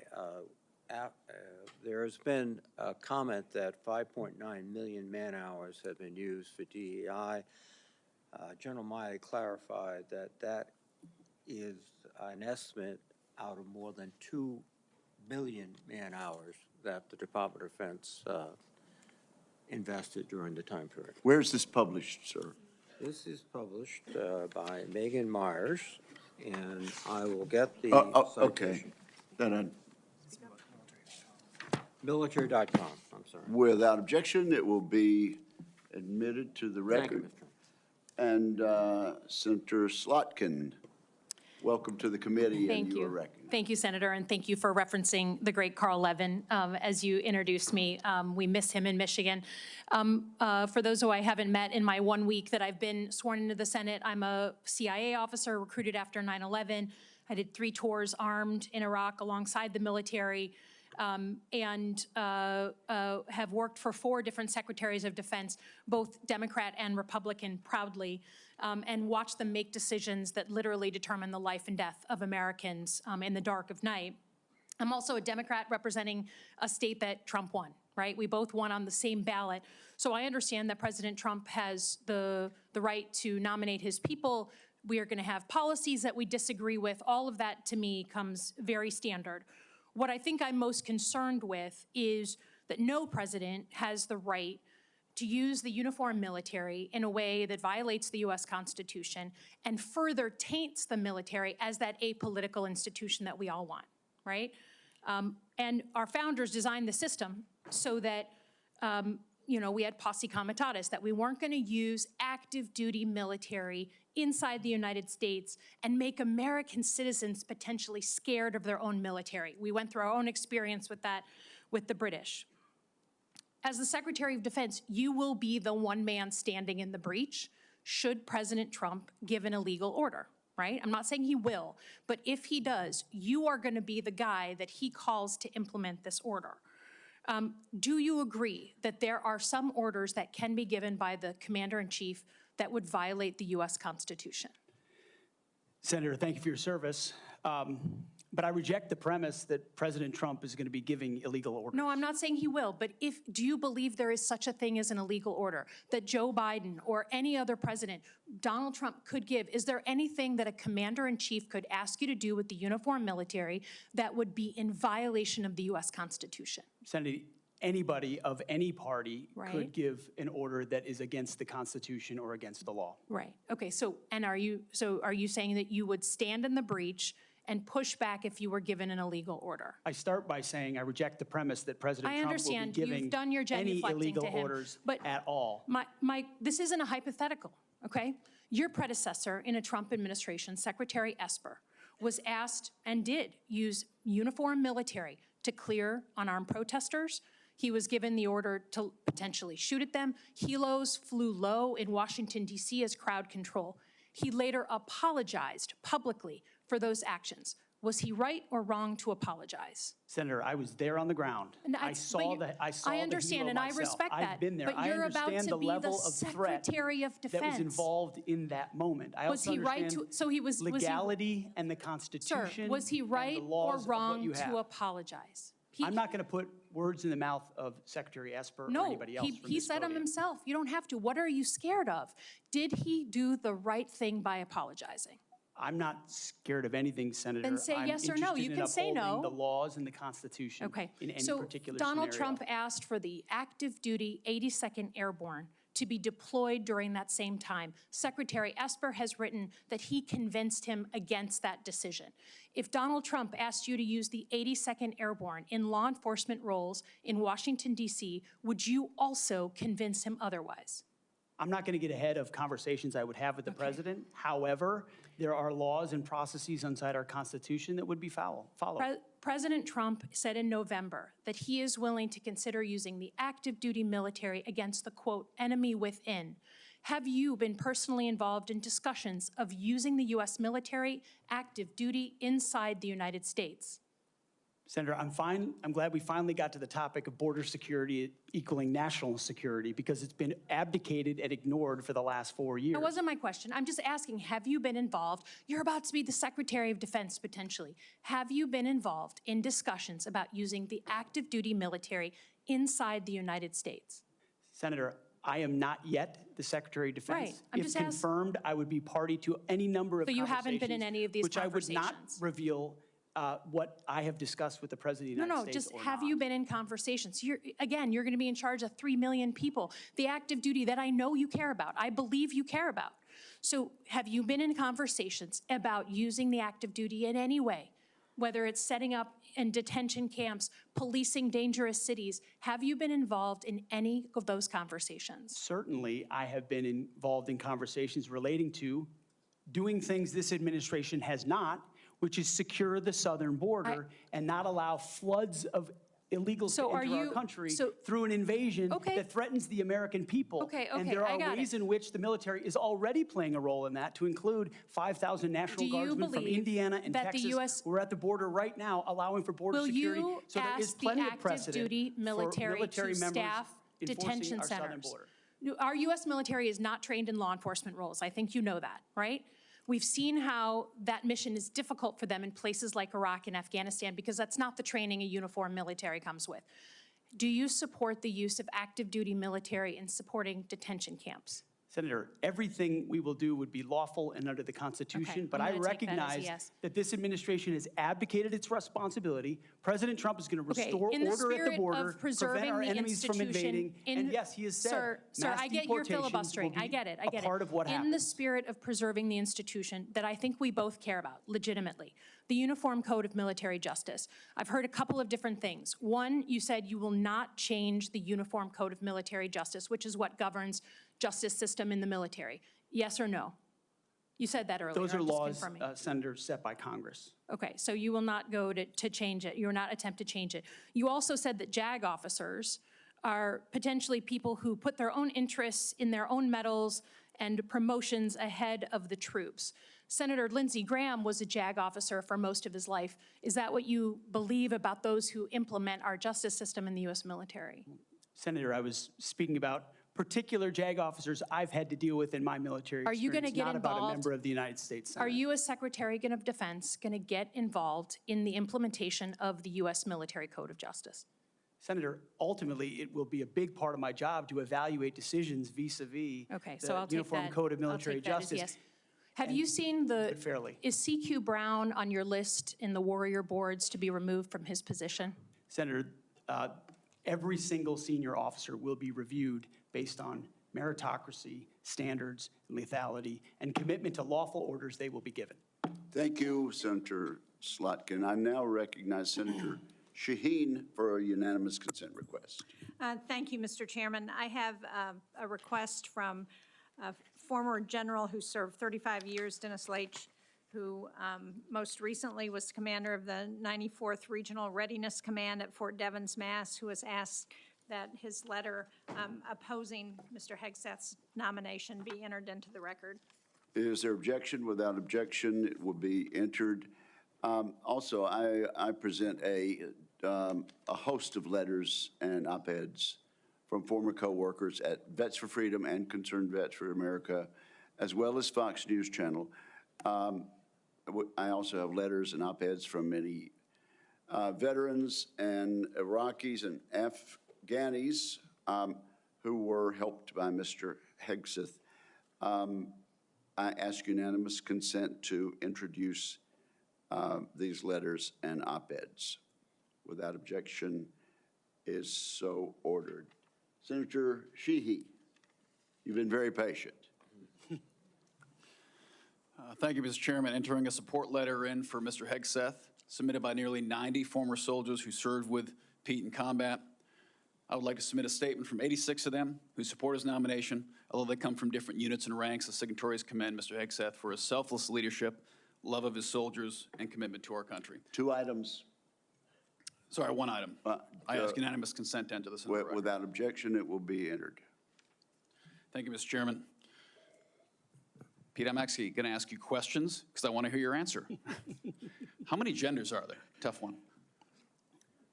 Senator, there are 2 genders. I know that well. I'm a she-he, so I'm on board. What is the diameter of the rifle round fired out of an M4A1 rifle? That's a 5.56. How many push-ups can you do? I did 5 sets of 47 this morning. What do you think are most important strategic bases in the Pacific? In the Pacific, Guam is pretty strategically significant. How many rounds of 5.56 can you fit into the magazine of an M4 rifle? Depends on the magazine, but standard issue is 30, Senator. And what size round does the M9 Beretta standard issue sidearm for the military fire? A 9mm, Senator. What kind of batteries do you put in your night vision goggle? Duracell. So right there, you're representing qualifications that show you understand what the warfighter deals with every single day on the battlefield.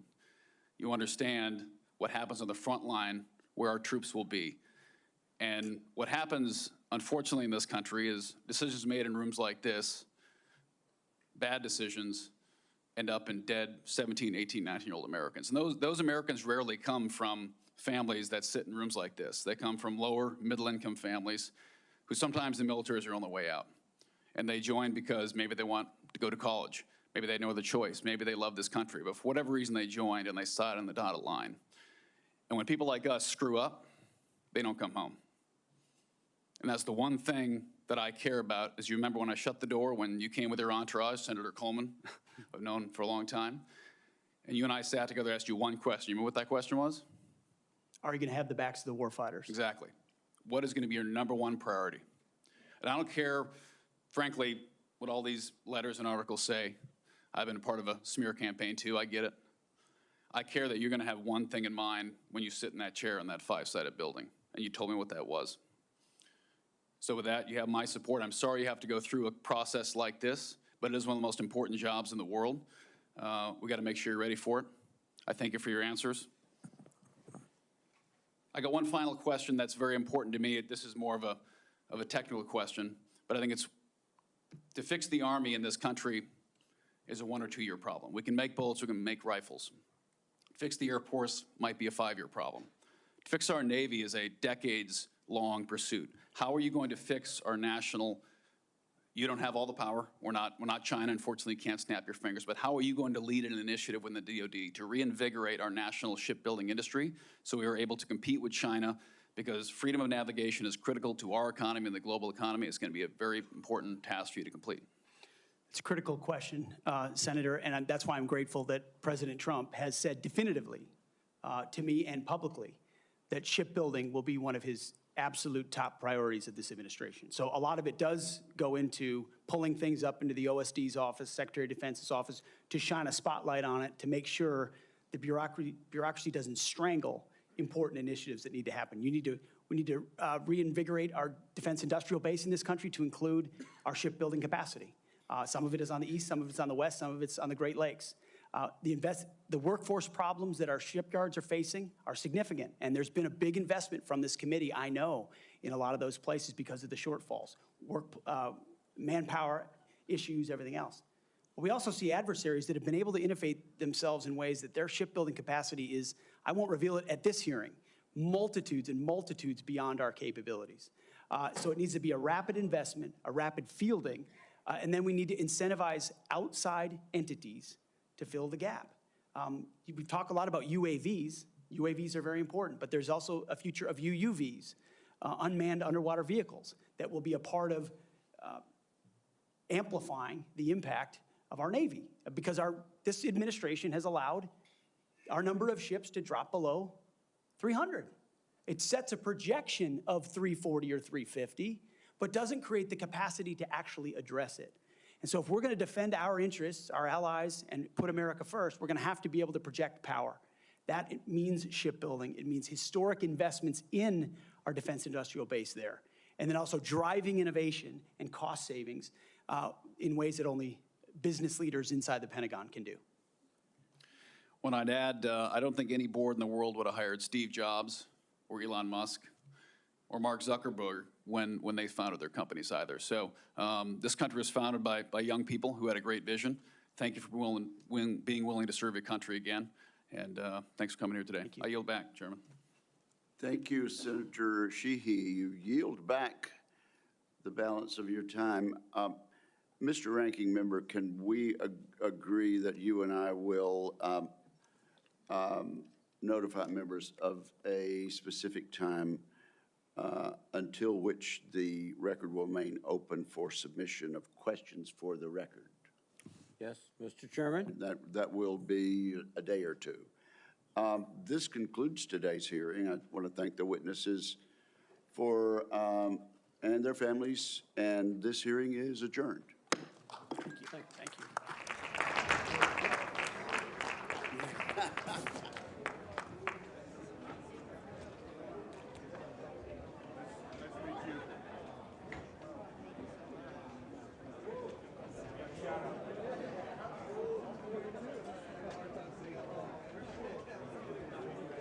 There's a ton out there, yeah.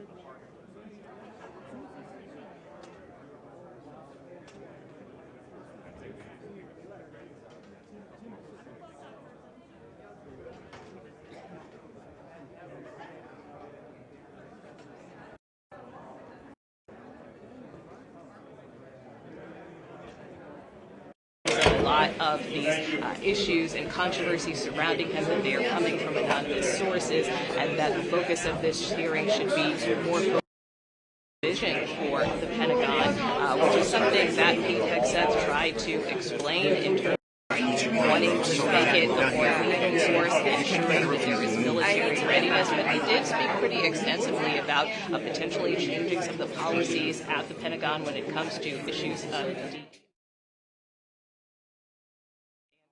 important that standards shouldn't be quotas.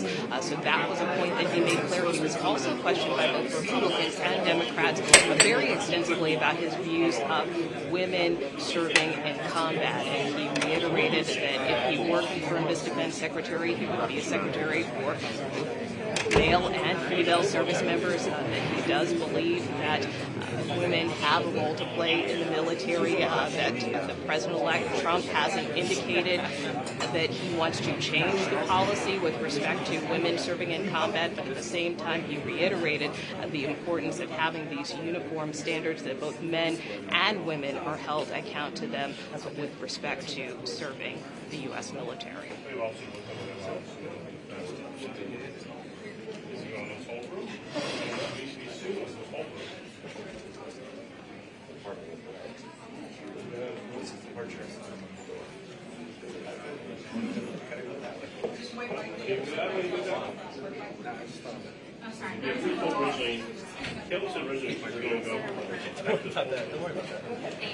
Well, again, his main point of contention, and again, just kind of keeping my eyes to the hallways in case any further lawmakers pass by, but again, I think the point he tried to stress over and over again is that he feels that there should be equality within the U.S. military, that it shouldn't matter what your race is, what your gender is, that all service members should serve equally, but he made clear that he does take issue with the notion of equity, and again, trying to change policies to, in his view, fill quotas, to increase the diversity, if you will.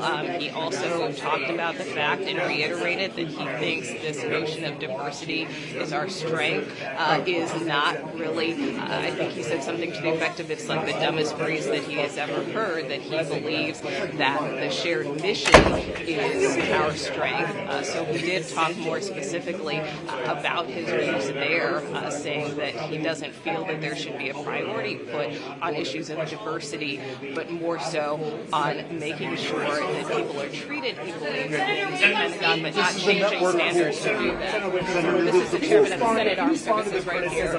Here's one of the criticism that the FBI background check was incomplete and did not interview enough of these accusers from Hegseth's past. And why doesn't the full committee have access to the FBI background check? Well, let me just say from the outset, though, that this was a tour de force, a takedown, a triumph.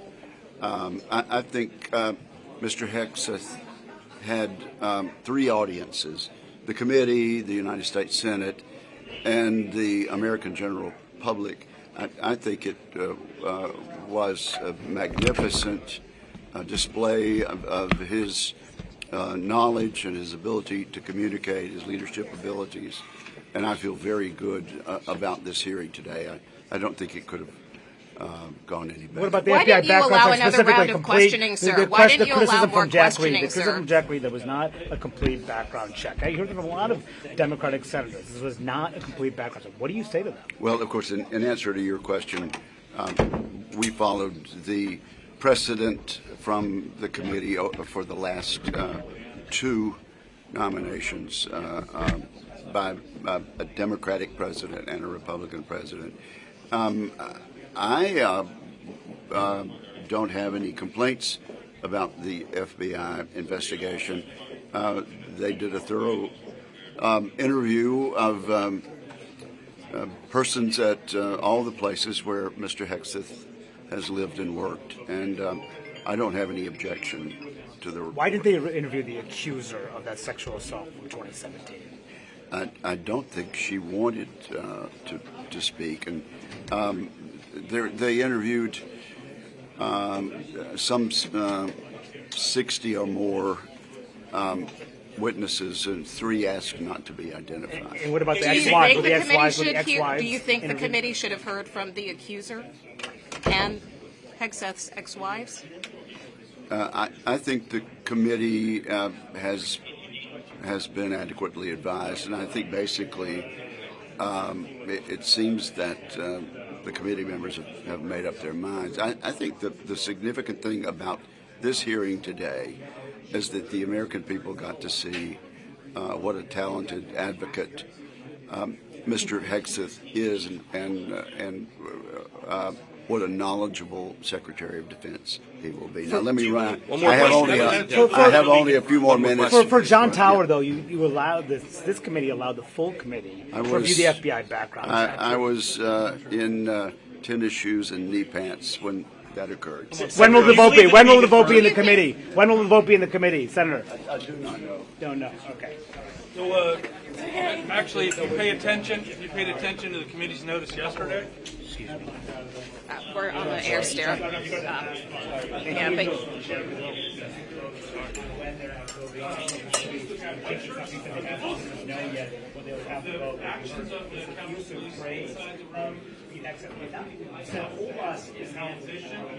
We're very, very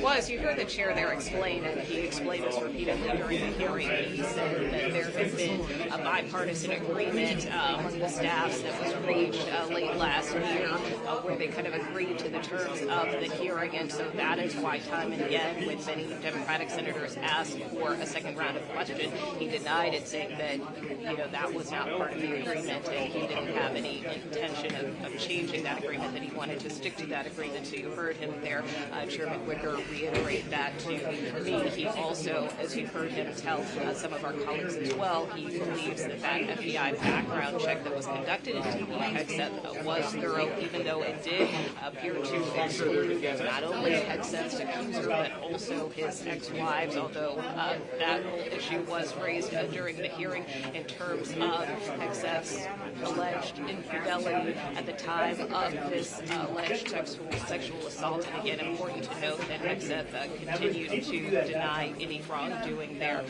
But that being said, in terms of next steps, we do expect Pete Hegseth to meet with more senators. Sources have told me he will meet with more senators this week and next week.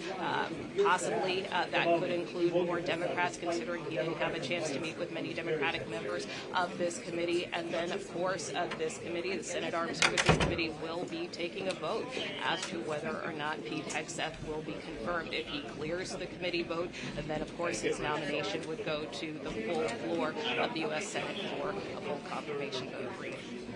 Okay.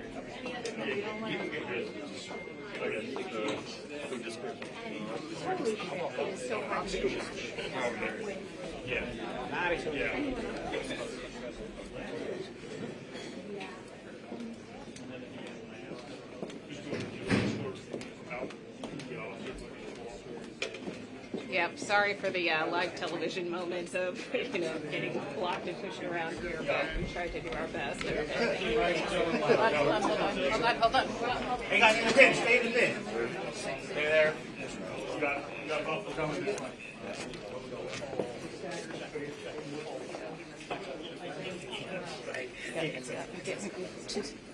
Two shot. Two shot it is. Mr. Hegseth. Can you respond to Tim Kaine? Can you respond to Tim How do you Kaine's feel about the exchange? hearing, sir?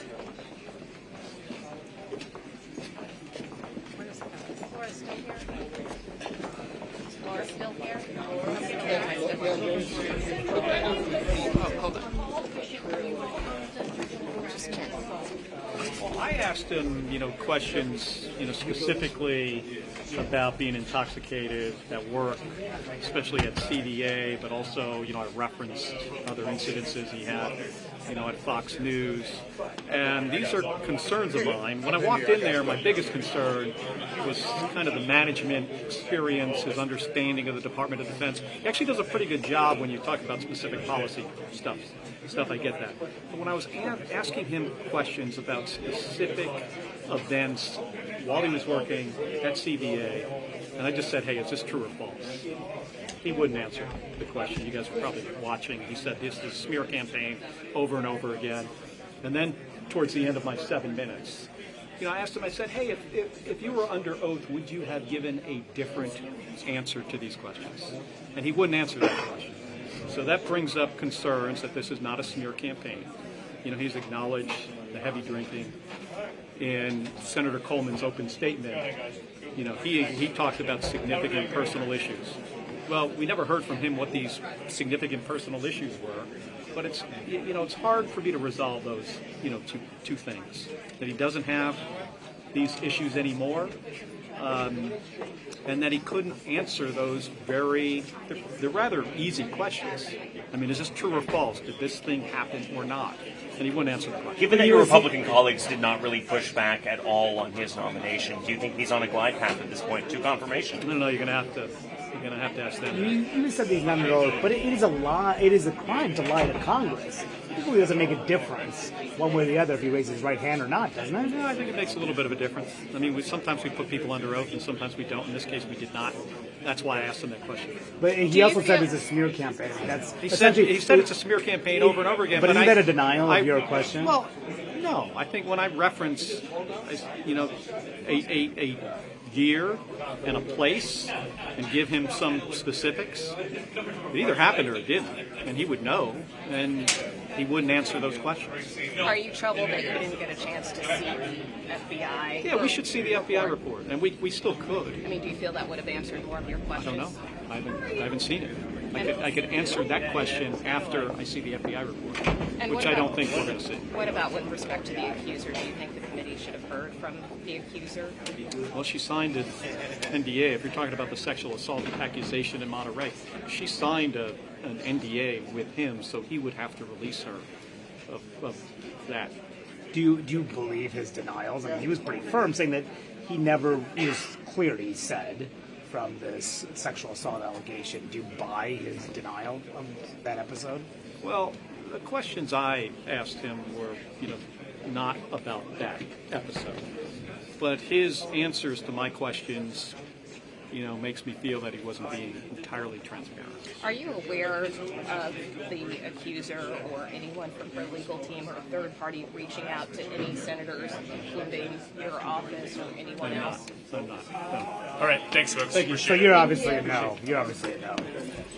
I'm going to meet with him tomorrow. Oh, you are? What further scheduled. questions do you We're have? scheduled. What further questions No, do you have? I think I'll get more than 7 minutes, so I've got a bunch. I've got a bunch of policy questions. Were you surprised? About specific programs, about some stuff in his questionnaire. I had one at the end. I was, planning on asking him about something that's written in the questionnaire. I'm going to ask him that Were you tomorrow. surprised he didn't meet with them beforehand, before the hearing? Yeah, he didn't meet with any of us except for Jack Reed. That's not typical of how this process is supposed to work. And I can only speak for my office. We gave them multiple days, multiple opportunities. It's very clear to us, I mean, it should be clear to everybody that he avoided meeting with all of us. If he would have met with us ahead of time, we could have maybe had better questions that would have worked better for him. We had to go with the material we had. How do you think Senator Reed handled it? Thank you. Good. Great. Okay, great. Got that.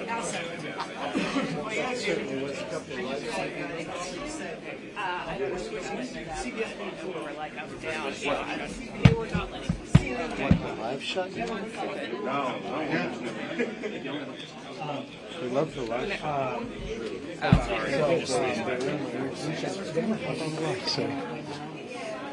Well done.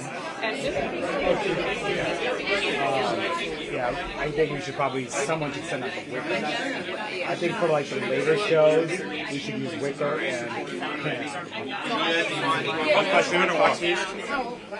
don't think I can get a copy. Okay. I think we can clearly go from this location in about a minute. Okay, 5 minutes, I'm trying to do my best. My next is a 3. Let's use Wicker. You want to go back and work on Wicker? Yes. Do you think I need to send a line that just says, like, Kelly said he's going to meet with Hegseth? Yeah, why don't you send a quick line that, and also Wicker says the And then sexual, the accuser of I the know it's pushing back, 2017 sexual that's fine. assault We're just trying to make sure it didn't want to be interviewed by the FBI. Right. He claims. Say claims. we'll It says that have the, and it could be like Wicker defends have an exchange. You FBI still had a pro live shot? Hegseth, Okay. comma, as Yeah. Yeah. Do you want me to send those lines right now? yeah, I think so. Then we can work a follow down later. And then we can work on it. I like the part with me and Kelly from the where I asked him about the about Democrats. So, at the end, when he criticized it, I pulled that part of the song, and then we pulled and so, yeah, and I'm totally aware of, those implications, and, I mean, everyone's trying to get their shot, everyone's trying to cover it. I'll assist you in that. So let's just make sure we continue to have a dialogue when things are happening. I know you're trying to get your shot. We can't have the dialogue when things are happening because that's I know, but that's when it all happens. That's when everyone wants to talk when bad things are happening. So hopefully everyone got what they needed to get. We'll continue to have these conversations. Are you guys clearing now? Yeah, and he's gonna go track. Is everyone gone? Yeah, Everyone's gone? Okay. right as you were going live on events. You go back and work on that side.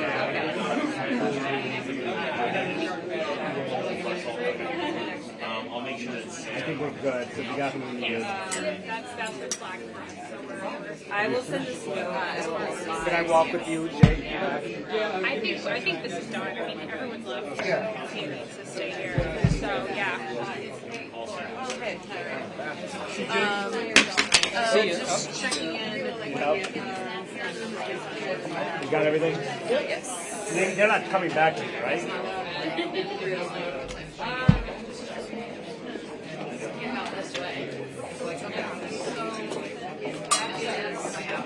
That is all good. Oh, okay. Yeah, more than just about there's no meeting. You wanted to she just walked by here and said, that's why Mom says, yeah.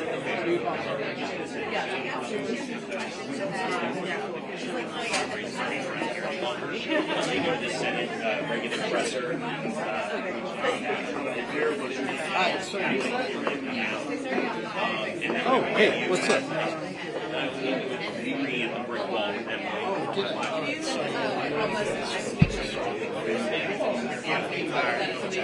Yeah. Thank you.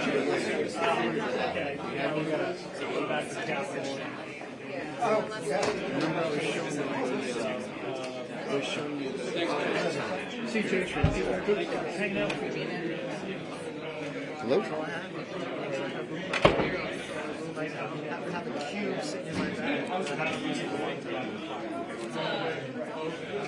It sounds like I'm not very happy, but I'm just like, you know what? In this environment, you can't hear the voice. I got you. Yeah.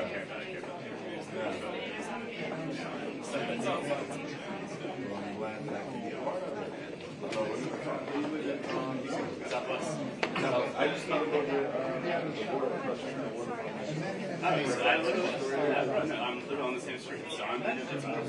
Yeah, so I'm on the road. So, yeah. So I can go down that street, all the way down to the army bases. It's like there's a military base down there. Yes. So I'm literally,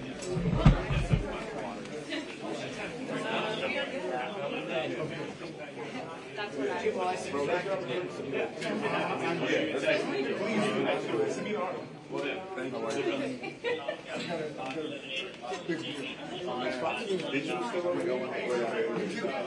Thanks again, Meg. Appreciate it.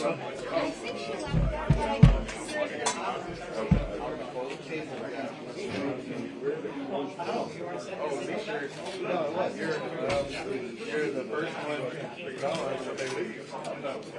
Well, except they always keep that. There's no senators in the meeting. Yeah. We made it through this one. Now, all the ones left.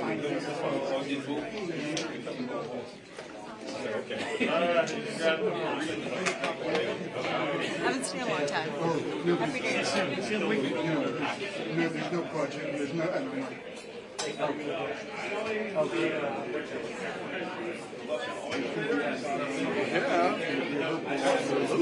and they're gonna be nice and warm. Well, you know you already asked, so you can say to her, hey, it's all the same dance. Even though nobody asked. People will get frustrated if they don't know the dance. Right. Now I know the dance. Right. If they want, I just need to get the other cable up. It is that. yeah. Yeah. Oh, it's 100%. Assignments, different bosses yelling. I do. Yeah. Good to see you. You can see you guys speaking. That's all. Yeah, there's no one in the committee room, so all the senators are gone. Hey, Jeff, were you able to get that wicker on that pool camera or no? Before all the Senate as a whole votes on whether or not.